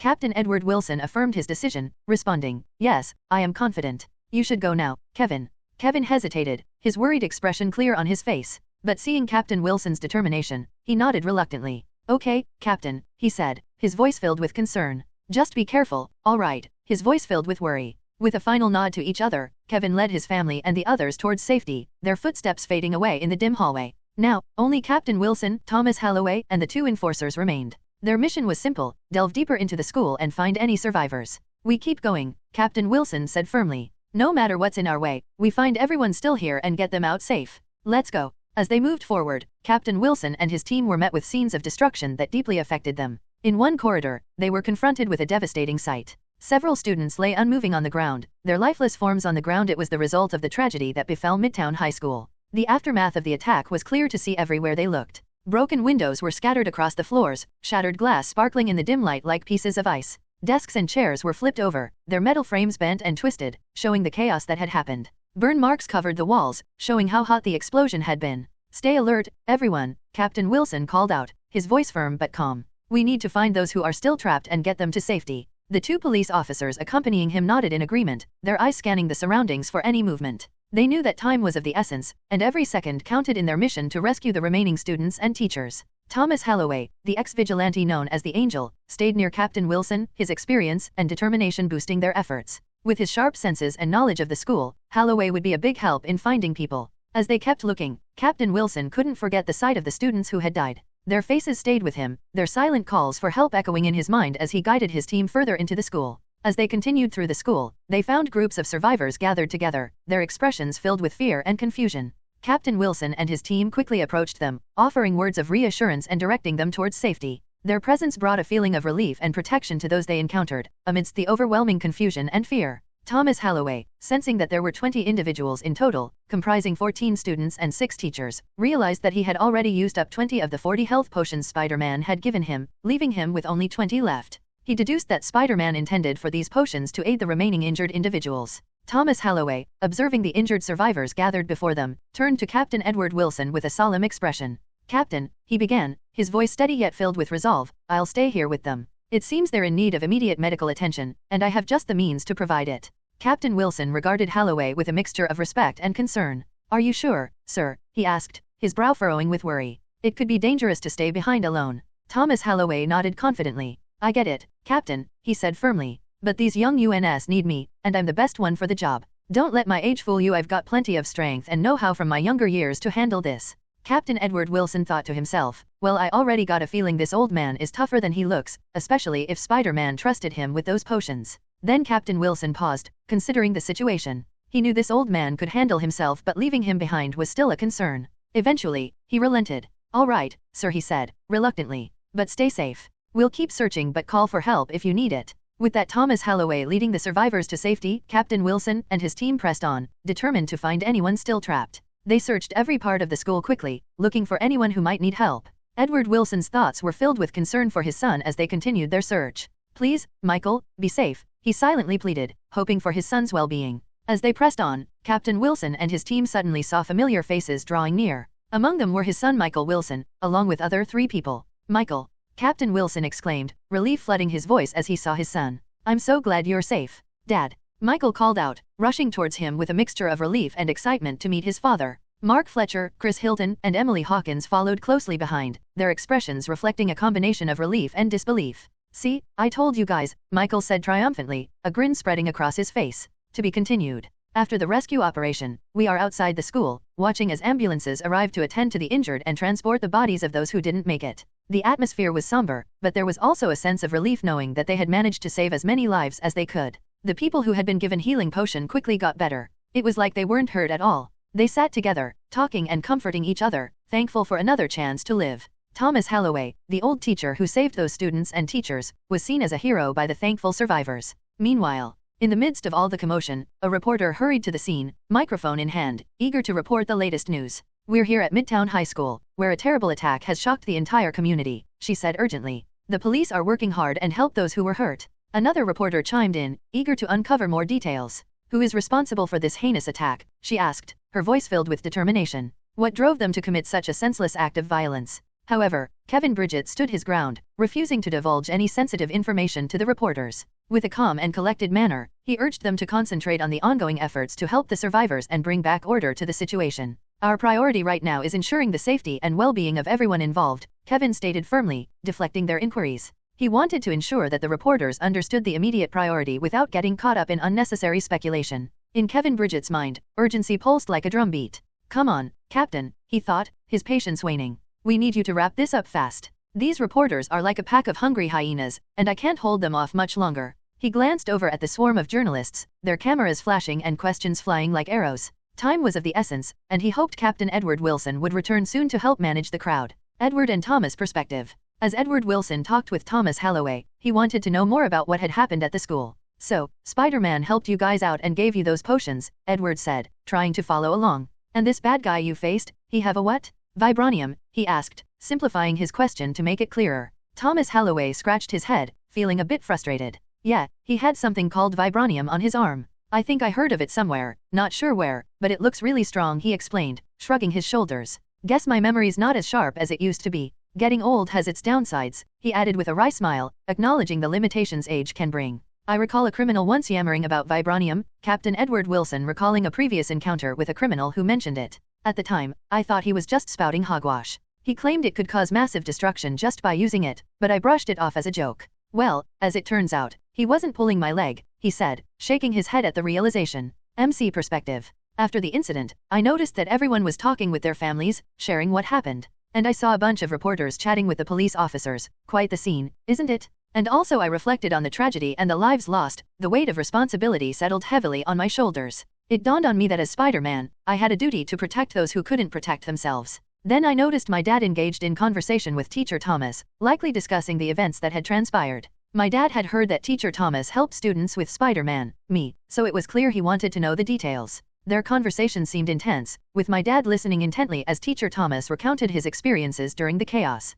Meanwhile, Chris and Emily were talking to their parents nearby. They seemed to be explaining what happened and reassuring them that they were okay. However, my attention was drawn to Mark, who sat alone in the ambulance, looking lost in his thoughts. Concern flooded me as I approached him, wondering what was on his mind and if he needed someone to talk to. Meanwhile, at the same time, Chris' perspective. I'm okay, Mom. I survived, Chris reassured his mother with a faint smile, trying to ease her worries. Judy Hilton pulled him into a tight hug, relief flooding her expression. Thank goodness, Chris, she said, her voice trembling with emotion. I was so worried about you. I'm just glad you're safe. Chris nodded, returning his mother's embrace, feeling grateful for her comforting presence. Mom, is Dad still busy? Chris asked, noticing his father's absence at the school. Chris, your dad is really worried too, Judy Hilton, Chris's mom, reassured him. He's just tied up with some business matters. You know how important our family's influence is in this city. Yeah, I know, Mom. He's always busy, Chris replied with a mix of sadness and resentment towards his father. Meanwhile, at the same time, Emily perspective. Sharon Hawkins, Emily's mother, wiped away tears as she hugged her daughter tightly. We were so worried, Emily. I'm just relieved you're safe, she said, her voice trembling with emotion. Emily nodded, tears streaming down her cheeks. I was scared too, Mom. But we made it through, she replied, her voice filled with relief. Gary Hawkins, Emily's father, clenched his fists in anger, his eyes flashing with determination. If I was there, I would have fought them to the death and beaten them, he declared, his voice filled with fierce resolve. Sharon placed a hand on Gary's shoulder, trying to calm him. Gary, what matters is that Emily is safe now. We can't change what happened, she said gently, her tone soothing. Emily looked at her dad, knowing he was upset, and put her hand on his arm. Dad, she said quietly, I'm okay. We're okay. I know, dear, he replied, his voice softening as he looked at her. I can't help but worry about you. You mean everything to me. They hugged each other close, finding comfort in their embrace in this tragedy. Sharon enveloped both Emily and Gary in a tight hug, thankful that Emily were safe and savoring the joy of being reunited. To be continued. Hey, Mark, I said softly as I climbed into the ambulance and took a seat beside him. How are you holding up? Mark looked tired and sad as he spoke to me. Hey, Michael, he said, his voice sounding weary. I'm okay, I guess. Just processing everything, you know. He seemed to struggle to put his thoughts into words. Our school got destroyed, Michael. There was a terrorist attack, and some people didn't make it, he explained, his voice shaky. And Teacher Dan. He's gone? The mention of our teacher's name felt heavy, reminding us of the sadness we all felt. Right, I admitted, recognizing Mark's point. He saved everyone. And I wish I could have been there with you all, I added, feeling a tinge of guilt for not being present during the attack. If I was there, perhaps I could have saved Teacher Dan, I thought to myself, the regret weighing heavily on my mind. What's important now is that we're all safe, I said to Mark, trying to offer him some comfort. Thanks, Michael, Mark replied with a slight smile, appreciating the reassurance. Where's the Mark I knew? I asked, trying to bring him back to his old self. You know, the Mark who always had a joke ready to go, even when things were tough. I glanced at him, hoping to see that familiar spark in his eyes. Mark chuckled softly, a glimmer of his usual humor shining through. Don't worry, Michael, he's still here, he said, trying to be his usual self. Hey, let's change the topic. How about Emily? Her parents are here. We could go greet them, you know. I suggested to Mark, attempting to shift the conversation to something more positive. Well, I don't have the confidence to greet her parents, you know? They're rich, and I'm just, well, poor. I'm not exactly what you'd call handsome, and the only thing I have is my love for her, Mark confessed, his voice tinged with a hint of insecurity. Hey, Mark, don't sell yourself short, I replied, trying to encourage him. You're more than just your looks or your family's financial status. You've got a lot to offer, man. You're smart, funny, and you've always been there for your friends. Besides, Emily's parents probably care more about who you are as a person than how much money you have. Trust me, they'll see what I see in you. Yeah, maybe you're right, Mark agreed, his expression shifting as he reached for his McCall device. Oh, it's my sister, he said, sounding a bit nervous as he answered the call. Oh, right, I responded, understanding now. With everything on TV, it's no surprise your sister's calling, I said as I looked at the reporters nearby. All right, Mark, I'll leave you to catch up with your sister, I said, giving him some space for their conversation. Sure thing, Michael, Mark replied gratefully as he focused on his call with his sister. As I walked away from Mark to give him some privacy, I couldn't help but wonder about the reward I received after completing the mission. I asked the system to provide me with the details. Meanwhile, Mary Rose Fletcher, Mark's sister, was hard at work in a local restaurant. Unlike her brother, Mary didn't have the luxury of a scholarship. As a working student in 1947, she needed to earn money to pay for her tuition. In the busy restaurant, Mary Rose skillfully weaved between tables, carrying trays of food effortlessly. Suddenly, a man sitting at a table tried to touch her butt. Then Mary Rose immediately pushed his hand away. The man backed away, looking both surprised and angry. How dare you, he snapped, sounding like he thought he was more important. Do you know who you're touching, young woman? I am a customer, and you should be serving me. Mary Rose stayed firm, her voice strong. I don't care who you think you are, she said firmly, her anger showing. No one can touch me without my consent. The people around stopped what they were doing, watching the scene unfold. Back in 1947, men usually had the upper hand, but Mary Rose's refusal to back down was rare indeed considering she was just a waitress. Despite the pressure, she stood her ground against the harassment. What's happening here? Asked the female manager, stepping in to assess the situation. Remind this young woman what her job is, demanded the angry man, gesturing towards Mary Rose. Mary Rose Fletcher, the female manager said firmly, her expression showing clear displeasure. Come with me now. We need to talk. Mary Rose obeyed, nodding as she clenched her jaw in frustration, accompanying the manager to a quieter corner of the restaurant. Mary, you know you have to do what customers tell you, Lori said firmly. That's your job, and you're well aware of it. She added with concern, you're always like this, Mary. I worry about you. I know what my job is, but... Mary Rose began, her voice firm but filled with emotion. I can't let them do that to me. They can laugh at me, they can insult me, but they can't take away my purity, she declared, her words resolute. Because that's all I've got. She paused, her expression reflecting a mixture of determination and vulnerability. Lori sighed, her expression softening as she listened to Mary Rose spoke from her heart. You're too pure for this world, Mary, she said, sounding impressed and worried. If I had a child your age, I'd want her to be just like you, kind-hearted and pure. She gently patted Mary Rose's shoulder, showing her support and care. Lori looked at Mary Rose with kindness in her eyes. Then she said gently but firmly, but you've got to watch out. Not everyone will like how strong you are. She paused, her expression turning serious. Promise me you'll stay safe, no matter what. Okay, ma'am, Mary replied, nodding solemnly. I'll be careful. Good, now go, Lori said kindly, giving Mary a reassuring smile. Continue your work. Thank you, ma'am, Mary said gratefully, before returning to her duties. As Mary continued working, the news on the TV caught her attention. The reporter's voice echoed through the restaurant, recounting the tragic events of August 26, 1947. Her heart sank as she listened to the report of Midtown High School being destroyed by a terrorist bombing and attack. The mention of students and teachers losing their lives filled her with sadness and a sense of unease. Mary knew her brother and Michael was there at that school. Feeling really worried about them, Mary quickly put her tray down and rushed to find Ms. Lori. When she saw her sitting in a corner, Mary went straight to her, feeling like she needed to talk to her right away. Ms. Lori, Mary said, trying to keep her voice steady despite her growing anxiety. May I use the telephone, please? It's urgent. Ms. Lori looked worried when she heard Mary. Wait, you don't have a McCall device, she asked, sounding surprised. In this day and age, it's crucial to have one for communication, especially in emergencies. Mary's voice shook with feeling as she told Ms. Lori about her situation. My brother has a McCall device, but I don't have one. We can't afford it, she admitted. We may not have much, but we do have a telephone at home. It's all I need, really, so that's okay. Her voice trailed off, the weight of her worry for them evident in her eyes. Understanding Mary's situation, Ms. Lori nodded sympathetically. Of course, Mary. You can use the telephone in my office, she said, gesturing towards the back of the restaurant. Whatever it is, I hope everything is all right. Mary's hands trembled slightly as she dialed her brother's McCall device number on the telephone. She waited anxiously, her heart pounding in her chest, hoping for a response. Hello. Mark's voice sounded a bit fuzzy through the telephone, but Mary could still make out what he was saying.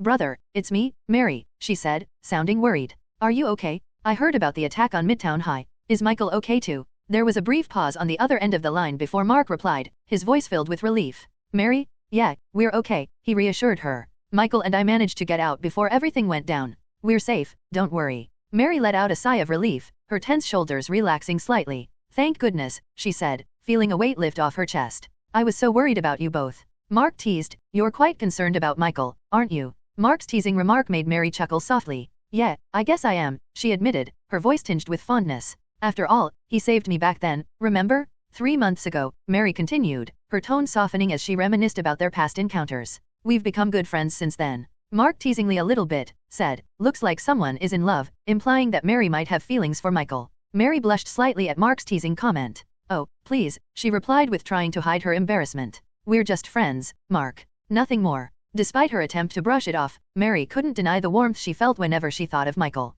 Then Mary said to change the topic, the important thing is that I'm relieved you both are safe. Thank you, sis, Mark said gratefully, feeling a sense of relief wash over him. It means a lot to me. MCPOV. Meanwhile, seeing Mark happy while talking to his sister on the McCall device made me feel better. Even though bad things happened recently, it was nice to see him happy and connected with his family. His smile, even if it was just a little bit, gave me hope that Mark would eventually return to his usual self. Now that I'm alone in this corner, I can communicate with the system in my mind. I think to myself, asking the Spider-Man system about the whereabouts of my reward, knowing that I received a notification about it earlier. Congratulations host for defeating all the terrorists and assist the civilians in need, you complete the quest. Quest completed, defeat the terrorists and aid civilians. Rewards. Shop points, 1 million. Experience points, 200. Additional reward for defeating Jordhos. Experience points, 100. Shop points, 1 million. Sweet, I thought to myself as I read the message from the system. It felt good to know that all my hard work paid off. With 1 million shop points and 200 experience points plus a bonus for defeating Jordhos, I felt a surge of satisfaction.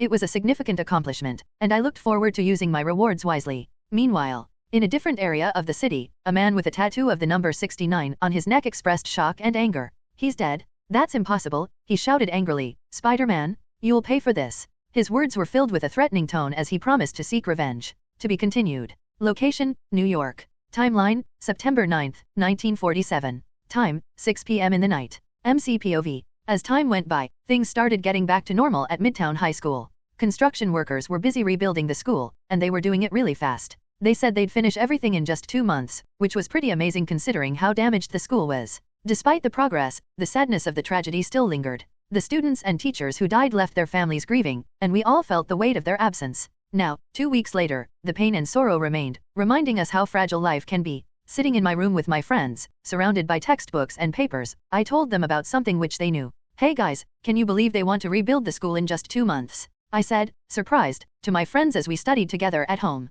I thought it would take like a whole year, but I guess they're really going all out. Well, considering that our school is one of the most prestigious in the world, Chris Hilton remarked, it's to be expected that my father would help in rebuilding. If he's involved, you can bet other influential people are too. My father wouldn't lend a hand unless there was something in it for him, so it's no surprise. Chris sounded kind of a little bit annoyed and angry, like he knew this was coming. He was frustrated because he felt like his dad always gets involved in these big projects for benefits just because he's rich and influential. It's like he's tired of seeing his dad use his money to get what he wants. With money, you can do anything, Chris added with a hint of annoyance in his voice, acknowledging the power of wealth to make things happen. And when you have people like my father behind a project, you can expect results, whether you like it or not. That's why they're aiming to rebuild the school in just 2 months. You seem really upset with your dad, Chris. What's the deal? I asked, noticing his frustration. Well, it's kinda complicated. I don't want to talk about it, okay? Chris Hilton replied, his tone indicating a desire to avoid the topic. Well, if you insist, then okay, I said, respecting his decision not to delve into it.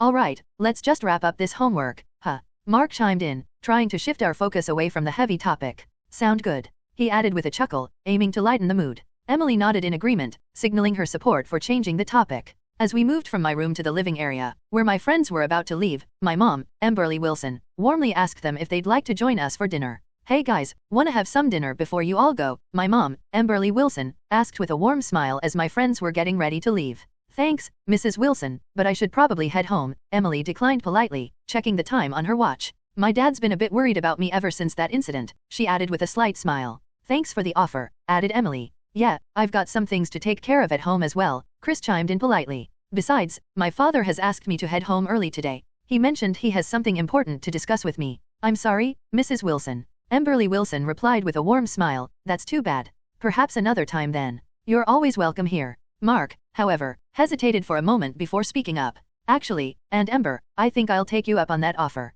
My sister's working evening, so I'll be alone at home for dinner. Emberly smiled warmly at Mark. Of course, dear. You're always welcome here. Let me set an extra place for you. As my friends bid their farewells and left, Mark stayed behind, taking a seat at the dining table while my mom bustled around the kitchen, preparing dinner for us. Just before Emily left, she gave Mark a quick peck on the cheek, a gesture that surprised him. Take care, Mark, Emily said with a smile, her eyes twinkling with affection. Mark blushed, returning her smile. Thanks, Emily. See you later. With Emily's departure, it was just Mark, my mom, and me in the kitchen, the atmosphere now filled with the comforting aroma of home-cooked food. As we got comfortable at the dinner table, my mind drifted to my dad, Edward Wilson, who was still at his office. Being a cop was really hard, and I hoped he wasn't dealing with too much stress or danger right now. After that I asked Mark while Mom cooked us foods. So, how's your sister doing? I asked Mark, trying to make conversation as my mom cooked. She's doing okay, I think, Mark replied, his tone tinged with concern. She's been working evening shifts at the restaurant almost every night, but her shift ends at 6:50 p.m. She mentioned her manager, Lori, is really supportive, so that's a relief. So yeah, my sister's out at 6:50, so I still have time to eat dinner with you all before I go home, Mark added, his voice carrying a mix of reassurance and gratitude. That's good to hear, I replied, relieved that Mark had some time to relax and enjoy a meal with us before attending to his family responsibilities. Mark smiled appreciatively, his shoulders visibly relaxing. Yeah, it's a relief knowing she's not alone out there, especially with supportive people like her manager, Lori. Yeah, I nodded, understanding his concern for his sister. Well, since you're staying for dinner, let's make sure it's something you'll enjoy. With everyone settled, my mom began bustling around the kitchen, preparing a hearty meal for us. The aroma of home-cooked food filled the air, creating a cozy atmosphere as we chatted about lighter topics, steering away from the worries of the day. As dinner came to an end, Mark glanced at the time, realizing he needed to leave soon to pick up his sister. I should probably head out to meet Mary Rose, Mark said, rising from the table. Thanks for dinner, Aunt Ember. It was delicious. My pleasure, dear. Anytime you need a meal, you know where to find us, my mom replied warmly, already starting to clear the table. I better get going now. I need to pick up my sister from work, Mark explained, grabbing his backpack and heading towards the door. I can walk with you, I offered, standing up to join him. After all, Mary Rose is also my friend, and I'd like to say hi to her. Mark's expression softened with gratitude. Thanks, man. I know she'd appreciate that. Meanwhile, Chris' perspective. Chris, lost in his thoughts about his dad's role in rebuilding the school, was suddenly called to his dad's office. Their home, which matched their wealthy status, had an office room where they often had important discussions, and it was also where his father worked if he wasn't in his office at their company. Mr. Conrad Hilton, Chris's father, was a prominent figure in the city's business circles, known for his involvement in major development projects. I brought you here for a reason, Conrad Hilton stated to his son, his tone laced with professionalism and a hint of emotion. It's because here, he paused, showing a picture of a teenage girl similar in age to his son. Her parents are our business partners and I want to make a connection with them to gain more influence. So, I need you to seduce her, okay, no matter the cost. Do you grasp the importance of this opportunity? So you're telling me you're using me to seduce an innocent girl just for the company's sake? Chris questioned, his voice tinged with a mix of disbelief and a hint of betrayal. Is that really what this is about? Yes, that's correct, Conrad Hilton replied calmly, his expression unchanged. Sometimes in business, one must make strategic moves to secure advantages. Your role in this is crucial for the company's growth and influence. It's about leveraging opportunities to further our business interests. Chris Hilton asked his father, how much? What? Conrad Hilton responded, his brow furrowing slightly in confusion. Chris's face flushed with anger as he shouted, just how much more influence do you need? When you already have enough fucking wealth and power. His voice trembled with emotion, reflecting his disgust towards his father's cold-hearted business tactics. Conrad Hilton's expression turned cold as he looked at his son. It's not about need, he said sharply as his fist hit the desk. It's about opportunity. We're in business to expand our reach and secure our position. This is simply another step towards that goal. Our business. Chris scoffed with a sarcastic laugh. Or your own ambition, father. You. Conrad retorted sharply. And I am not your clone, father, nor will I ever be. Chris said firmly, showing he strongly disagreed. He turned sharply towards the door, his movements reflecting his frustration. As he made his way out, Conrad's voice cut through the tension, Chris. But Chris didn't pause or look back, his mind set on leaving the conversation behind as he walked away, his father's calls fading into the distance. After Chris stormed out, Conrad remained in his office, deep in thought. Chris doesn't understand, he muttered softly, more to himself than anyone else. We all learn from those around us, and I've taught him the ways of success, just as I know them. Meanwhile, as Mary Rose worked hard, going around the tables to pour more drinks and take orders, the busy atmosphere of the 1947 restaurant suddenly changed. A loud, drunken voice cut through the usual background chatter, making her look over to see what was happening a few tables away. The drunk man, his words slurring and his movements clumsy, was leaning too close to a young woman, his intentions clearly unwelcome. Mary Rose became worried as she observed the awkward interaction. Hey, buddy, I think you've had enough of drink, the bartender intervened, placing a firm hand on the man's shoulder. The drunk man wobbled, his gaze unfocused as he glanced around the room. I ain't done yet, he slurred, his voice aggressive. Mary walked over to the table where the drunk man was causing trouble, her manner calm yet firm. Sir, I'm going to have to ask you to lower your voice and refrain from bothering other customers, she said firmly, trying to calm the situation before it got worse.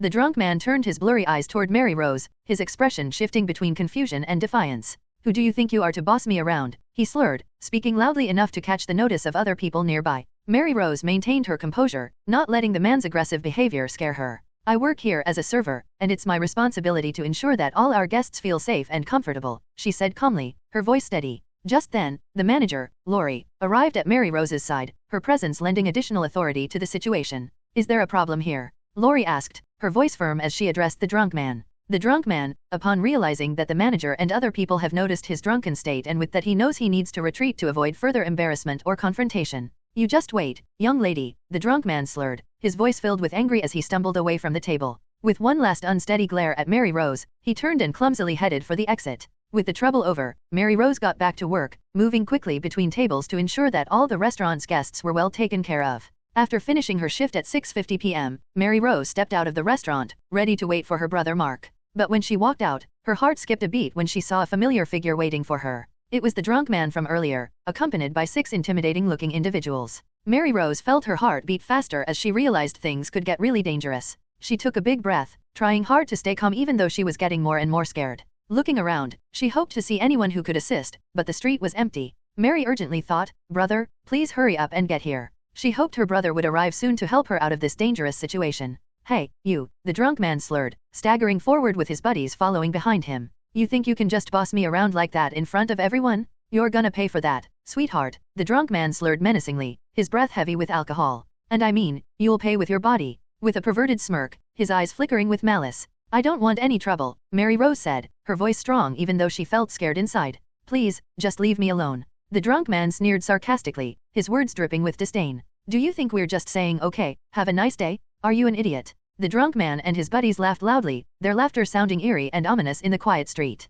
All of a sudden, Mark Fletcher shouted, "What are you doing with my sister?" exclaimed, his tone filled with concern and anger. Standing right next to him was Michael Wilson, aka Spider-Man. To be continued. Mary Rose felt a surge of relief as she saw her brother Mark and Michael hurrying to help her. Their timely arrival gave her a glimmer of hope in the face of danger. The drunk man and his buddies now focused on Mark and Michael. Their cocky attitudes turned into hostility as they were confronted with unexpected resistance. "We're just having a little chat with a lady here," the drunk man mumbled, his words laced with defiance. "Mind your own business, kid. Are you all idiots? Did you even hear what I said? She's my sister," Mark exclaimed angrily. Mark spoke with strong feelings, his voice breaking through the tense air. The drunk man sneered, "Oh, so this lady is your sister, huh? Should I play with her while you are watching?" "Hey buddy, I'm right here," I said assertively. "I'm not some ghost you can just ignore." "Who's this clown?" the drunk man sneered, his voice sounding mean as he looked at me. "I'm just a guy who doesn't like seeing a woman being bothered," I said to this man who is in his middle 30s. The man wore a worn-out suit that looked like it had seen better days, with a rumpled shirt and a loosely tied tie.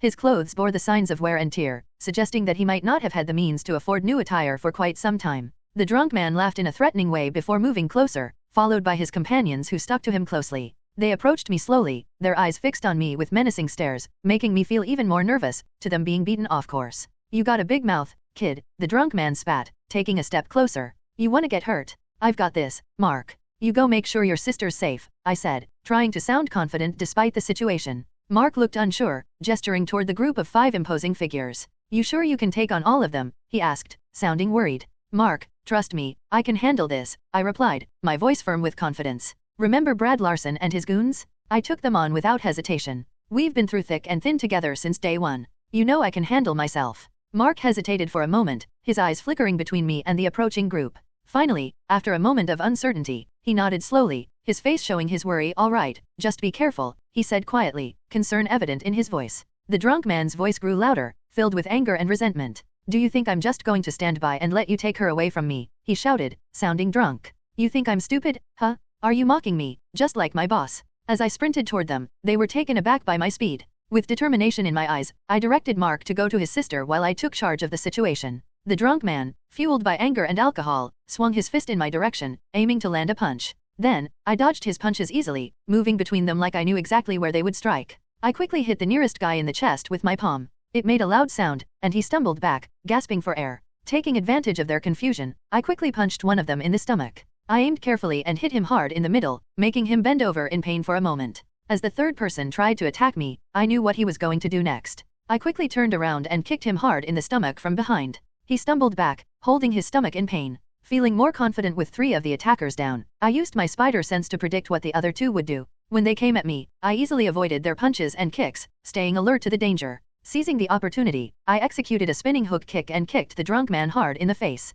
He fell down and looked dizzy. His friends got scared seeing their leader fall. With that, in just a short time, I had taken down all 5 guys, leaving them moaning and nursing their wounds on the ground. My spider sense is really up for mobs. Even though I hit them hard, I didn't want to hurt them too badly. I made sure my punches and kicks weren't lethal. I knew they were trouble, but I didn't want to cause any permanent damage. So, I controlled my strength to keep them safe from serious harm. As they felt the pain from my hits, I could see they were scared. They looked at me differently now, with a mix of fear and respect. They learned not to underestimate me after trying to start a fight. Then, I commanded them to scram, and without hesitation, they bolted to help their fallen leader, leaving Mary Rose, Mark, and me standing in the aftermath of the confrontation. Mark's voice broke through the moment, filled with a mix of awe and curiosity. Every time I see you fight, it gives me chills, he admitted, his eyes fixed on me. Remember when I asked you 3 months ago how you knew how to fight? You said you learned it from a pretty strong master. Yeah, I remember, I replied, even though I knew I was lying. The truth was, I hadn't learned from any master, it was all thanks to the system.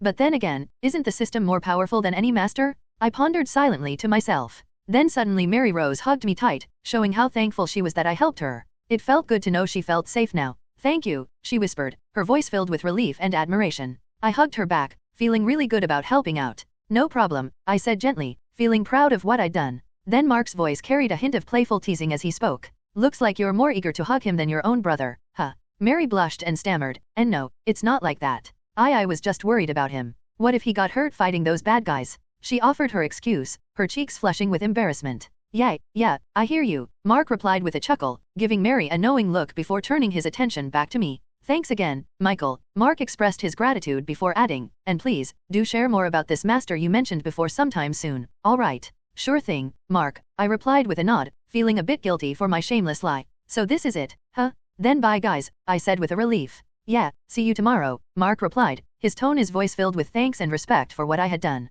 And Mary, take care, okay, I added, my voice soft and sincere. I wanted her to understand that I cared about her safety and wanted her to be well. Mary's expression softened, and she nodded with a gentle smile. I will, Michael. Thank you, she said warmly, her voice filled with appreciation. Mark smiled between us as if he were looking at a pair of lovebirds. Hey, don't give me that look, I laughed nervously, feeling a blush rising in my cheeks. And, well, it's not what you think, I quickly clarified, hoping to divert any assumptions. But despite my efforts to push the thought away, there was a lingering warmth in my heart, a mix of feelings that I couldn't quite define. Mark chuckled at what I said, looking at me with a playful grin. All right, Michael, whatever you say, he teased, giving me a friendly nudge. We exchanged a knowing glance before parting ways, leaving behind for tomorrow come. After I got home, I sat down with my dad in our cozy living room watching the TV. Suddenly, the TV report shifted to a serious tone as a female reporter appeared on the screen and also the date, September 9, 1947, flashed on the screen. Hello and welcome to NYBC, New York Broadcasting Company, she began, her voice grave. Today's date is September 9, 1947. My father and I exchanged concerned glances, the news gripping our attention as the reporter delved into the recent events. We are talking about the news regarding the recent attack 2 weeks ago in Midtown High, she continued, and said rumors suggest that the terrorists targeted the school due to their resentment towards the government. So what can you say about that, Mayor? The reporter asked. Well, the only thing I could say is that if they really hate the government, they might likely be the survivors of that war in 1932, the mayor responded. Listening to the conversation, I started to feel uneasy. The news about the school attack brought back memories of my fight with Jordhose, the bad guy who talked about hating the government. When I took down Jordhose as Spider-Man, he was in agony and barely hanging on. In his final moments, he said to me was about his boss avenging him. As I thought about it more, I felt a strong sense of duty. If Jordhose's boss was going to keep causing trouble for the government, it would put innocent people at risk. I couldn't just ignore that possibility. The mayor's voice crackled through the TV, his tone heavy with the weight of history. The devastation caused by the Nazis and Japanese forces, especially by the likes of Adolf Hitler, was truly catastrophic, he remarked solemnly.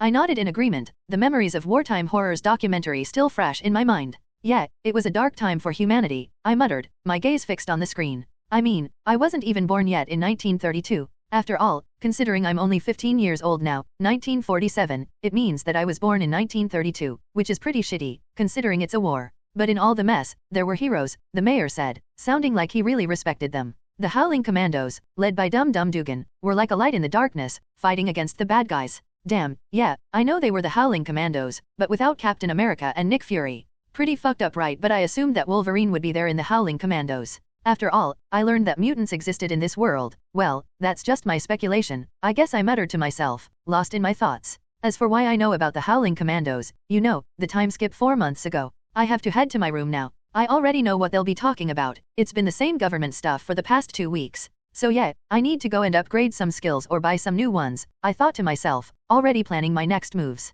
Then I said to my dad, Dad, I gotta head to my room now. You know, just trying to find some alone time. Good night, Dad. Dad Edward Wilson nodded, understandingly. Good night, son, he responded, his tone gentle yet slightly puzzled as he watched me leave the room. Once I'm in my room, I sat down in my bedroom, feeling the usual excitement as the status window popped up in front of me. I clicked through to my stats, examining them carefully. It was time for some upgrades. To be continued. Location, New York, Forest Hills. Timeline, September 9, 1947. Time, 8 p.m. in the night. I requested my status from the system, and suddenly a transparent hologram appeared before me. The system confirmed the request and provided my complete status. Status. Name, Michael Wilson, formerly Jonathan Anderson. Nationality, American. Energy 100. Age, physically, 15 years old. Mentally, 27 years old. Attributes. Strength, 70. Agility, 60. Endurance, 70. Stamina, 60. Intelligence, 64. Reflexes, 50.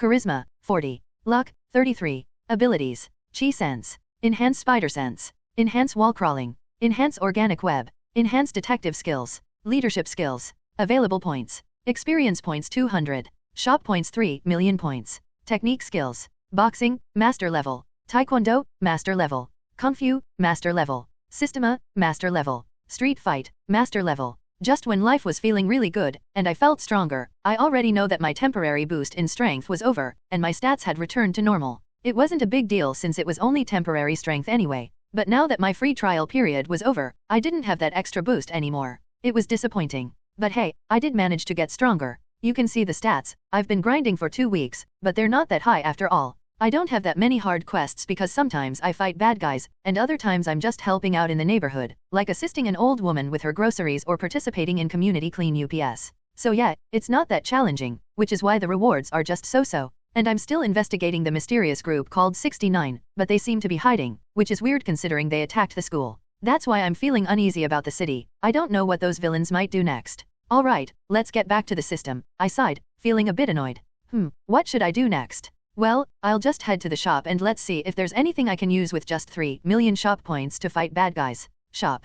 Powers, techniques, tools, others. As I pondered my options, I decided to consult the system for a list of things that were 3 million shop points. Focusing my thoughts, I mentally addressed the system, requesting the information. System, can you provide me with a list of things that are worth 3 million shop points? I thought, directing my query towards the interface. Affirmative, host. Initiating search. The AI system responded promptly. After a moment, a notification appeared in my mind, signaling that the search was complete. I focused my attention on the list that appeared before me, eager to see what options were available within my budget of 3 million shop points. Scrolling through the items, I carefully evaluated each one, considering their potential usefulness in my fight against villains. Among the options listed that intrigued me were Advanced Energy Blaster, a handheld weapon capable of firing powerful energy blasts, perfect for long-range combat. Stamina Boost Trait. After nearly depleting your stamina during combat, this innate ability automatically triggers, providing a sudden and significant boost to your stamina levels. This trait enables you to quickly recover from exhaustion, allowing you to continue fighting with renewed energy and vigor.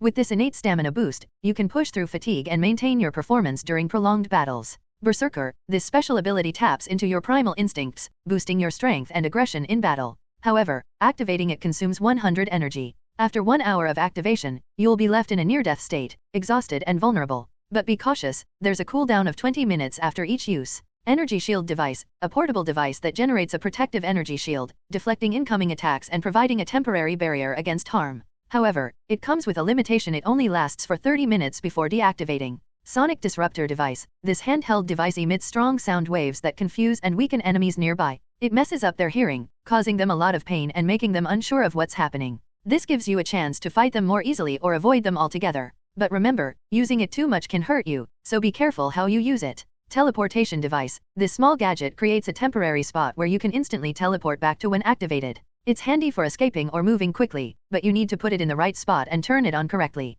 Remember, it can only be used once before it needs to recharge, so make sure you use it wisely. Animal Empathy. This trait gives people a natural talent for talking to and understanding animals really well. With animal empathy, folks can easily connect with all sorts of creatures, knowing what they're trying to say just by watching them. This trait lets them become good friends with animals, making them trust each other and work together. More. As I thought about how strong Berserker is and that it needs 100 energy, I remembered I only have 100 energy because I bought it a week ago. Since now I might need more energy for other abilities like Berserker, I decided to increase my energy in the future. It's like having a fireball spell that needs mana to cast. And then there's Animal Empathy and that Stamina Boost trait both seem pretty OP too. The Stamina Boost trait, for instance, kicks in just when I'm about to hit empty in a fight, giving me a burst of stamina to keep going. And Animal Empathy? Well, it's like having a natural knack for chatting up animals, understanding them better than most folks understand each other. It's crazy useful, especially when you need some help when it comes to investigating, etc. So yeah, between those, Berserker, and all these other gadgets like the energy shield and teleportation device, I've got quite the thing here.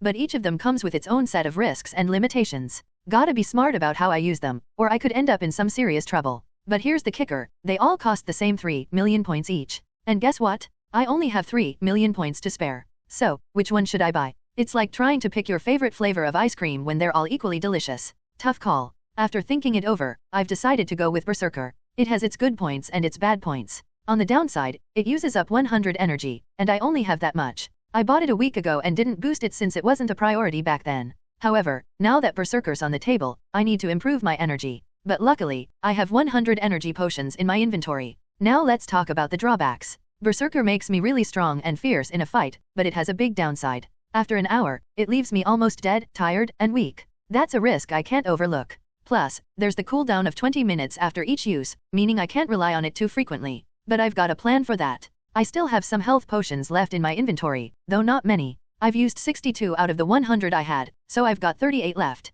I can't afford to go all out with Berserker because of that. I need to save it for when I really need it. Considering that the rewards from the system are unpredictable, so I have to be smart with what I've got. With my decision made, I go ahead and purchase the Berserker ability, which leaves me with 0 shop points. It's a big investment, but I believe it'll be worth it when the time comes. With the Berserker ability now in my possession, I turn my attention back to my attributes, ready to allocate my remaining experience points. Status. Name, Michael Wilson, formerly Jonathan Anderson. Nationality, American. Energy 100. Age. Physically, 15 years old. Mentally, 27 years old. Attributes. Strength, 70. Agility, 60. Endurance, 72. Stamina, 60. Intelligence, 64. Reflexes, 50. Charisma, 40. Luck, 33. Abilities. Berserker. Chi Sense. Enhance Spider Sense. Enhance Wall Crawling. Enhance Organic Web. Enhance Detective Skills. Leadership Skills. Available points. Experience points 200. Shop points 0. Technique Skills. Boxing, Master Level. Taekwondo, Master Level. Kung Fu, Master Level. Systema, Master Level. Street Fight, Master Level. With only 200 experience points to spare, I decided to allocate 100 points to strength and the remaining 100 points to reflexes, giving me a boost of 10 points in each attribute. Now, my reflexes stand at 60 while my strength has reached 80. It's progress, but I still feel a bit lacking compared to formidable opponents like Jordhos, who boasted 90 in strength and endurance. Although his strength might have been boosted by some drugs, it's still a reminder of the challenges I may face. Nonetheless, the additional attributes have made me slightly stronger and more agile, which could prove crucial in future encounters. Meanwhile, a man with a tattoo of the number 69 on his neck makes his way to a slum area that appears to be a territory of some sort. As he navigates the area, he encounters a Latino individual blocking his path. "Don't block me if you value your life," the tattooed man warns the Latino. Confused, the Latino replies, "What?" Just then, another man with an afro hairstyle, appearing to be African American, steps in.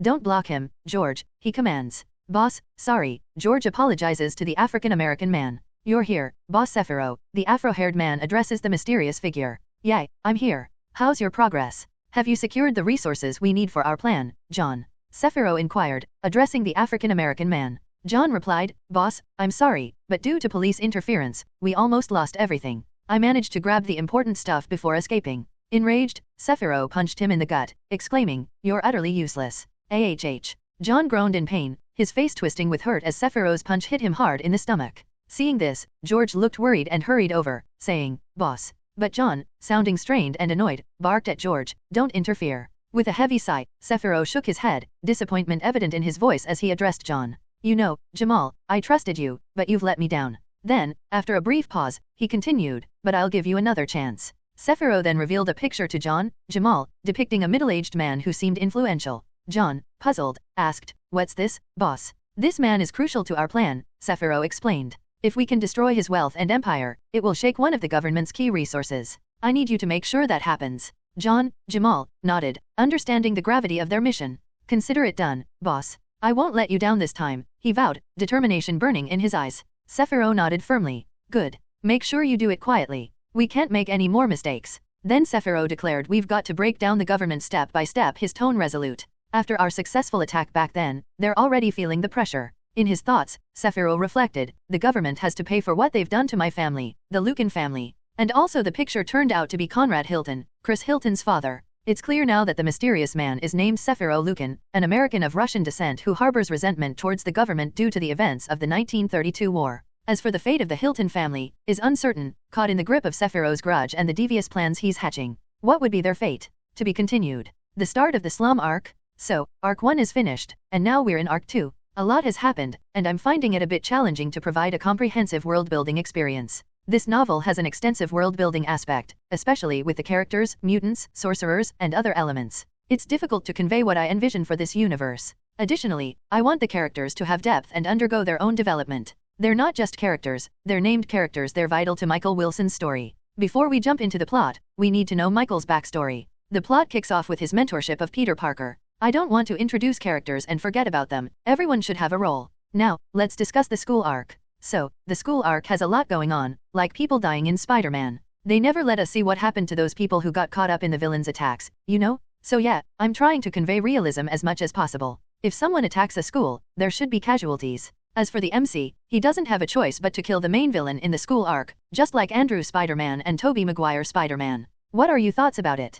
Character, Gary Hawkins. Role, successful businessman, devoted family man. Description, Gary Hawkins used to be poor, but now he's a big shot in business. He worked really hard to get where he is today. Even though he didn't start out rich, he made it big through sheer determination and effort. Now, he's known for his success and dedication. Gary always looks super fancy in his nice suits and expensive stuff. Despite his busy schedule, he loves his daughter Emily a lot, and you can tell because of how he treats her. He's got this funny belly that makes him even more likable because he's just a really nice guy. People really like him because he's confident and friendly, both at work and at home. Gary shows how important it is to do well in your job but also make time for your family, which is a big lesson for everyone. Character, Sharon Hawkins. Role, mother of Emily Hawkins, wife of George Hawkins. Description, Sharon Hawkins is a really caring and loving mom who absolutely adores her daughter Emily. She stands out with her blue hair and eyes, giving her a cool look. Sharon is super stylish, often wearing pretty dresses with flowers on them and a belt to cinch her waist. She finishes off her outfit with cute Mary Jane shoes and a big hat with a ribbon.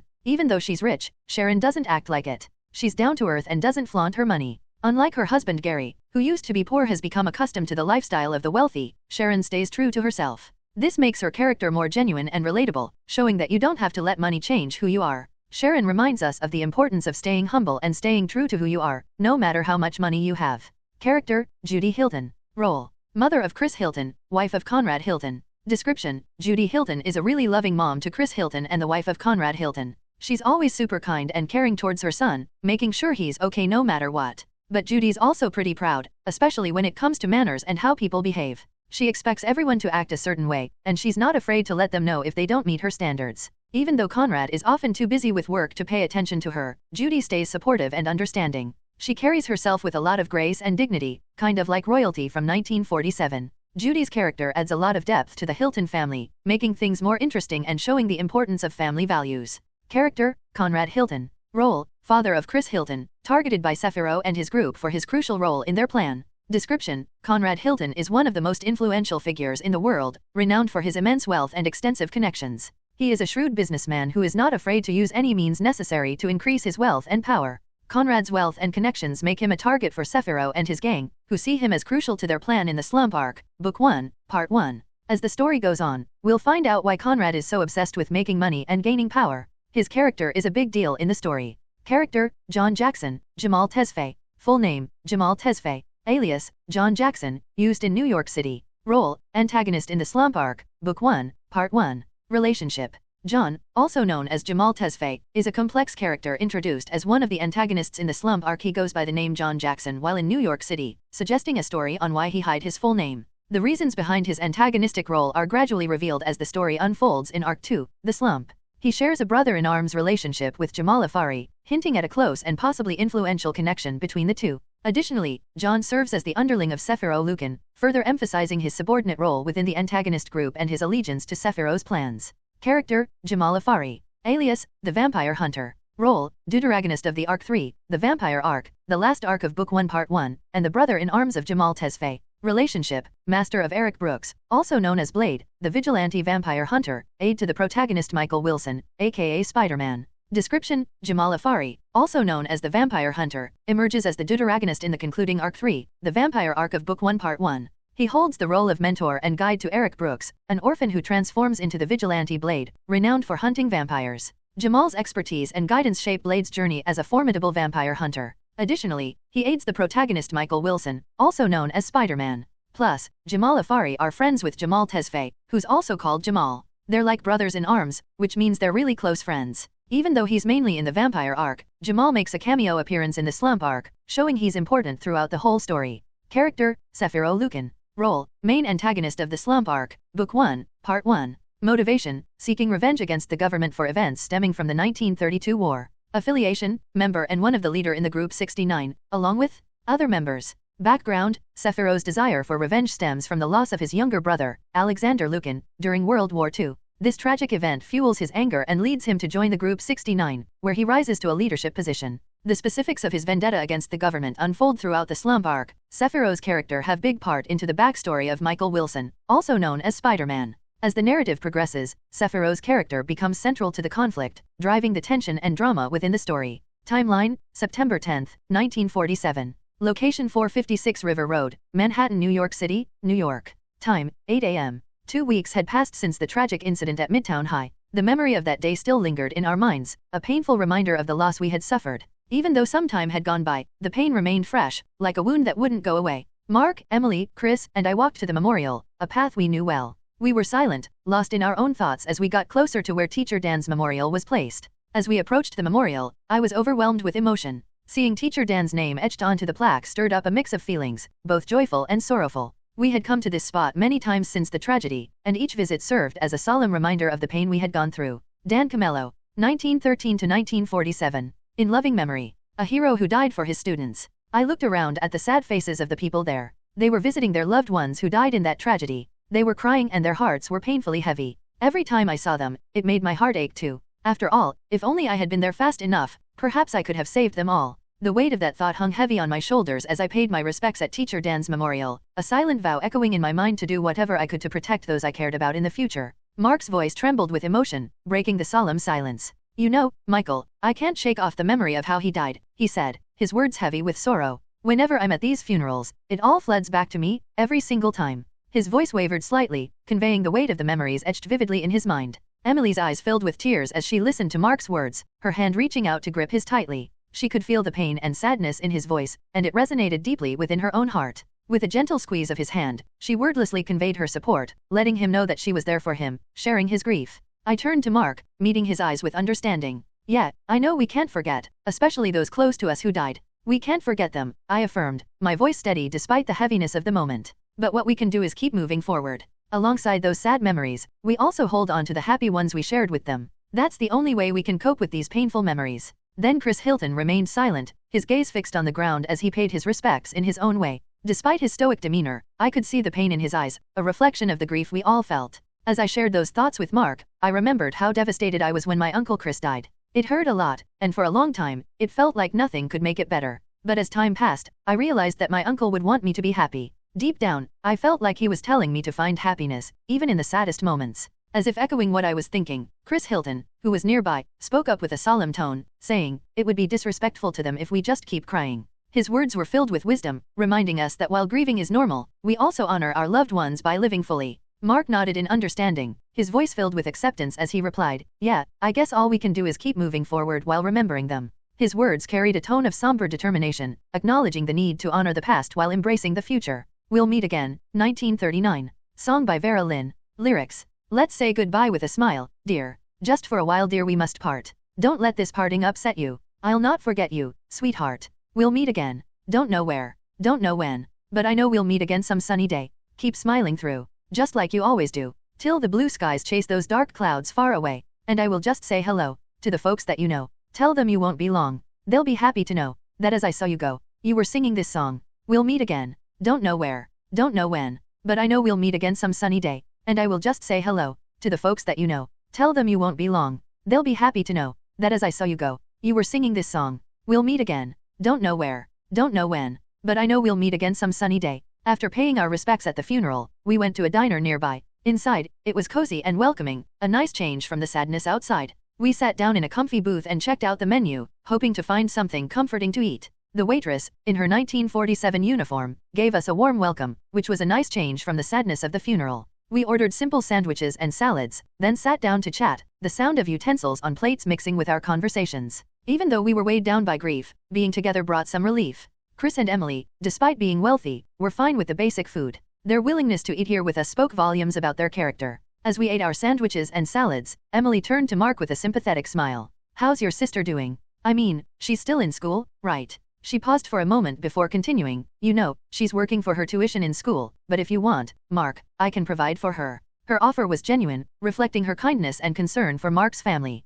Mark nodded appreciatively at Emily's offer. Thanks, but my sister is kinda stubborn. She doesn't want that, he explained with a fond smile. But she's determined to get a scholarship no matter what. His words conveyed both pride in his sister's determination and gratitude for Emily's kindness. Yeah, she's tough, I added, nodding in agreement with Mark. But family sticks together. She's got your back, just like you've got hers. That's what family does. Emily smiled warmly, clearly impressed by Mark's sister. She sounds amazing, she said sincerely. If there's anything I can do to help, just say the word, all right. Mark nodded, his face showing gratitude. Thanks, Emily. I really appreciate it, he said sincerely, touched by her kindness. But we're doing all right for now. We've got each other, and that's what matters most. Mary Rose always worked hard for herself and her brother, showing her dedication and independence. She insisted on paying her school tuition herself, not wanting to burden anyone else. When I asked why, she said, I don't want to cause trouble for them. Her words showed her humble and caring personality. Mary Rose's kindness and determination leaving a lasting impression on me.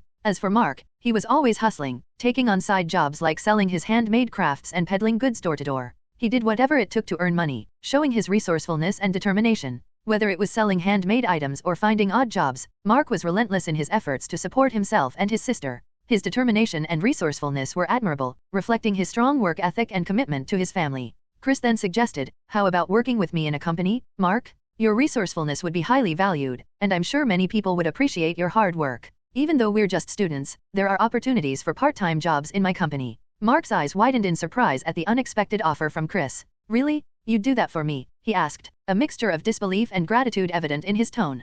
Chris nodded earnestly. Of course. I've seen firsthand how capable you are, Mark. You'd be a valuable asset to any team, he affirmed, his words carrying genuine sincerity. A sense of hope flickered in Mark's eyes as he thought about the chance for a steady job at Chris's company. It was an opportunity he hadn't dared to imagine before, one that held the promise of a brighter future for himself and his sister. Thank you, Chris. I'll definitely think about it, Mark replied, his voice filled with excitement and gratitude. The idea of working with Chris sparked a sense of hope and determination within him. With a friendly smile, Chris agreed, I'll talk to my dad and see if we can get you on board. He genuinely wanted to assist Mark. Just keep doing what you're doing, and I'm sure good things will come your way. His words were comforting and uplifting, boosting Mark's confidence. As we finished our meal and prepared to part ways, there was a sense of camaraderie and unity among us. Suddenly, Mark turned to me with a hopeful expression. Michael, want to join me in my sidelines? I could really use a helping hand, he proposed, his eyes showing that he was eager and serious about his suggestion. Sure, I can help you out for a bit, I replied to Mark, considering the opportunity to assist him.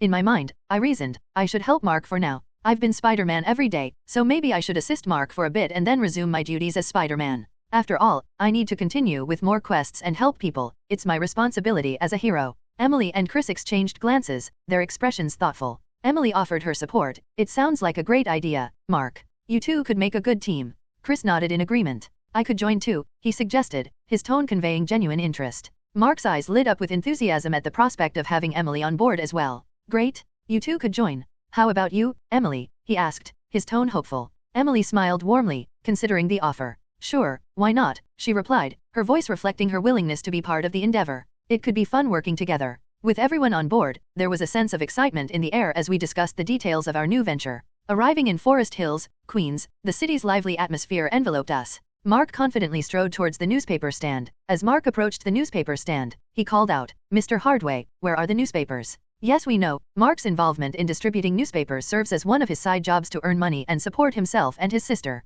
Then, Mr. Hardway, the stand owner, looked up and smiled, recognizing Mark. Ah, it's you, Mark. Here you go, he replied, handing over the stack of newspapers. Then, noticing the rest of us, he asked, and who are these little fellas? Your friends. Mark grinned and gestured towards us. Yeah, these are my friends. We're here to lend a hand, he explained, his tone reflecting his gratitude for our support. Mr. Hardway nodded approvingly. Good to see young folks helping each other out, he remarked with a warm smile, his eyes twinkling with appreciation. As Mark grabbed the newspapers, Mr. Hardway wished us luck. Then we set off to distribute the papers throughout the neighborhood. Mark divided the newspapers between us, handing them out as he directed. Michael and Chris will be going that way and Emily and I will take this direction, he instructed, organizing our distribution routes. I teased Mark playfully, so you can be all lovey-dovey with your girlfriend, huh? Emily joined in the teasing, nudging Mark with a playful grin. Yeah, sorry to burst your teasing, Michael, she joked, her eyes sparkling with amusement. Chris chimed in with a smirk. Looks like you lose in teasing, Michael. Better watch your back. Mark's cheeks flushed slightly as he shot Emily a playful glare. Come on, Em, don't encourage him, he said, trying to play it cool despite the teasing. Emily just grinned mischievously. I'm just stating the truth, she said, wrapping her arm around Mark's affectionately. Right, darling? Chris chimed in with a smirk, teasingly adding to the banter. Well, it seems it's just you and me, pal. Bachelor's Club it is, he joked, earning a chuckle from me. With our distribution routes planned out and our good-natured banter lightening the mood, we set off to tackle our task, ready to make the most of the day ahead. With cheerful laughter, we split up and embarked on our designated paths, the friendly bond among us making our mission feel more manageable. As we continued to distribute the newspapers, Chris pointed to a nearby house. Michael, why don't you take that one, and I'll cover this area, he suggested, dividing our efforts to cover more ground efficiently. As I approached the house, I called out, hello, news delivery is here. From inside, a woman's voice responded, Ben Parker, can you open the door for me and get the newspaper? I was taken aback. Wait, what? Ben Parker. I thought to myself. Did I mishear it? It couldn't be. Ben Parker should be much older. A young boy's voice replied obediently, yes, Mom. When the door opened, I saw a kid who looked way too young to be Ben Parker. It didn't add up. In the comics, it was 1962, the time when Peter Parker became Spider-Man. Ben should have been much older by now, like in his 30s or early 40s. I was totally puzzled. So, I turned to the AI system for some answers. System, is this really Ben Parker? I asked in my mind, hoping for some explanation. The AI system responded after a moment, initiating, confirmed. Yes, host, this is Ben Parker. Status, Ben Parker. Age 10 years old. Attributes, strength, 7. Agility, 10. Endurance, 7. Stamina, 10. Intelligence, 15. Reflexes, 10. Charisma, 10. Luck, 10. As I stood there, trying to make sense of the situation, confusion clouded my thoughts. Wait a minute, I muttered, addressing the Spider-Man system. Why did you mention that Peter Parker became Spider-Man in 1962? I demanded, seeking an explanation for the inconsistency. As the system processed the information, a moment of realization dawned upon it. Forgive me, host, it replied apologetically. It appears that I made an error. I mistakenly assumed this universe to be similar to the original Spider-Man universe. As I processed the system's mistake, a sense of confusion and apprehension took hold. Holy shit, I whispered, my thoughts spinning with uncertainty. If this isn't 1962, when did Peter become Spider-Man? The sudden realization left me intrigued and anxious. To be continued. Michael Wilson, Michael, a 15-year-old with yellow hair styled in curtains and nerdy glasses, exuded a touch of 1940s charm with his appearance. His button-up shirt, slightly oversized, was tucked into high-waisted trousers, and he wore suspenders to complete the vintage look. Mary Rose Fletcher. Mary Rose Fletcher, a pretty 14-year-old, sports eye-catching violet red hair styled in victory rolls. Her outfit, reminiscent of 1947 fashion, includes a polka-dot tee dress with a sweetheart neckline, pulled in at the waist with a broad belt. Completing her full set are white ankle socks and black Mary Jane shoes. Emily Hawkins, a 15-year-old girl with green hair and bright blue eyes, rocking a curly bob with longer strands on top. Picture her wearing a knee-length dress straight out of the 1940s, with a high neckline, puffed sleeves, and a delicate lace collar. She completes her look with classic pumps and a small clutch purse, blending vintage charm with her own unique style. Mark Fletcher, tall, lanky, glasses, violet hair, nerdy style. His eyes, light black, peer intelligently over the frames. Despite financial constraints, he proudly sports a 1940s-inspired ensemble, slightly oversized trousers, untucked and faded shirt, patched cardigan, and scuffed shoes, all worn with vintage charm. Chris Hilton, a wiry boy with a mop of unruly black hair, had a keen gaze framed by his brown eyes. He was dressed in a classic 1940s style, wearing high-waisted trousers with suspenders, a button-up shirt, and a worn leather jacket. His shoes were scuffed but sturdy. Ken Bridget is a 15-year-old boy from 1947. He has light brown hair and black eyes. He wears a white shirt, khaki pants, a navy blue sweater, a brown belt, and brown leather shoes. Olivia Bridget, Ken Bridget's mom. She's a middle-aged woman from 1947. She has black hair and black eyes. Olivia is known for her curvy figure. She wears classy dresses that show off her waist, often in rich colors like green or blue. She likes to accessorize with pearl earrings and a necklace. Dan Camello is from 1947. He has a unique look with hair only on his left side and a bald right side. He dresses sharp in a suit with a white shirt and tie, just like folks did back then. Despite his unusual hairstyle, Dan carries himself with confidence and charm. Dart Pleshkov, a 32-year-old Russian man from 1947, is bald, a common look for men of his time. He dresses warmly in a thick wool overcoat, simple suit, and sturdy boots for the cold Russian winters. Dart exudes confidence, reflecting the resilience of the Russian spirit. Jord Hose, a guy in his middle years from 1947, has a typical brown side haircut and really dark eyes. His right arm is something special. It's made of vibranium, a super strong material. He looks really classy in his well-fitted suit, showing off the style of the time after the war. Edward Wilson, father of Michael Wilson and a diligent policeman known for his neat yellow hair and sharp black eyes. His uniform, with shiny buttons and a badge, shows he's in charge and takes his job seriously. Carrying a strong stick, he walks around, making sure everyone's safe and things are in order. Gary Hawkins, father of Emily Hawkins, a successful businessman who juggles his professional life with his role as a devoted father to Emily. Dressed in tailored suits, Gary exudes sophistication, while his characteristic belly adds a touch of humor to his demeanor. Through Gary's story, explore the delicate balance between career success and family values. Sharon Hawkins is a really caring and loving mom who absolutely adores her daughter Emily. She stands out with her blue hair and eyes, giving her a cool look. Sharon is super stylish, often wearing pretty dresses with flowers on them and a belt to cinch her waist. She finishes off her outfit with cute Mary Jane shoes and a big hat with a ribbon. Judy Hilton, mother of Chris Hilton, a middle-aged woman from 1947, exudes timeless elegance with soft waves or a classic updo framing her face. She wears fashionable knee-length dresses with fitted waists and A-line skirts, often adorned with floral patterns. Judy accessorizes with pearls or delicate jewelry, emphasizing her natural beauty and capturing the essence of timeless glamour. John Jackson, also known as Jamal Tesfaye, embodies the appearance of someone caught in the slump of 1947. His African-American heritage is evident in his features. He typically dresses in worn-out clothing, with tattered shirts and faded trousers, mirroring the economic hardship of the time. Despite his disheveled attire, there's a sense of calculated intent in his demeanor, suggesting a mind constantly at work behind his troubled exterior. Sefiro Lukin, with red-black hair and attire reminiscent of classic 1940s Russian elegance. He wears a long woolen coat with intricate embroidery or fur trimmings, paired with a tailored suit in dark colors. Completing his look are polished leather boots and a fur ushanka hat, showcasing his pride in his heritage. Conrad Hilton, father of Chris Hilton, a figure of ambition and influence. Dressed in sharp suits reminiscent of the era, he exudes a timeless sophistication. Hello, Ben Parker's voice trembled slightly, his expression a mixture of confusion and uncertainty. Can I get our newspaper? Sure thing, I responded, trying to shake off my unease. Handing over the newspaper, I forced a polite smile. As Ben took it and closed the door, I couldn't shake the feeling that something wasn't quite right. System, I whispered urgently within my mind, can you tell me when exactly Peter Parker would take on the role of Spider-Man? The AI system hummed softly before responding, affirmative, host. Initiating, ding. It seems that Peter would step into the role of Spider-Man in the year 1995. The news stunned me. 1995. I blurted out, unable to believe it. How could Peter Parker become Spider-Man in 1995? It just didn't add up. In a rush of panic, I questioned the system about the canonical events, particularly about Miles Morales and Peter Parker's fate. What about the canon events, like Miles Morales? What if I change Peter Parker's life? I thought frantically. What if he never becomes Spider-Man? After all, it's 1995, there's still time. The AI system responded promptly, its voice echoing in my mind.